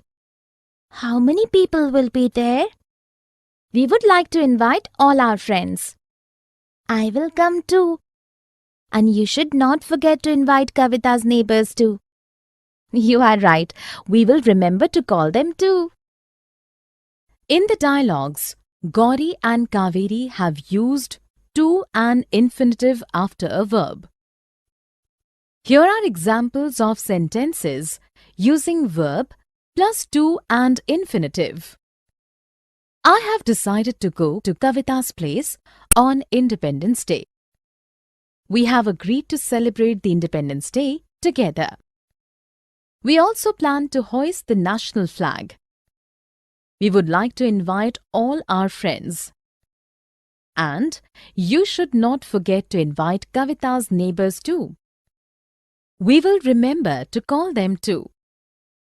Definition: some verbs are followed by to and an infinitive in the sentence structure.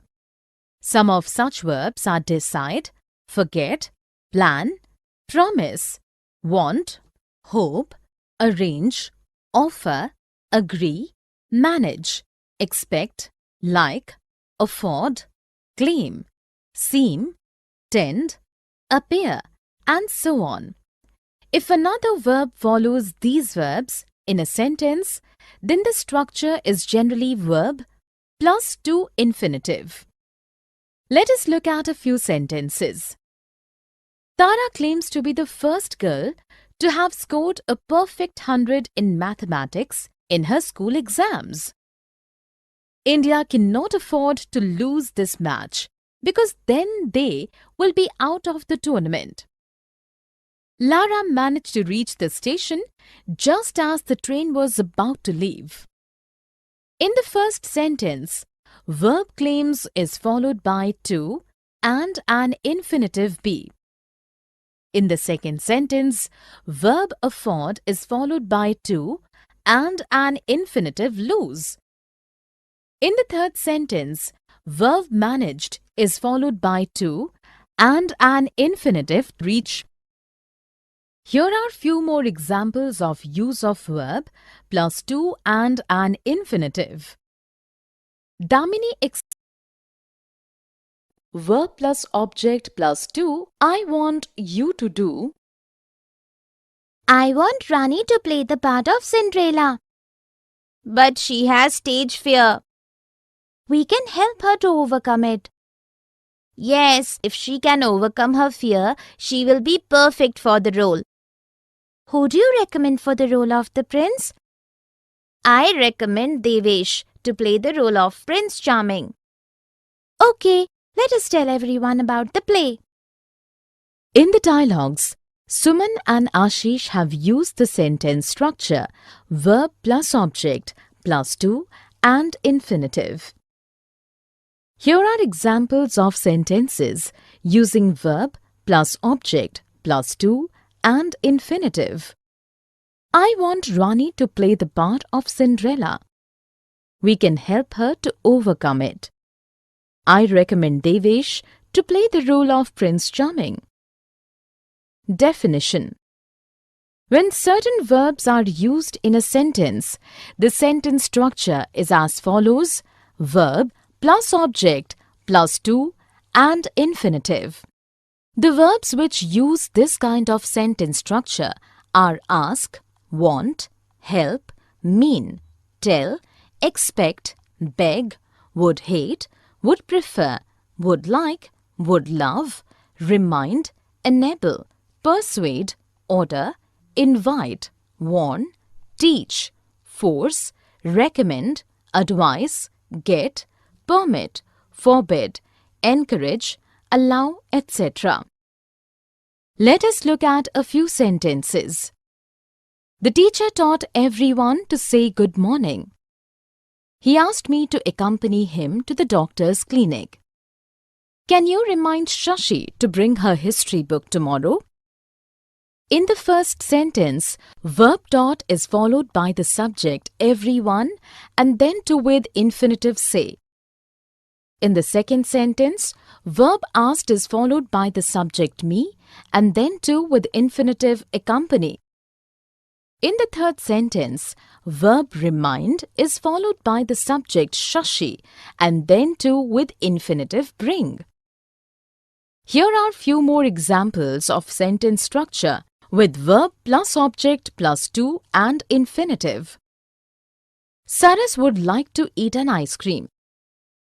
Grandmother encouraged her to learn all the Sanskrit verses. My mother has forbidden me to go out after 10 p.m. Verb plus ing or to, remember, regret, etc. I remember locking all the windows before I left. Who could have opened it? We shall have to go in and check. Maybe you forgot to bolt that window? I don't think so. I regret not informing the neighbors about my absence. Do you think somebody has broken in? I regret to say exactly this has happened. Now always remember to tell the neighbors when you go out next. In the dialogues, Sumna and Anita have used verbs remember and regret to with ing and with infinitive conveying a difference in meaning. The use of the verb remember with ing denotes the action has taken place earlier, which you remembers later. When remember is used with to and infinitive, it means that first you remember and then the action takes place. Similarly, when verb regret is followed by ing, it means that the action has taken place earlier and you regret it later. When regret is followed by to and infinitive, it means that you feel regret and then the action takes place. Here is an example of a sentence with verb remember plus ing.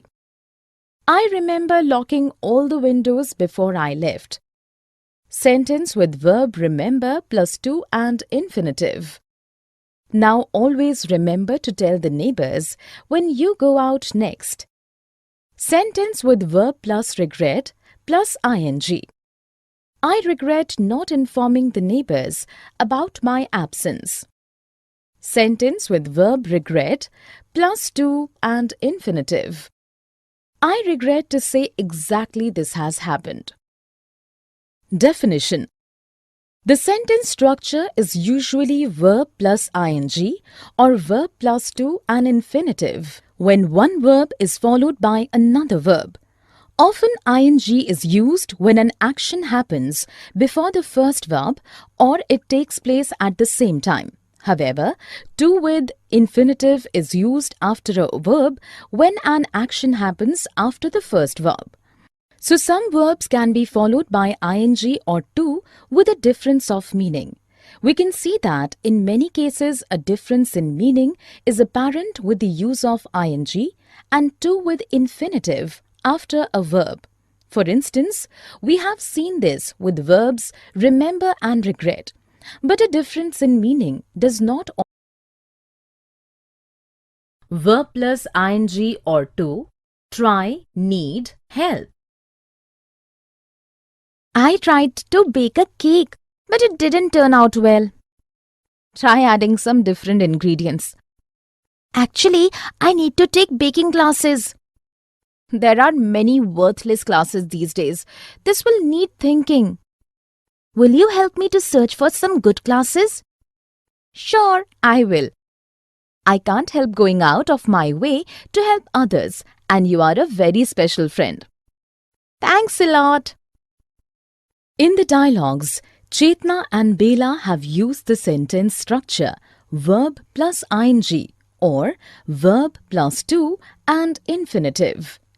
The verb used are try, need and help. When ing or to and infinitive is used after any of these verbs, a difference in meaning can be seen. Try with to and infinitive means make effort to do something. Try with ing is used in the sense of doing something as an experiment. Need with to and infinitive means that it is necessary to do something. Need with ing means that something needs to be done. Help can be used with to and infinitive and also without to. Only infinitive is used in such a case. Help with ing means that one can't stop oneself from doing something. Here are examples of sentences with such structures. I tried to bake a cake, but it didn't turn out well. Try adding some different ingredients. Actually, I need to take baking classes. This will need thinking. Will you help me to search for some good classes? I can't help going out of my way to help others, and you are a very special friend. Definition.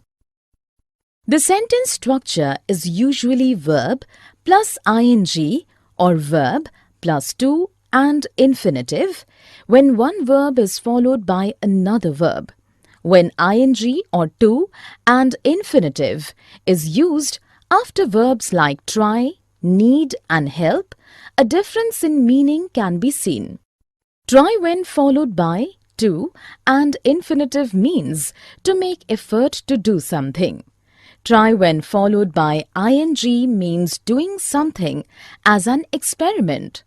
Need when followed by to and verb plus ing or to, like or would like, etc. I like going for a walk every morning. How do you get time? I'm busy even early in the morning. But if I could find the time, I too would like to go for a morning walk. You know, I enjoy walking in the morning. It is very refreshing and makes me feel full of energy all day long. I don't mind going for a walk in the evening instead. I prefer walking in the morning as there is so much solitude in the morning hours. I prefer to walk with someone as I like to talk while walking. In the dialogues, Rima and Afsana have used the sentence structure verb plus ing or verb plus to. Verb like can be followed by ing as well as to and infinitive. Verb prefer also shares the same sentence structure. Verb would like is usually followed by to and infinitive. Enjoy and mind is followed by to and infinitive. Here are examples of sentences using the same sentence structures. I like going for a walk every morning. But if I could find the time, I too would like to go for a morning walk. I enjoy walking in the morning. I don't mind going for a walk in the evening instead. I prefer walking in the morning as there is so much solitude in the morning hours. I prefer to walk with someone as I like to talk while walking. Definition: verb like can be followed by ing as well as to and infinitive. Verb prefer also shares the same sentence structure. Verb would like is usually followed by to and infinitive. Enjoy and mind is followed by to and infinitive. Would love, would hate, would prefer are as usually followed by to and infinitive. Like plus ing and like plus to and infinitive often mean the same. At times, there is a difference in meaning between the two usages. Like plus ing conveys enjoying something. Like plus to and infinitive means something is good or right. Love, hate and can't bear can be followed by ing as well as to and infinitive. However, enjoy, dislike, mind, can't stand can be followed by ing only. Prefer and would rather. Would you like to have tea? I would prefer to have coffee. Actually, I always prefer coffee to tea. You do, but I prefer having tea rather than having coffee. What you do like to have, Ruma? I don't like either. I prefer to have a glass of cold milk rather than having either tea or coffee. I hate milk. I would rather not drink anything than have milk. In the dialogues, Pratima, Sagar and Ruma have used prefer and would rather to show preferences. Here are examples of such sentences. I would prefer to have coffee. Actually, I always prefer coffee to tea. But I prefer having tea rather than having coffee. I prefer to have a glass of cold milk rather than have either tea or coffee. I would rather not drink anything than have milk. Definition: either ing or to with infinitive can be used after prefer. However, there is a difference in the sentence structure in both the cases. However, would prefer is usually followed by to and infinitive. Would rather is followed by infinitive without to. In meaning, it is the same as would prefer to. Let us look at a few sentences. Jagriti prefers to go to school rather than stay at home. Hussain prefers cooking his own meal rather than ordering from any food joint. Usha would rather sleep for just half an hour during daytime than not sleep at all. In the first sentence, prefers is followed by to and infinitive go. It shows preference. In the second sentence, prefers is followed by cooking and shows preference. In the third sentence, would rather is followed by infinitive sleep without to. It means the same as would prefer to. Here are few more examples of use of prefer and would rather. Tarun prefers watching television rather than sleeping when free. Shivam prefers to study for some time every day rather than study continuously for the whole day just before the exams. I would rather wait for my car than travel by metro. Preposition in or for or about etc. plus ing. I face a lot of problem in driving to the office in the morning because of the heavy traffic. Why don't you travel by metro? My office is not in metro route. It would take hours to reach there without using personal conveyance. You can probably avoid the worst traffic by leaving home a little early. You are right. That is what I have started doing. I prefer leaving a bit early to getting stuck for hours in traffic. Before going out, you can get traffic update from one of the radio channels and plan your route accordingly after moving out. In the dialogues, Karthik and Kiran have used the sentence structure preposition plus ing. Here are examples of sentences using this sentence structure. I face a lot of problem in driving to the office in the morning because of the heavy traffic. It would take hours to reach there without using personal conveyance. You can probably avoid the worst traffic by leaving home a little early. I prefer leaving a bit early to getting stuck for hours in traffic. Before going out, you can get traffic update from one of the radio channels and plan your route accordingly after moving out. Definition. If a preposition like in, for about, without, by etc. are followed by a verb, it is always an ing verb. To is used along with infinitive and also as preposition. When to is used as preposition, it is always followed by ing. Let us look at a few sentences. You can learn a lot by reading regularly. I'm interested in buying a house in your locality. Arun is looking forward to meeting his sister after so many years. In the first sentence, preposition by is followed by ing verb reading. In the second sentence, preposition in is followed by ing verb buying. In the third sentence, preposition to is followed by ing verb meeting. Here are few more examples of use of this sentence structure. She can't pass the exam without attending classes. Before joining office, she never understood the value of time. Aviral goes to play only after completing his homework.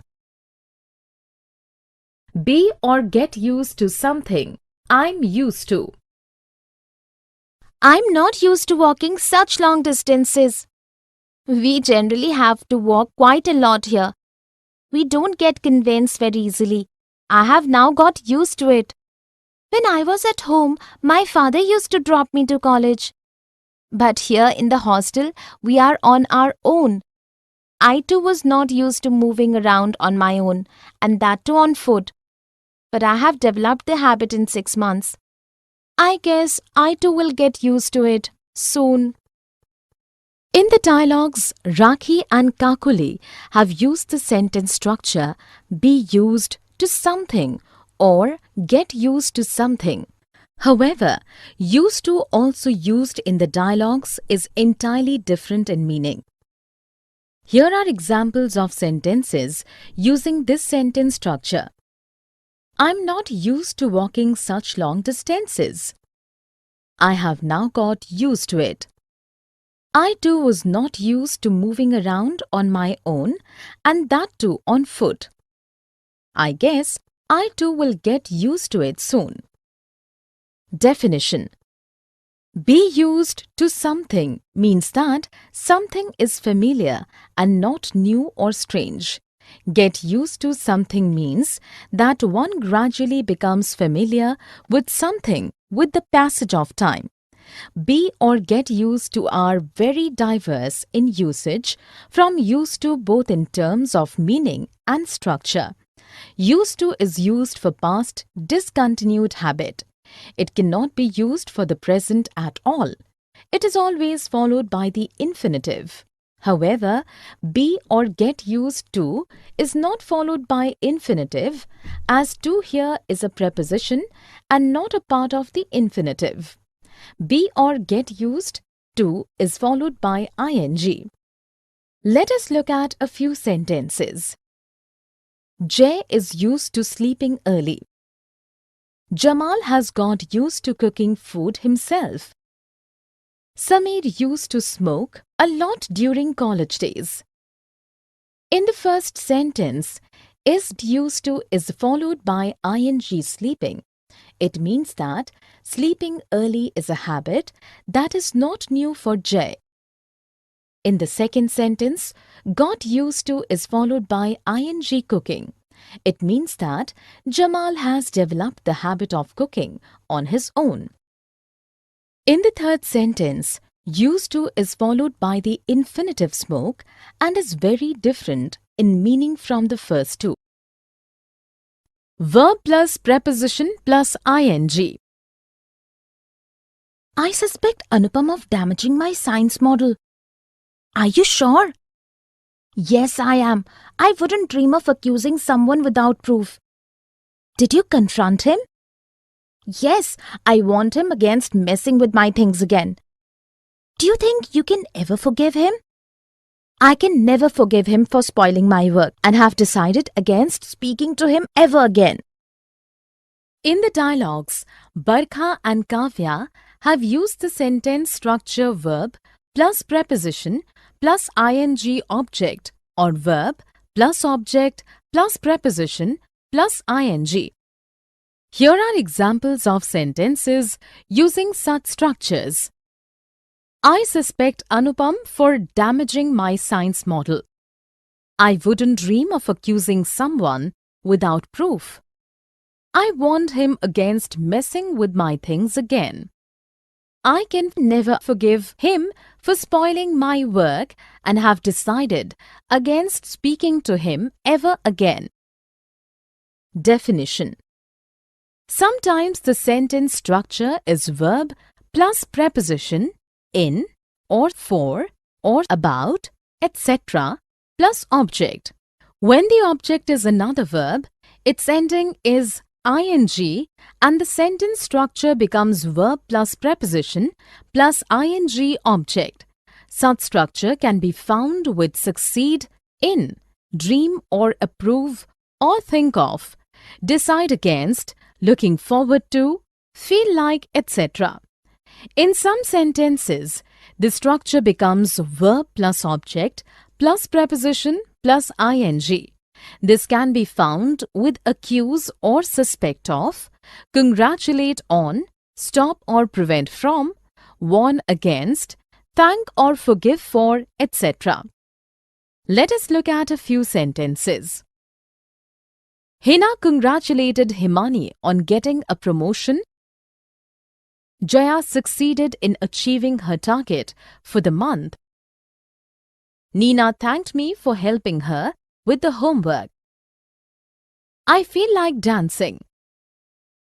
In the first sentence, the sentence structure is verb congratulated plus object Himani plus preposition on plus ing getting. In the second sentence, the sentence structure is verb succeeded plus preposition in plus object achieving. In the third sentence, the sentence structure is expressions plus ing. It was a waste of money buying this cheap stuff. Yes, the material of the dresses is of very poor quality. I think it was waste of time shopping here. It's much better to go sightseeing. You are right. Actually, it's no good searching for anything worth buying here. In fact, we can also go swimming in the hotel's pool. In the dialogues, Vibha and Avni have used the sentence structure expressions plus ing. Here are examples of sentences using this structure. It's a waste of money buying this cheap stuff. I think it's a waste of time shopping here. It's much better to go sightseeing. Actually, it's no good searching for anything worth buying here. In fact, we can also go swimming in the hotel's pool. Definition: there are a number of expressions which, when followed by a verb, the verb ends in ing. For example, there's no point in, it's not worth, it's no use, have difficulty, it's no good, a waste of money, be busy, a waste of time, etc. Go is followed by ing in many cases, especially for sports, activities like sailing, climbing, skiing, jogging, swimming. Such usage is found in case of activities like shopping and sightseeing, etc. Let us look at a few sentences. I like to go shopping every week. There's no point crying once the damage is done. Renu did not notice anything around because she was busy reading. In the first sentence, go has been used with the activity of shopping, ing. In the second sentence, expression there's no point has been used with ing crying. In the third sentence, expression was be busy has been used with ing reading. Here are few more examples of use of such sentence structures. It's no use crying over spilt milk. The movie is not worth watching at all. I love to go jogging early in the morning. 2, for, and so that purpose. Do you have ample space for parking in your colony? No, there are so many cars that it is difficult to park, as well as take out your car for going to office in the morning. How do you manage? I park my car in an open area some distance away so that I don't face any problem the next day. That's a good idea.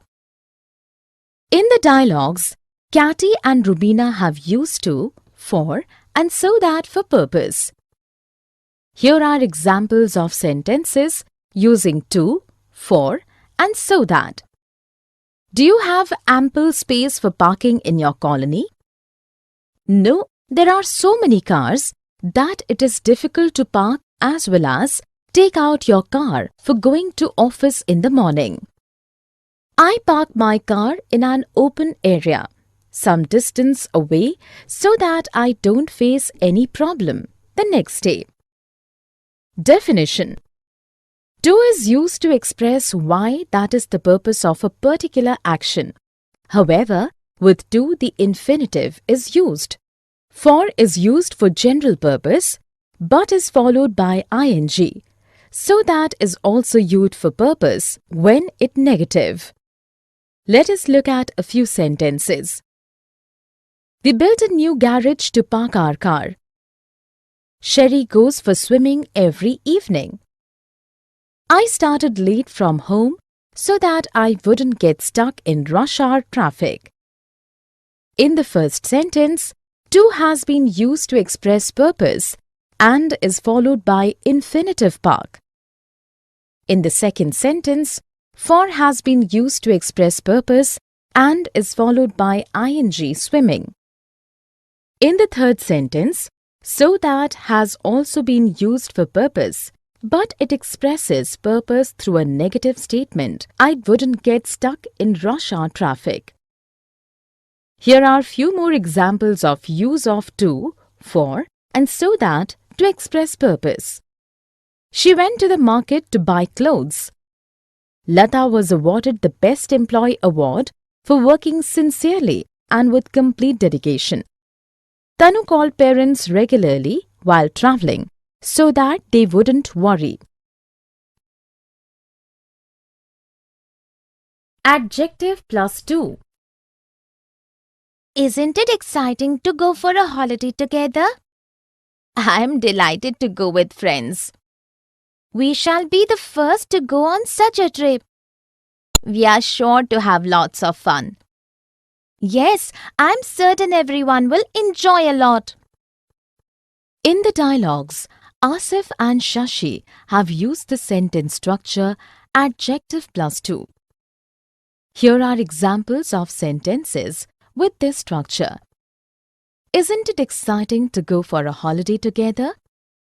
I'm delighted to go with friends. We shall be the first to go on such a trip. We are sure to have lots of fun. Definition.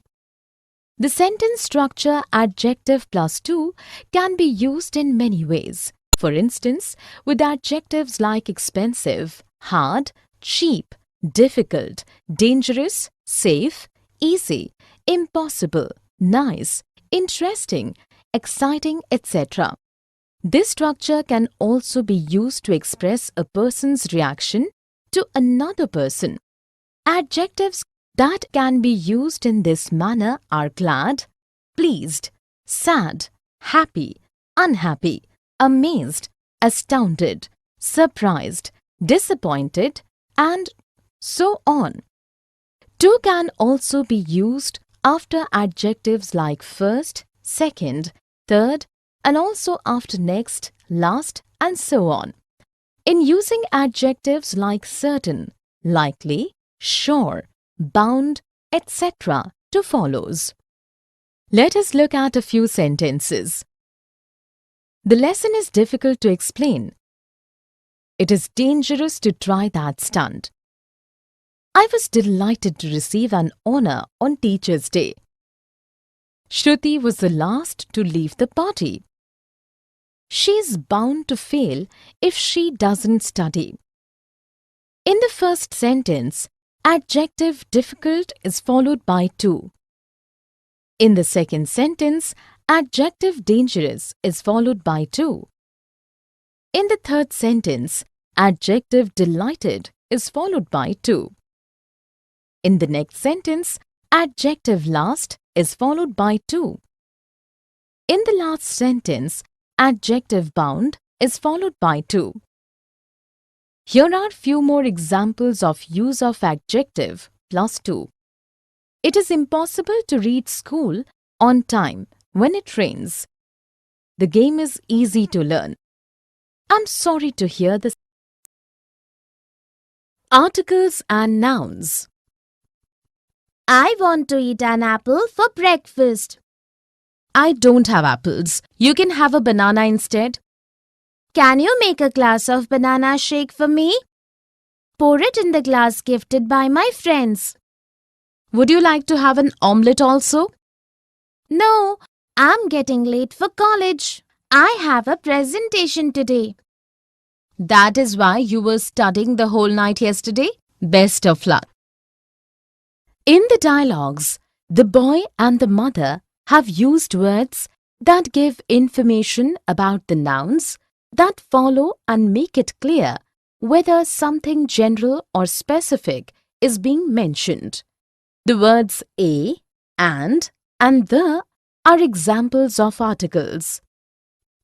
Here are some of the use of articles. I want to eat an apple for breakfast. You can have a banana instead. Can you make a glass of banana shake for me? Pour it in the glass gifted by my friends. Would you like to have an omelette also? I have a presentation today. That is why you were studying the whole night yesterday. Definition. An article precedes a noun in a sentence and tells us something about the noun, that is, whether the noun is something particular or not. Article A is used for something that is singular and not specific. It is used with consonants. Article an is also used with something that is singular and not specific, but can be used only with vowels. Article the is used with something that is definite and specific. It can be used with both singular and plural. It can be used with both vowels and consonants. Let us look at a few sentences. Sumant is going to the temple. Gautam is carrying an umbrella because it is raining. Neena has just bought a book for herself. In the first sentence, the is an article and it refers to a particular temple. In the next sentence, an is an article and refers to any single umbrella. In the third sentence, a is an article and refers to a single book which is not specific. Few more examples of the use of a, and the are countable and uncountable nouns. Where are you going? I'm going to the market. Will you go to the fruit market? Yes, I will. I have to buy bananas. Do you want some fruits? Yes. Can you bring me some oranges? Of course, I can. Do you want anything else from the market? I will buy sugar, milk, and oil too. Please bring me a packet of milk. Okay. In the dialogues, Amar and Ruchir have used several countable and uncountable nouns. Here are examples of sentences showing usage of countable and uncountable nouns. Singular countable noun. I'm going to the market. Will you go to the fruit market? Please bring me a packet of milk. Plural countable noun. I have to buy bananas. Do you want some fruits? Can you bring me some oranges? Uncountable nouns. I will buy sugar, milk and oil too. Definition. Countable nouns refer to things that can be counted. These can be singular as well as plural.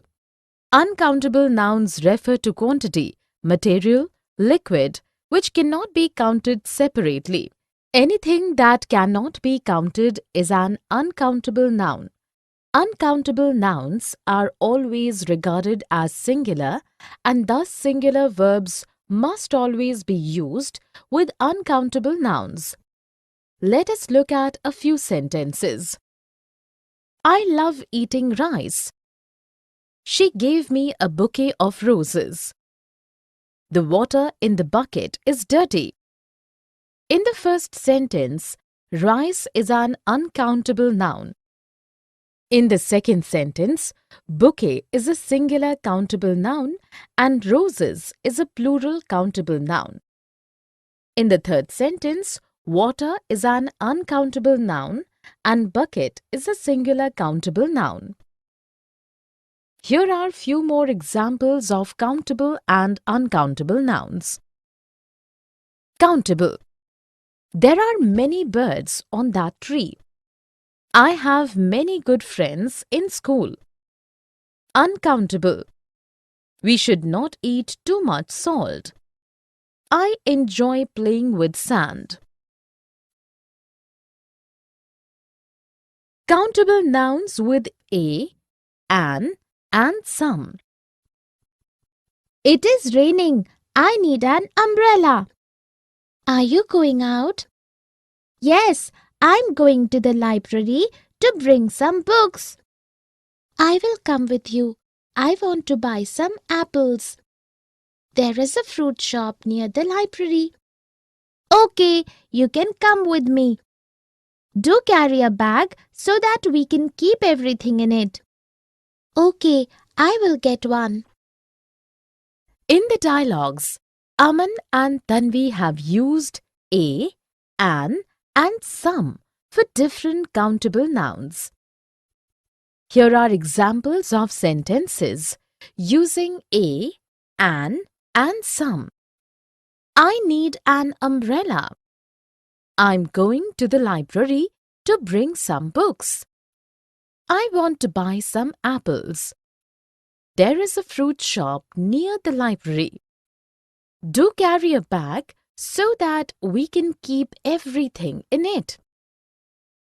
Definition: countable nouns refer to the things that can be counted. These can be singular as well as plural. A and an is used before singular countable nouns.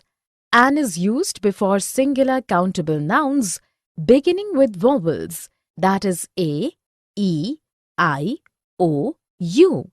Some is used before plural countable nouns. Let us look at a few sentences. Richa is flying a kite. Would you like to have an omelette? I gave some toffees to the poor children. In the first sentence, A is used with singular countable noun kite. In the second sentence, an is used with singular countable noun omelette, which begins with vowel O.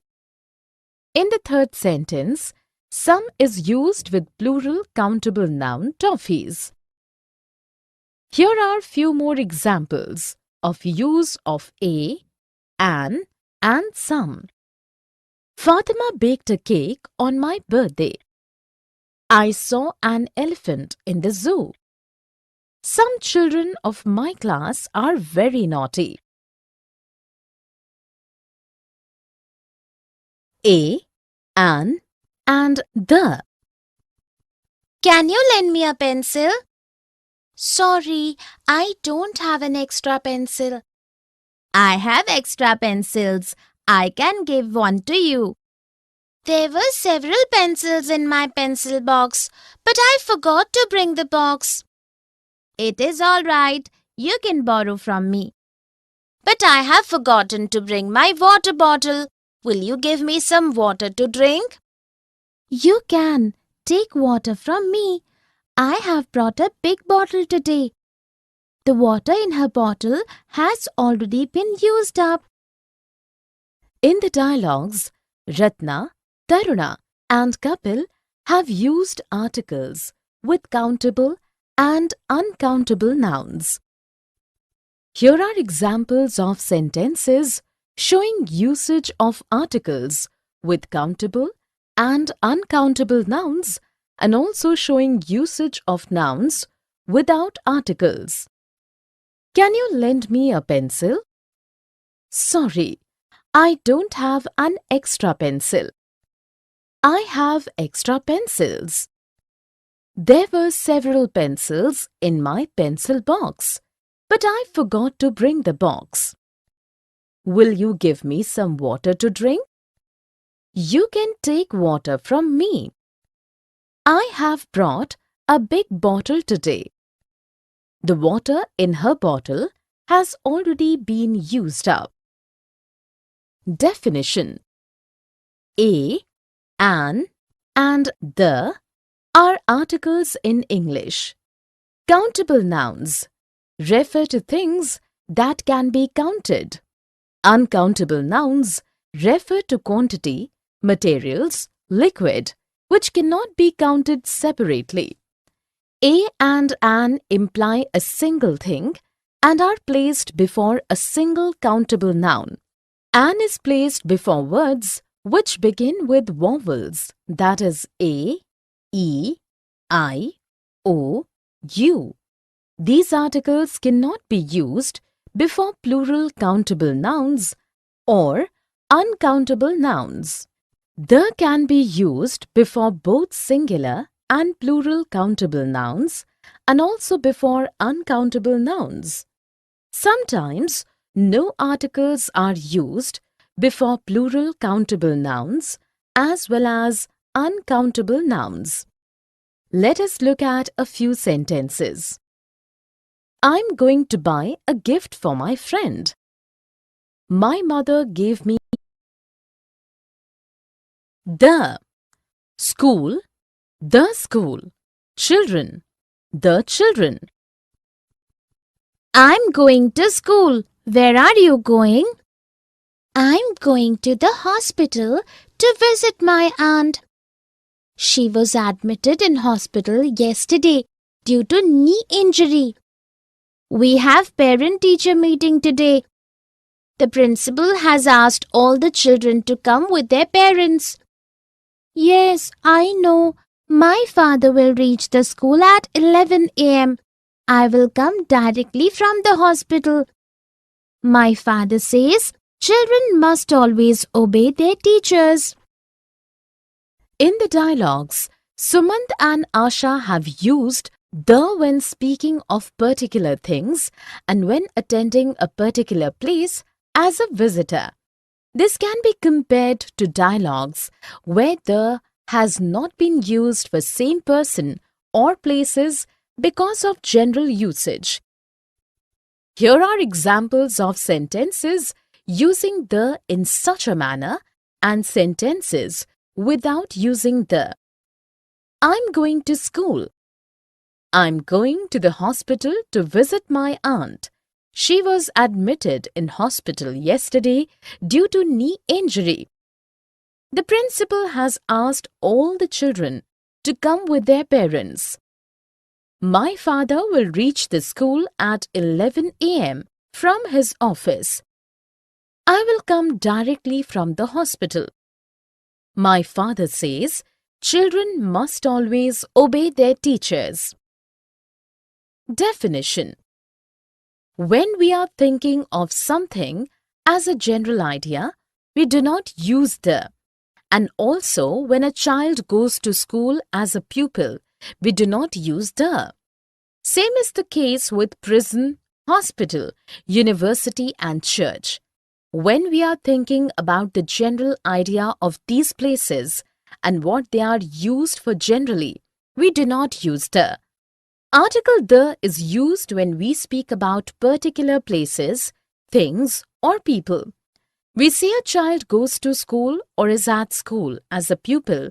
We are not necessarily thinking for a particular school. We are thinking of school as a general idea. Alison's mother is not a pupil. She's not at school. She doesn't go to school. But if she wants to see Alison's teacher, she goes to the school. Alison's school, a particular school. We use prison, hospital, university and church in the giraffe, the telephone, the piano, etc. The plus adjective. I went for an African safari last week. I saw many animals there, but the giraffe and the zebra really fascinated me. Wow, it seems you had an interesting trip. Yes, in the evening there was a campfire. Somebody played the guitar. The young and the old both enjoyed themselves. What did you like the most about Africa? The Africans are wonderful people. Besides, we decided to spend 2 days without gadgets and realized how peaceful life can be without the mobile.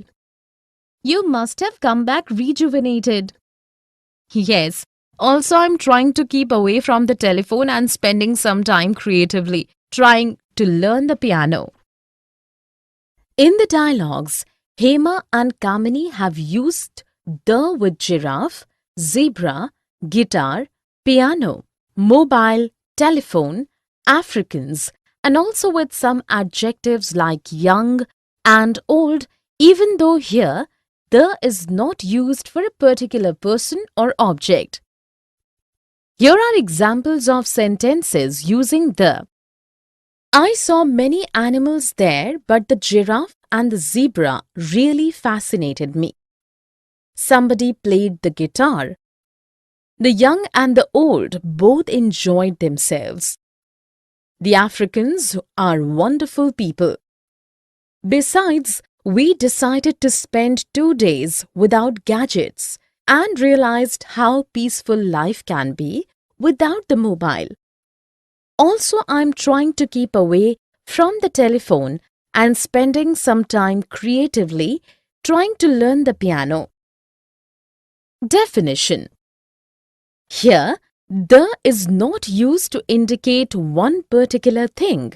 The used before giraffe or zebra does not mean one particular giraffe or zebra, but rather one type of animal. Article the is used with a singular countable noun to talk about a type of animal, gadget, musical instrument, machine, etc. Like the mobile, the telephone, the guitar and the piano. Article the plus adjective, not followed by a noun, is used to talk about groups of people, like the young means the young people and the old means the old people. Article the is used with nationality adjectives to indicate the people of a particular country. For example, names with and without the. Students, can you tell me the name of your best friend and your country? Yes, ma'am. My best friend is the Karthik and the name of my country is the India. We do not use the with names of people and places. You should not use the with Karthik and India. But ma'am, we use the with the United States of America. You are right. We use the in names with republic, kingdom, states, etc. Now can anyone tell me the names of few rivers and oceans of the world? Ma'am, the Nile and the Thames. Correct. We use the with names of rivers, lakes, canals, oceans, seas and mountain ranges. But we do not use the with names of mountains. Definition. The is a definite article used with particular things. The is generally not used with proper noun or names of persons and places. However, there are some exceptions. Rules for names with and without the. We do not use the with names of people. For example, Ruchika, Kirti Sharma. We do not use the with names of places. For example, continents, Europe, North America. Countries, China, Sweden. States, Uttar Pradesh, Kerala. Cities, Mumbai, New York. Mountains, Everest, Kanchenjunga. But we use the in names with kingdom, republic, states, for example, the United Kingdom or the UK, the Irish Republic, the United States of America or the USA. We use the with the names of oceans, seas, rivers, canals and mountain ranges. The Pacific Ocean, the Mediterranean Sea, the English Channel between France and Britain, the Panama Canal, the Ganges River, the Himalayas mountain range.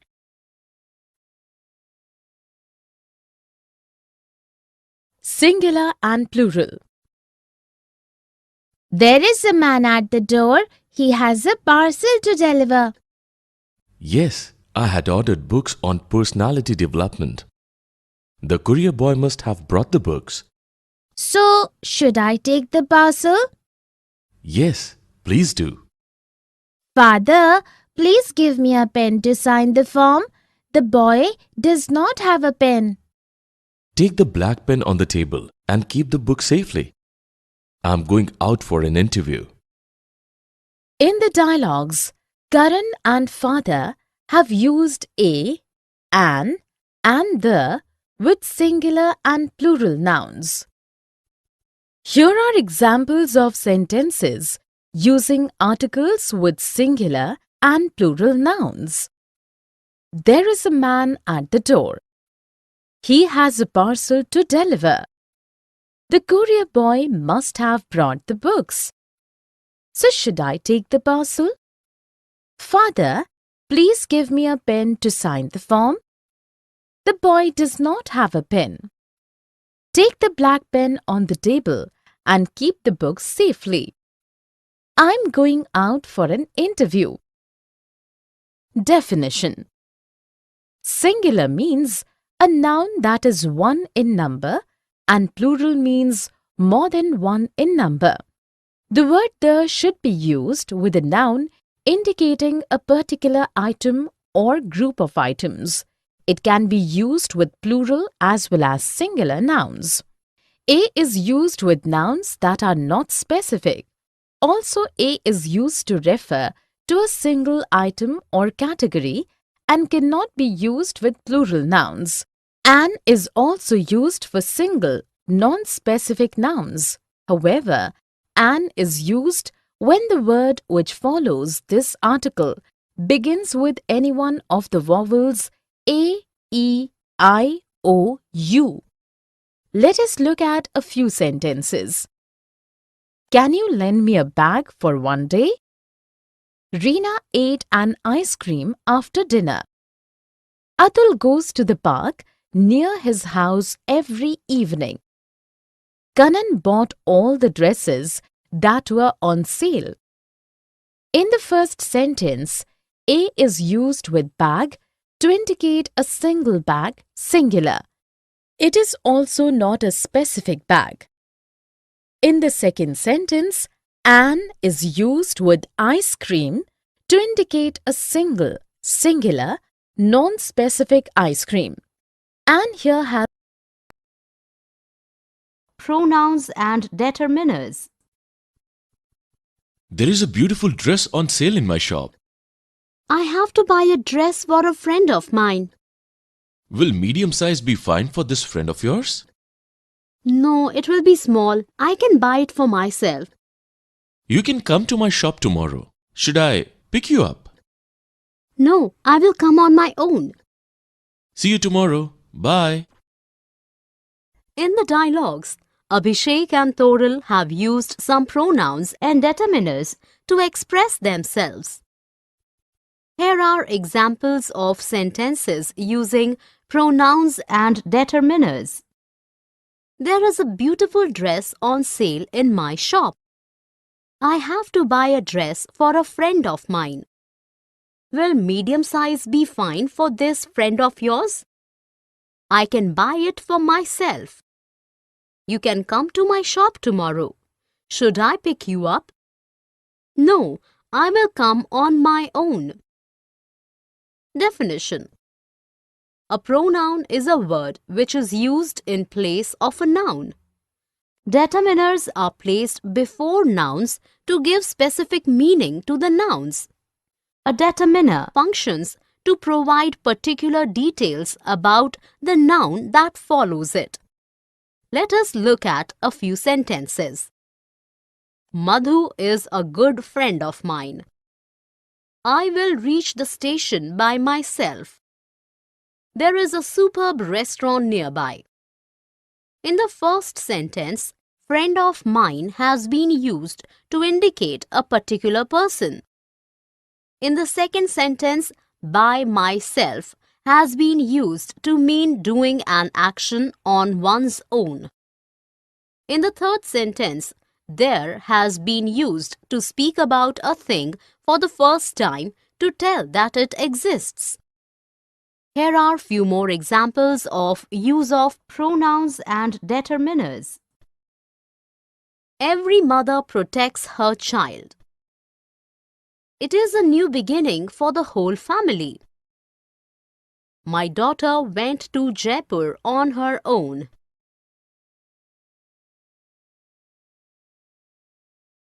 A friend of mine. My own house on my own. By myself. Let's do group study. Great idea! But where will we study together? I want to study on my own. I can't study in a group. I will also study in my own house.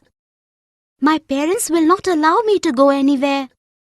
My parents will allow me to go to Kirti's house. She's a close friend of mine. You can study with Kirti then. I will also study by myself. In the dialogues, Lakshita, Anila, Ishita, and Vani have used phrases like a friend of mine, on my own house, and by myself. Here are examples of sentences using these phrases. I want to study on my own. I will also study in my own house. She is a close friend of mine. I will also study by myself. Definition. We say a friend of mine, yours, his, hers, ours, theirs, not a friend of me, you, him, etc. Similarly, we say a friend of Kunal's, a friend of my brother's, etc. We use my, your, his, her, its, our, their before own. My own, your own means something that is only mine, yours, without any kind of sharing or borrowing. We can also use own to say that you do something yourself instead of somebody else doing it for you. On my own and by myself both mean that we do something alone, that we do something ourselves instead of someone else doing it for us. Let us look at a few sentences. A friend of his is going to the market. I will complete the project on my own.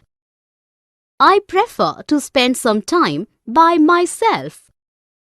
She threw a party in her own house. In the first sentence, myself, yourself, themselves, etc. Can you do my maths homework? No, teacher has said that we must do our homework ourselves. Have you taken help from someone or done it yourself? I did it myself without any help. I find maths very tough to understand. It is not difficult if we pay attention in class. In the dialogues, Tanya and Manya have used reflexive pronouns like ourselves, myself, and yourself. Here are examples of sentences using these pronouns. Teacher has said that we must do our homework ourselves. Have you taken help from someone or done it yourself? I did it myself without any help. Definition. When the subject and object are the same in a sentence, we use myself, yourself, themselves, etc. These are known as reflexive pronouns. Singular. Myself, yourself, one person. Himself, herself, itself. Plural. Ourselves, yourselves, more than one person, themselves. Exceptions where we do not use reflexive pronouns are after, bring, take something with, after, concentrate, feel, relax, meet, after, wash, shave, dress. Let us look at a few sentences. They should clean their room themselves. He decided to chop the vegetables himself. Simran told her friends that she would cook dinner herself since her mother was not at home. In the first sentence, the subject is they and the object is also the same, themselves. In the second sentence, the subject is he, who is also the object, himself. In the third sentence, the subject is she, who is also the object as in herself. Here are few more examples of use of reflexive pronouns like myself, yourself, themselves, etc. You can finish the project yourself. I will invite each person myself. There and it. There is a dance competition in our school on Monday. Are you participating in the competition? No, it is open only for the junior classes. Will the parents of the participants also be there to watch the dance performances? Yes, they have been invited, and I think there will be many people in the auditorium today. There is sure to be a crowd in your school on Monday. I hope it is not too hot on Monday. In the dialogues, Raman and Deepthi have used their and it to express themselves. Here are examples of sentences using their and it. There is a dance competition in our school on Monday. It is open only for the junior classes. Will the parents of the participants also be there to watch the dance performances?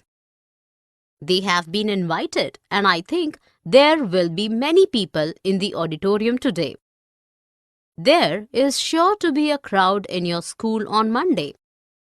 I hope it is not too hot on Monday. Definition. There is used when we speak about a thing for the first time to tell that it exists. It refers to a specific thing, fact, place, situation, etc. There also means to, at, in that place.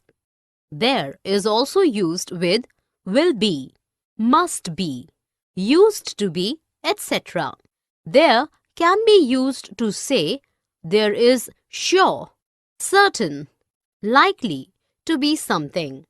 We use it to talk about distance, time, and weather. Let us look at a few sentences. There is a new attraction in the trade fair this year. I went to my friend's house yesterday. It is beautiful house. There are sure to be many intellectual people in the party. It is a long way to the market from Shashi's home. In the first sentence, there has been used to speak about something for the first time to point out that it exists. In the second example, it is used for a particular place. In the third sentence, there is used with are sure. In the last sentence, it has been used to talk about distance. Here are few more examples. Some and any. I have sandwiches in my bag. Would you like to have some? No, I don't like sandwiches. Do you have some biscuits too? Yes, I have biscuits. But I haven't got anything to drink. Is someone carrying a water bottle? I have got a water bottle. You can have it. If there is any water left, please give me too. The bottle is empty. Let's buy a bottle of water. We will get it in any shop. In the dialogues, Avika, Jay, and Varsha have used some and any to express themselves. Here are some examples of sentences using some and any. Would you like to have some? Do you have some biscuits too? But I haven't got anything to drink. Is someone carrying a water bottle? If there is any water left, please give me too. We will get it in any shop. Definition. Mostly some, also somebody, someone, something is used in positive sentences. Any, also anybody, etc. is used in negative sentences. Any is also used in most of the questions. However, Some is used in those questions where the answer is expected to be yes, and also in questions when something is offered to someone. After if, we use any. Let us look at a few sentences. My father brought me chocolates for me from Switzerland. I don't have any red dress. Did you have any trouble in finding the address? Can you lend me some money? In the first sentence, some has been used as some in generally used in a positive sentence. In the second sentence, any has been used since the sentence is negative. In the third sentence, any has been used since any is commonly used when asking questions. In the fourth sentence, we use some even when asking a question because some is used in questions where the expected answer is yes. Here are few more examples of use of some and any. Some children are playing in the park. No, none, any. Have you got any money? I have no money with me today. I have asked all my friends. Nobody is carrying extra money today. None of them can help you with money. What will you do now? How will you go back home today? I have no idea. I can't think of any other person who can be of any assistance in this matter. You can ask your teachers. Are there any teachers in the school? None. In the conversation, Rakshit and Vidhi have used no, none, any to express themselves. Here are some examples of sentences using no, none, any. Have you got any money? I have no money with me today. Nobody is carrying extra money today. None of them can help you with money. I have no idea. I can't think of any other person who can be of any assistance in this matter. Are there any teachers in the school? None. Definition. You can use these negative words at the beginning of a sentence or alone. You can also use these words after a verb, especially after be and have. No, nothing, nobody, etc. is equal to not plus any, anything, anybody, etc. When you use no, nothing, nobody, etc., do not use a negative verb. We also use any, anything, anybody, etc. without not to mean it does not matter which, what, who. We use no plus a noun. No is equal to not a or not any. We use none alone without a noun. We use none of with the, their, them, these, those, you, us, our, etc. Let us look at a few sentences. There is no good restaurant in my city. You can buy any product of this brand. Much, many, little, few, a lot, plenty. Can you give me a little sugar? Sure, please come in. How much sugar do you want? Are 2 bowls of sugar enough? That is quite a lot. I need only 1 bowl. I am baking muffins. I will bring a few for you to taste when the baking is done. You don't need to do that.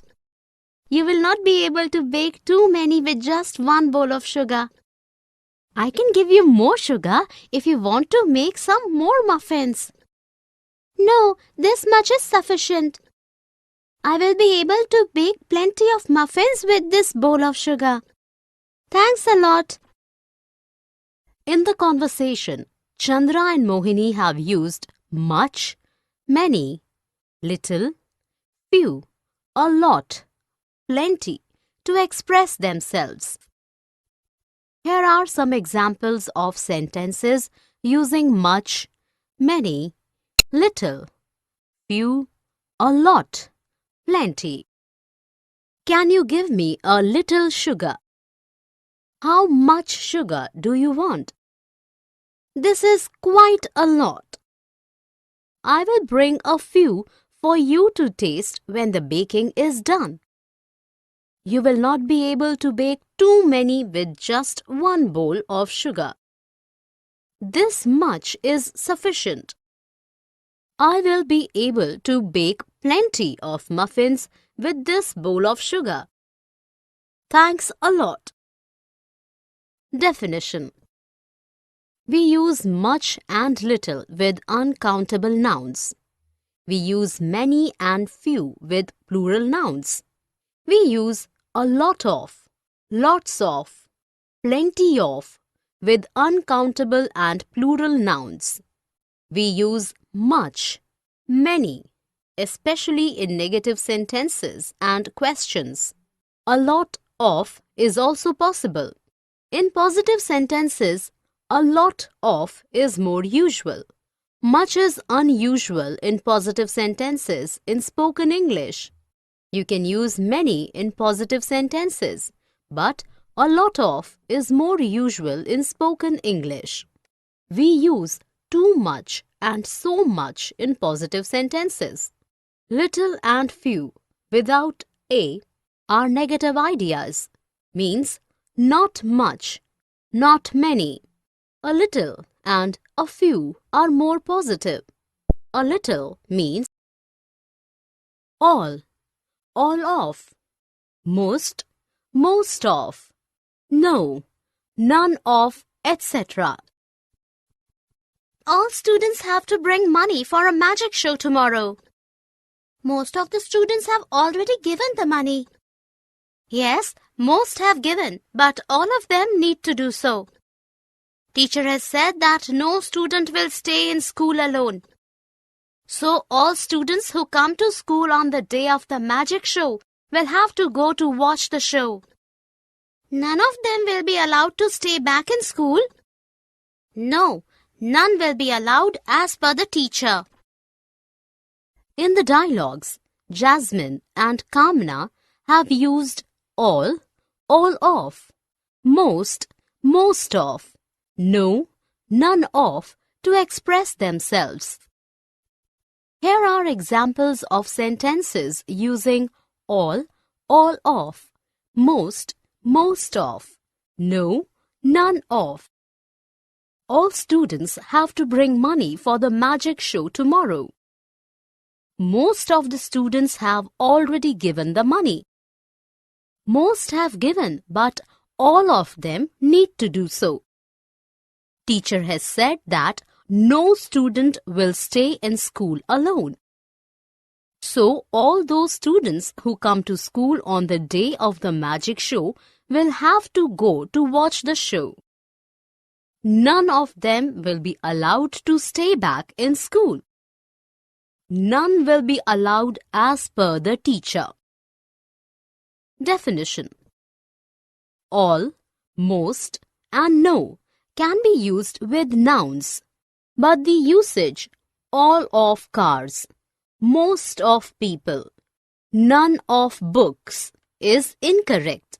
The correct usage is all of, most of, none of plus the, this, that, these, those, my, his, it, us, you, them, etc.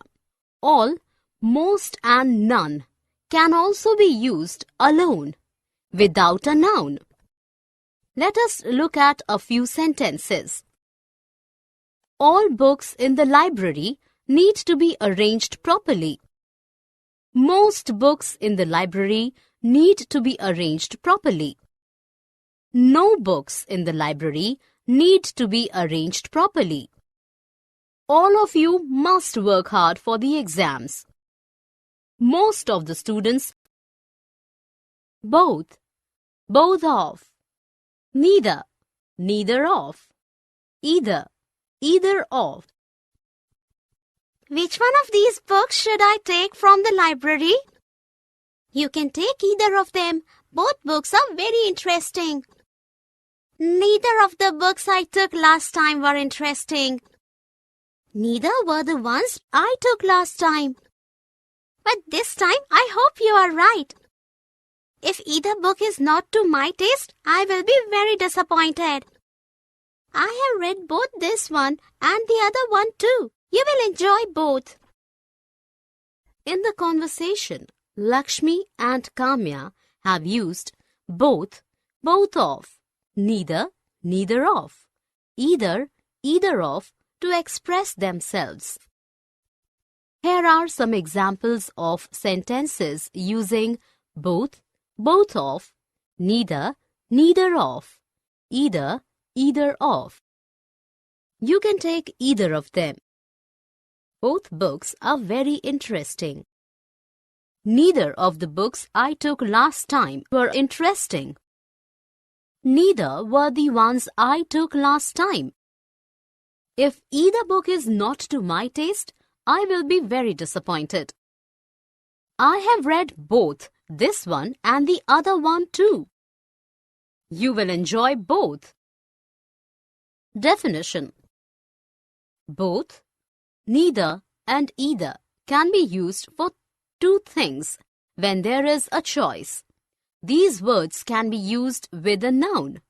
With both, neither, either, plus of, the, these, those, my, your, his, us, you, them are used. You can also use both, neither, either alone.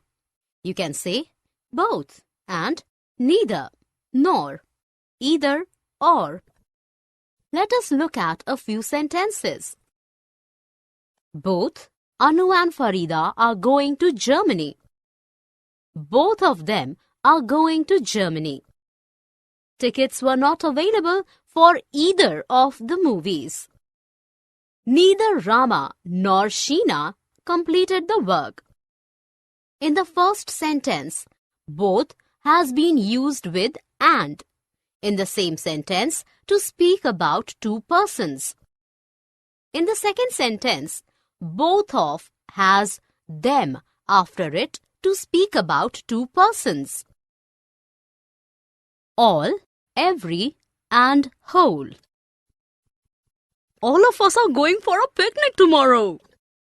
Is everybody in your group going? Yes, my whole group is going for the picnic. Every person seems excited. All I have heard since morning is only discussion on the picnic tomorrow. Yes, the whole school is looking forward to it. We don't go for a picnic every day. In the dialogues, Shravan and Barkha have used all, every, and whole to express themselves. Here are examples of sentences using all, every, and whole. All of us are going for a picnic tomorrow. Is everybody in your group going? Yes, my whole group is going for the picnic. Every person seems excited. All I have heard since morning is only discussion on the picnic tomorrow.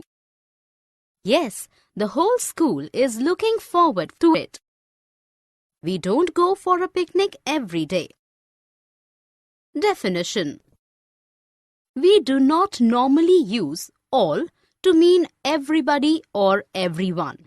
We say all of us, you, them, not everybody of. Sometimes you can use all or everything. We also use all, not everything, to mean the only things. Every, everybody, everyone, everything are singular words. So, we use a singular verb, but we often use they, them, their after everybody, everyone. We normally use the, my, her, etc. before whole. We can also use a whole. We do not normally use whole with uncountable nouns. Whole means complete, entire. Most often we use whole with singular nouns. We use every to say how often something happens. So we say every day, every Monday, every 10 minutes, every 3 weeks, etc. All the time means always. Every time means each time, on every occasion. Let us look at a few sentences. Every time I decide to visit the library, something else comes. Each and every. Every student was given a gift on Christmas in our school. Did everyone sing Christmas carols too? Yes, each class had prepared a different carol. Does Christmas celebration take place every year in your school? Yes, we celebrate Christmas each year in school. How often do you have other celebrations in your school? We have celebrations every month in our school. In the dialogues, Divya and Radhika have used each and every to express themselves. Here are examples of sentences using each and every. Every student was given a gift on Christmas in our school. Did everyone sing Christmas carols too? Yes, each class had prepared a different carol. Does Christmas celebration take place every year in your school? Yes, we celebrate Christmas each year in school. We have celebrations every month in our school. Definition: each and every are similar in meaning. Often it is possible to use each or every. But each and every are not exactly the same. The difference is that we use each when we think of things separately, one by one. Each is more usual for a smaller number. We use every when we think of things as a group. The meaning is similar to all. Every is more usual for large number. Each, but not every, can be used for two things. We use every, not each, to say how often something happens. Let us look at a few sentences. Every student in the school got one chocolate each. There is a train available for my station from here every 5 minutes. Every book has a lovely cover on it. Each book has a lovely cover on it. In the first sentence, every has been used for a large group of students and each has been used for separate students, meaning one by one. In second sentence, every has been used to say how often something happens. Relative clauses. I returned from Kolkata yesterday. The girl traveling with me was very troubled. Why? She lost a bag that had important documents. What did she do then? She wanted to know where to lodge a complaint. Did you help her? Yes, I took her to the policeman who was on duty. In the dialogues, Shravan and Aman have used relative clauses with who, where, that, etc. and also ing clause to express themselves. Here are examples of relative clauses. The girl traveling with me was very troubled. She lost a bag that had important documents. She wanted to know where to lodge a complaint. I took her to the policeman who was on duty. Definition. A clause is a part of sentence. There are two types of relative clauses. In some cases, the relative clause tells you which person or thing or what kind of person or thing the speaker means. A relative clause can begin with who, which, where, whom, whose, whom, or there can also be ing or ed clauses, etc. Let us look at a few sentences. The students who scored full marks were given awards. The boy involved in the robbery was taken away by the police. There was only one boy in the class whose uniform was perfectly clean. In the first sentence, who scored full marks is a relative clause. We use who in a relative clause when we are talking about people. In the second sentence, involved in the robbery is an ed relative clause as it has a passive meaning and tells you which person. In the third sentence, whose uniform was perfectly clean is a relative clause and tells you which person. Whose has been used here since we are speaking about people. Here are few more examples of relative clauses. The lady whose purse is brown is my landlady. Romy bought a dress from the shop which Sudha had recommended. Relative clauses. Clauses with who, that, or which. Do you know any charitable hospital? There is a doctor in our colony who does not take any money for poor people. Where is his clinic? His clinic is near the shop that sells musical instruments. Is it the one which has a bigger guitar on its door? Yes. Have you ever visited the doctor? Yes. I had a maid who had some problem in her throat. The doctor treated her and did not take any money. I will take my maid there too then. Thanks. In the dialogues, Rachna and Varsha have used relative clauses with who, that, which to express themselves. Here are examples of sentences using relative clauses with who, that, which. There is a doctor in our colony who does not take any money from poor people. His clinic is near the shop that sells musical instruments. Is it the one which has a big guitar on its door? I had a maid who had some problem in her throat. Definition. A clause is a part of sentence. A relative clause tells us which person or thing or what kind of person or thing the speaker means. We use who in a relative clause when we are talking about people, not things. We use who instead of he or she or they. When we are talking about things, we use that or which, not who in a relative clause. That is more usual than which. Let us look at a few sentences. The boy who lives next door is a good singer. The book that is kept on the table is very interesting. The bag which has a blue strap is mine. In the first sentence, who lives next door is a relative clause. Who has been used here since we are speaking about people. In the second sentence, that is kept on the table is a relative clause. That has been used here since we are speaking about what kind of a thing. In the third sentence, which has a blue strap is a relative clause.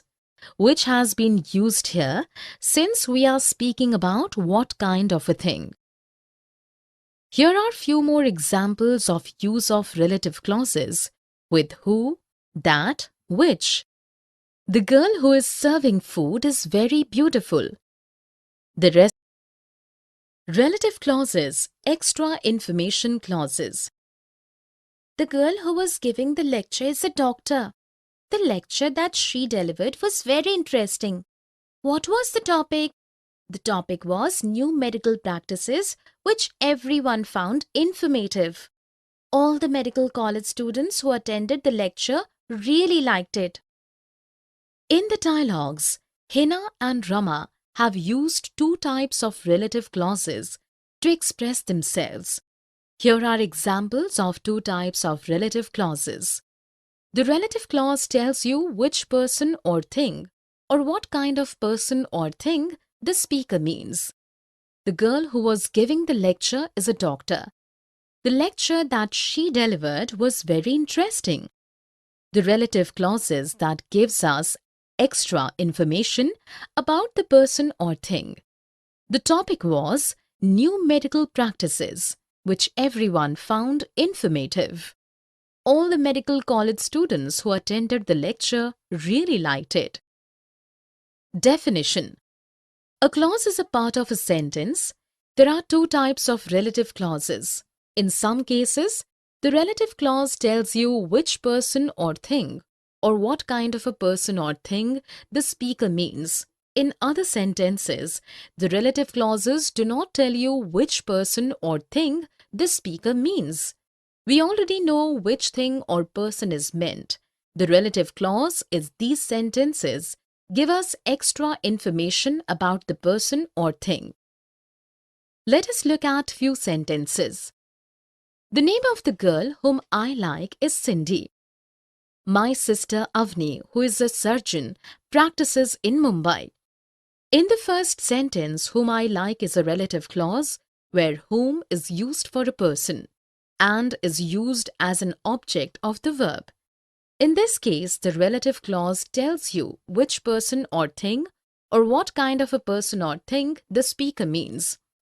In the second sentence, who is a surgeon is a relative clause where who is used for a person. The relative clause in this sentence gives us extra information about the person or thing. Here are few more examples of these two types of relative clauses. The teacher whose dress is blue teaches us English. Harry stayed at the Savoy Hotel, which Belinda had recommended. Relative clauses. Clauses with or without who, that, which. The girl who I interviewed yesterday was very intelligent. So have you appointed her? She performed better than all the other candidates who I interviewed. She answered all questions that I asked brilliantly. Then you don't need to hold any more interviews. Do guide me on the process which you followed.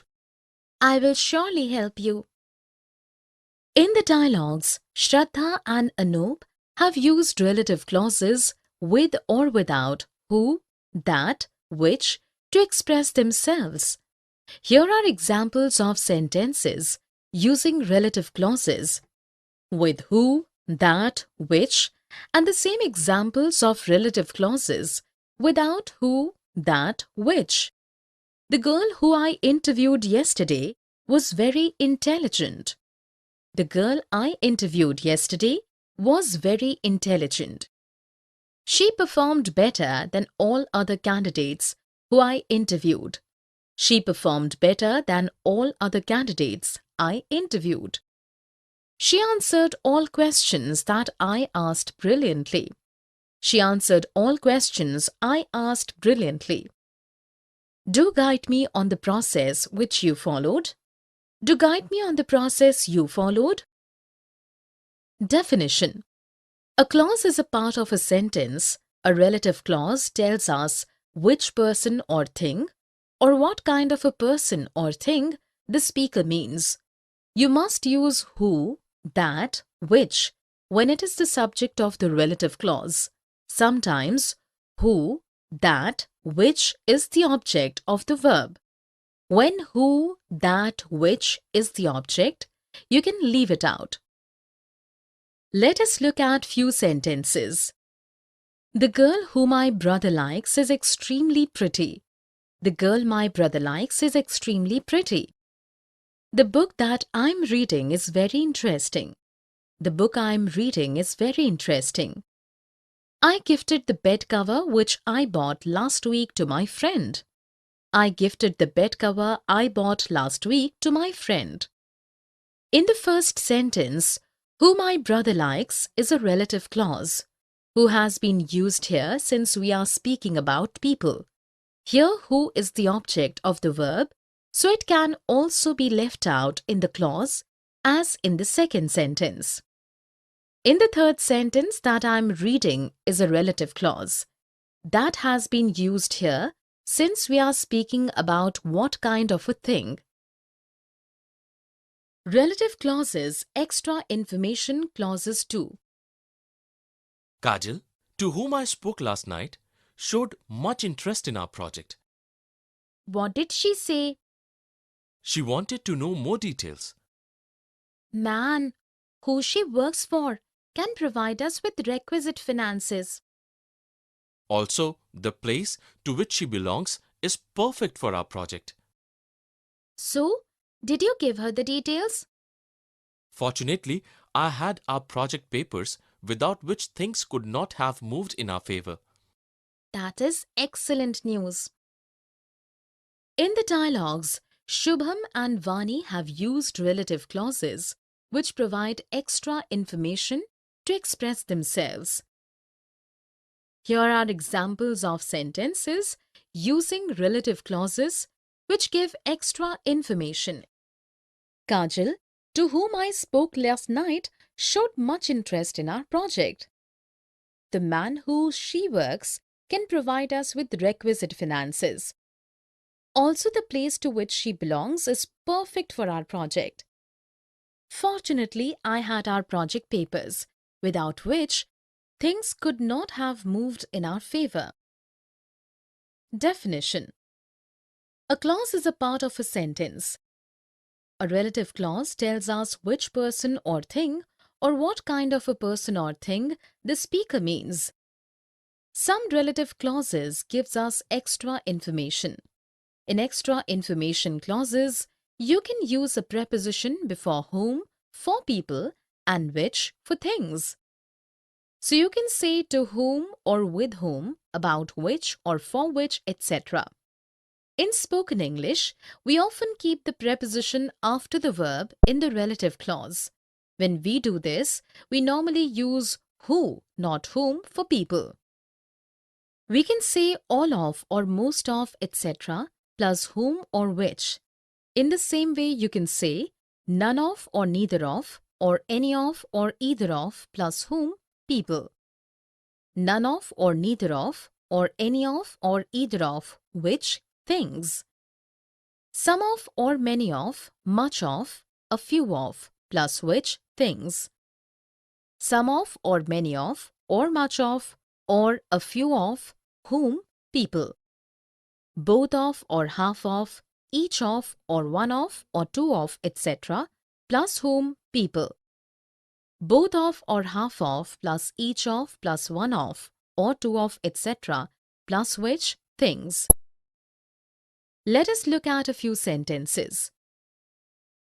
Relative clauses, clauses with whose, whom, where. Yesterday I met a man whose car had broken down on the main road. Did you help him?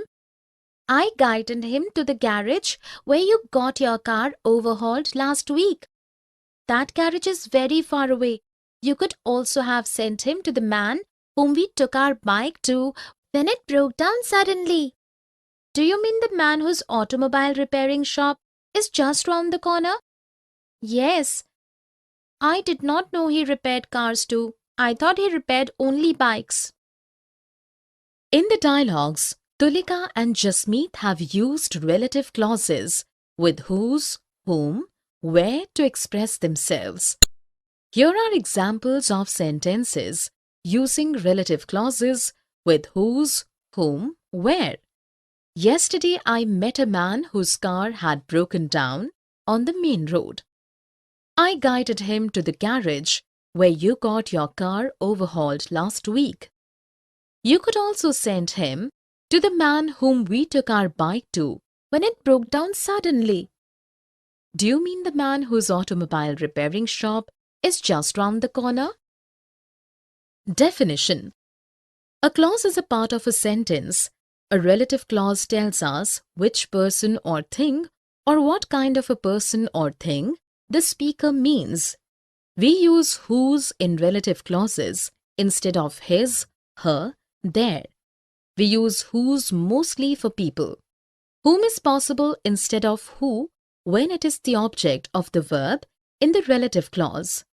You can also use whom with a preposition to whom, from whom, with whom, etc. But we do not often use whom. In spoken English, we usually prefer who or that or nothing. You can use where in a relative clause to talk about a place. Let us look at a few sentences. The name of the girl whose book I have borrowed is Linda. The man with whom she fell in love left her for someone else. I want to live in a city where there are good education facilities. In the first sentence, whose book I have borrowed is a relative clause.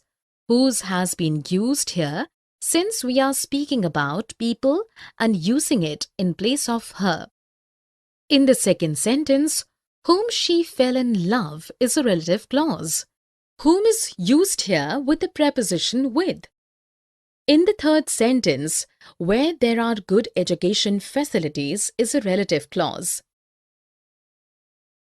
ing and ed clauses. Have you seen anyone going down the road? Yes, I just saw a girl walking down this road.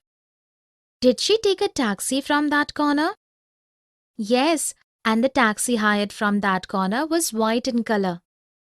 I think the taxis moving on this road will go till the resort near the beach. Yes, you are right. In the dialogues, Tanvi and Vanya have used ing and ed clauses to express themselves. Here are examples of sentences using ing and ed clauses. Have you seen anyone going down the road? Yes, I just saw a girl walking down this road.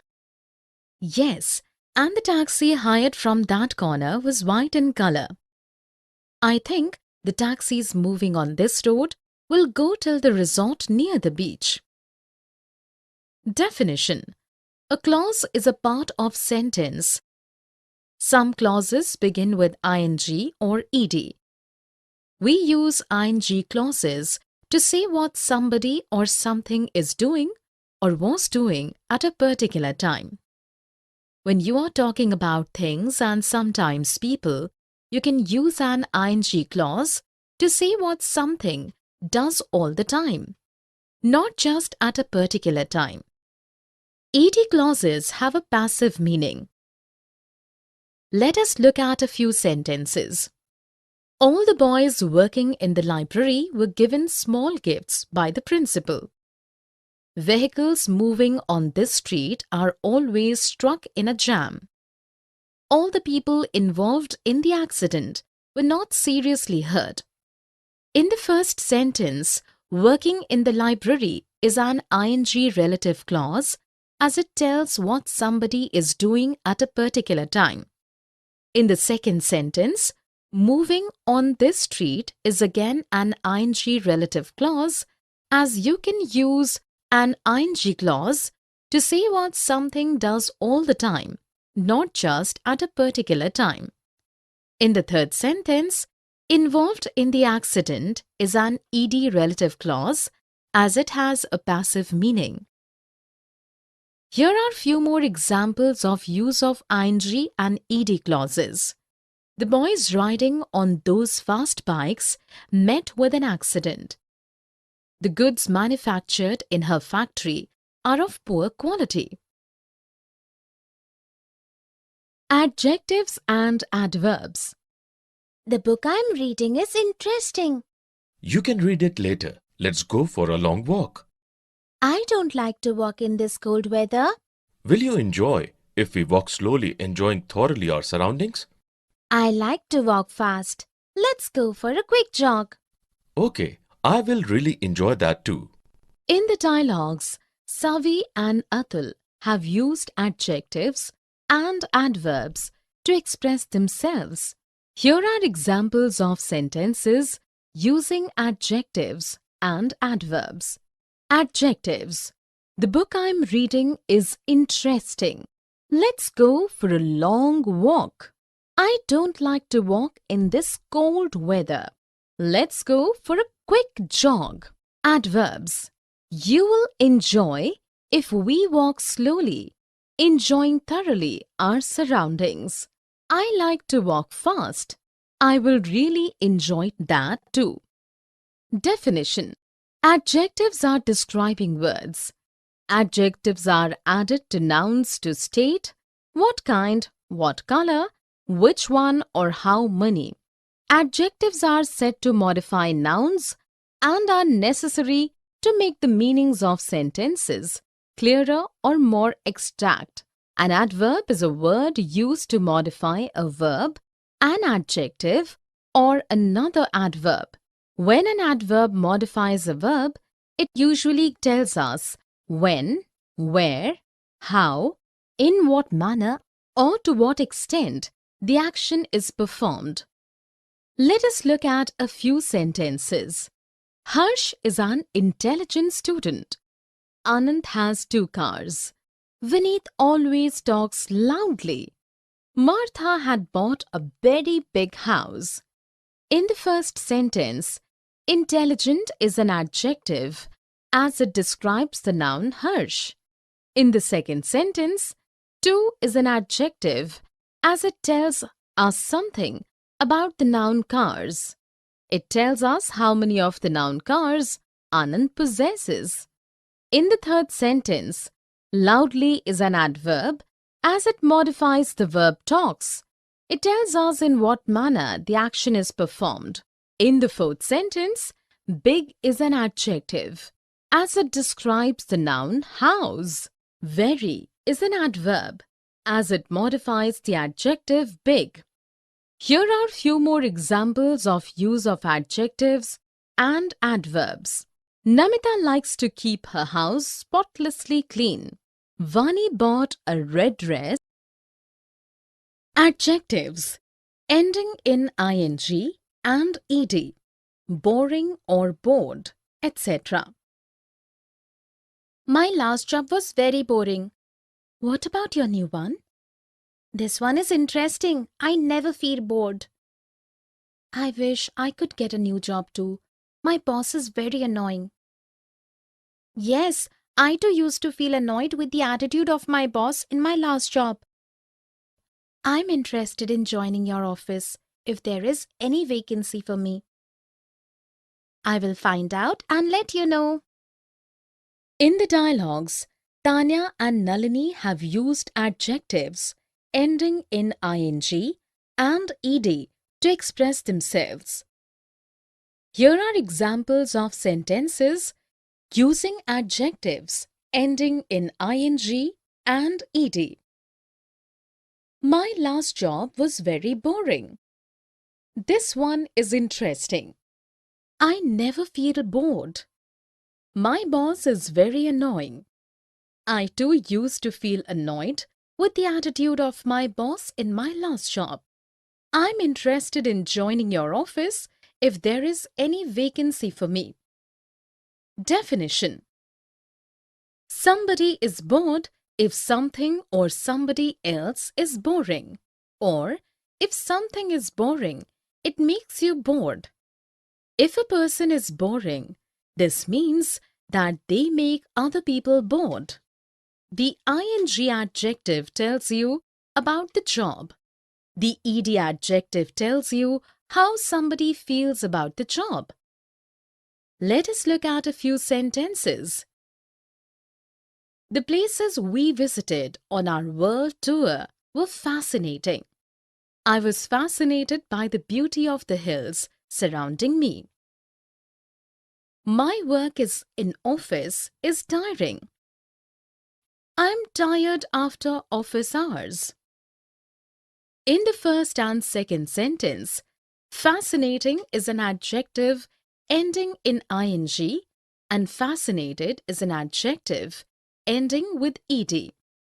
Somebody is fascinated if something or somebody else is fascinating, or if something is fascinating, it makes you fascinated. The ing adjective is telling you about some places. The ed adjective is telling you how somebody feels about a place. In the third and the fourth sentence, tiring is an adjective ending in ing and tired is adjectives. Word order. A nice new house. Adjectives after verbs. You look tired. Look at that cute white puppy. I want to take it home. It looks adorable. Yes, it does. I will ask my mother if I can take it home. You can buy a small round plastic basket for the puppy. I think that dog with black and white patches is the mother of this puppy. In the dialogues, Jagrati and Anubhav have used adjectives in a particular word order, an adjective after a verb to express themselves. Here are examples of sentences using adjectives in a particular word order and adjectives after verbs. Look at that cute white puppy. It's look adorable. You can buy a small round plastic basket for the puppy. I think that dog with black and white patches is the mother of this puppy. Definition. Sometimes we use two or more adjectives together. Adjectives like new, large, round, wooden are fact adjectives. They give us factual information about age, size, color, etc. Adjectives like nice or beautiful are opinion adjectives. They tell us what somebody thinks of something or somebody. Opinion adjectives usually go before fact adjectives. Sometimes we use two or more fact adjectives. Very often, but not always, we put fact adjectives in this order. 1. How big? 2. How old? 3. What color? 4. Where from? 5. What is it made of? Adjective of size and length. Big or small. Tall, short, long, etc. Usually go before adjectives of shape and width. Round, fat, thin, slim, or wide, etc. When there are two color adjectives, we use and. We use adjectives after some verbs such as be, get, become, seem. We also use adjectives to say how somebody or something looks, feels, sounds, tastes or smells. Let us look at a few sentences. I read a fantastic fiction book. My father gets angry. Adjectives and adverbs. Quick, quickly. Finish your work quickly if you want to go to the market with me. I'm trying to be quick, but the questions are tough. Read the difficult questions carefully before you solve them. I'm doing so, but some of the questions are extremely hard to solve. In the dialogues, Vishal and Stuti have used different types of adjectives and adverbs to express themselves. Here are examples of sentences using different types of adjectives and adverbs. Adjectives. I'm trying to be quick, but the questions are tough. Read the difficult questions carefully before you solve them. I'm doing so, but some of the questions are extremely hard to solve. Adverbs. Finish your work quickly if you want to go to the market with me. Read the difficult questions carefully before you solve them. I'm doing so, but some of the questions are extremely hard to solve. Definition. Many adverbs are made from an adjective plus minus one y. Adjectives, quick or careful, etc. Tell us about a noun. We use adjectives before nouns and after some verbs, especially be. We also use adjectives after the verbs look, feel, sound, etc. Adverbs quickly or carefully, etc. tell us about a verb. An adverb tells us how somebody does something or how something happens. We also use adverbs before adjectives and other adverbs. You can also use an adverb before a past participle. Let us look at a few sentences. It is raining really heavily. Jasmine was seriously injured in the accident. Anupama is a friendly girl. She gave him a beautiful bouquet of roses on his birthday.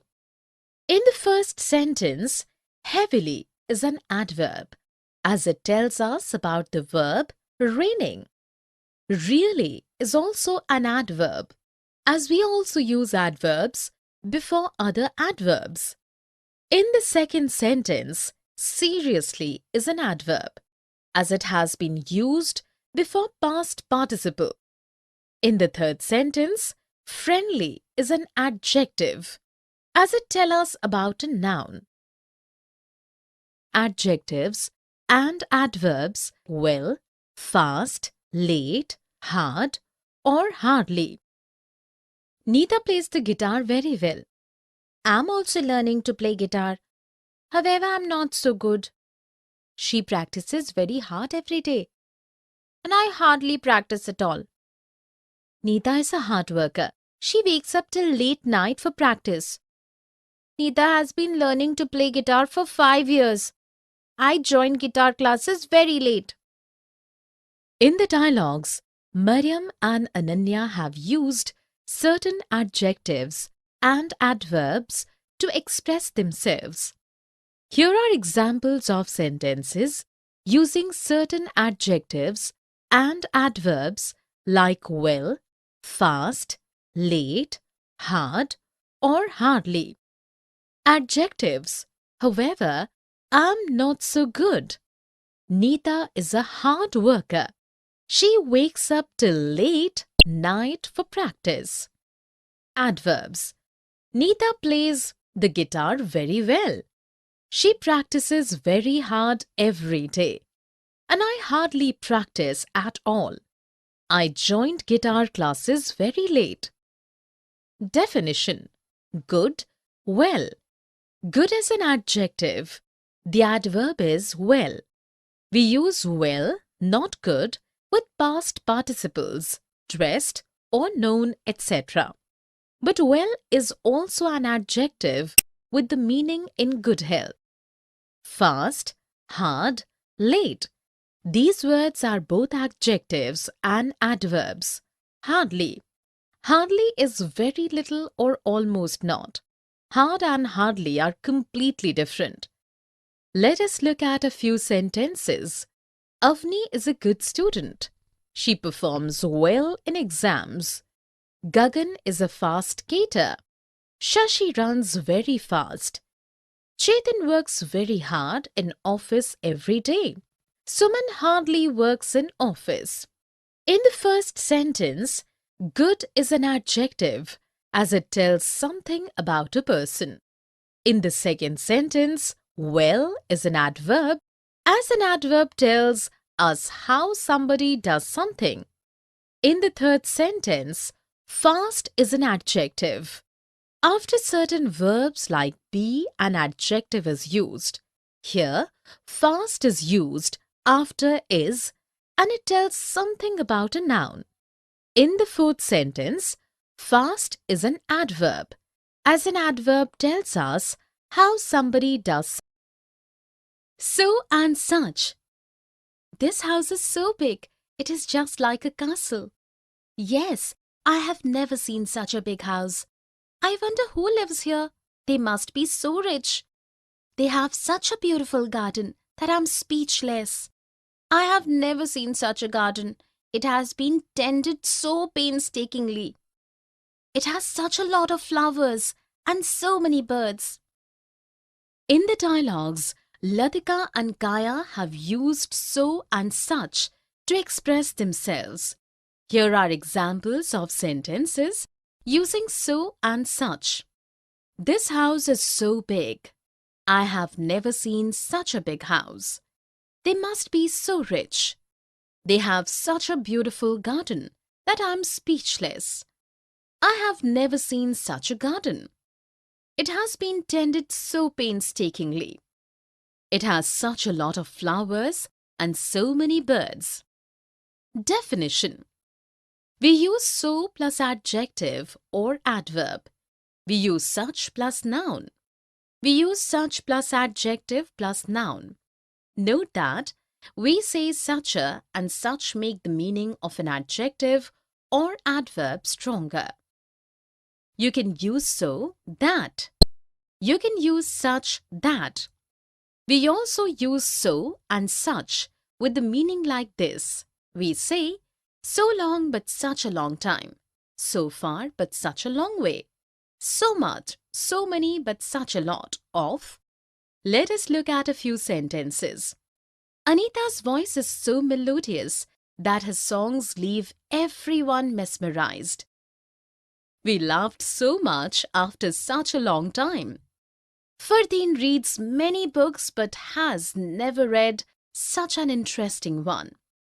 Everyone enjoys her speeches because she speaks English so fluently. In the first sentence, so has been used with the adjective melodious along with that. So makes the meaning of the adjective melodious stronger. In the second sentence, so has been used with much and such with a long time. Such is used with a. In the third sentence, such with adjective interesting, and it conveys the meaning like this. In the last sentence, so has been used with adverb fluently, and it makes the meaning of fluently stronger. Here are few more examples of use of so and such. The temple is so far away that it is difficult to go there. Enough and to. There isn't enough space in my bag to keep all these clothes. This bag is too small. You must buy another one that is spacious enough. You are right, but it is too late to go to the market now. Actually, I don't have too much experience of packing. I can't be of any help to you. Even I'm not experienced enough. In the dialogues, Kajal and Dimple have used enough and to express themselves. Here are examples of sentences using enough and to. There isn't enough space in my bag to keep all these clothes. This bag is too small. You must buy another one that is spacious enough. But it is too late to go to the market now. Actually, I don't have too much experience of packing. Even I am not experienced enough. Definition. Enough goes after adjectives and adverbs. The opposite is to. To normally goes before adjectives and adverbs. Enough normally goes before nouns. You can also use enough alone without a noun. The opposite is too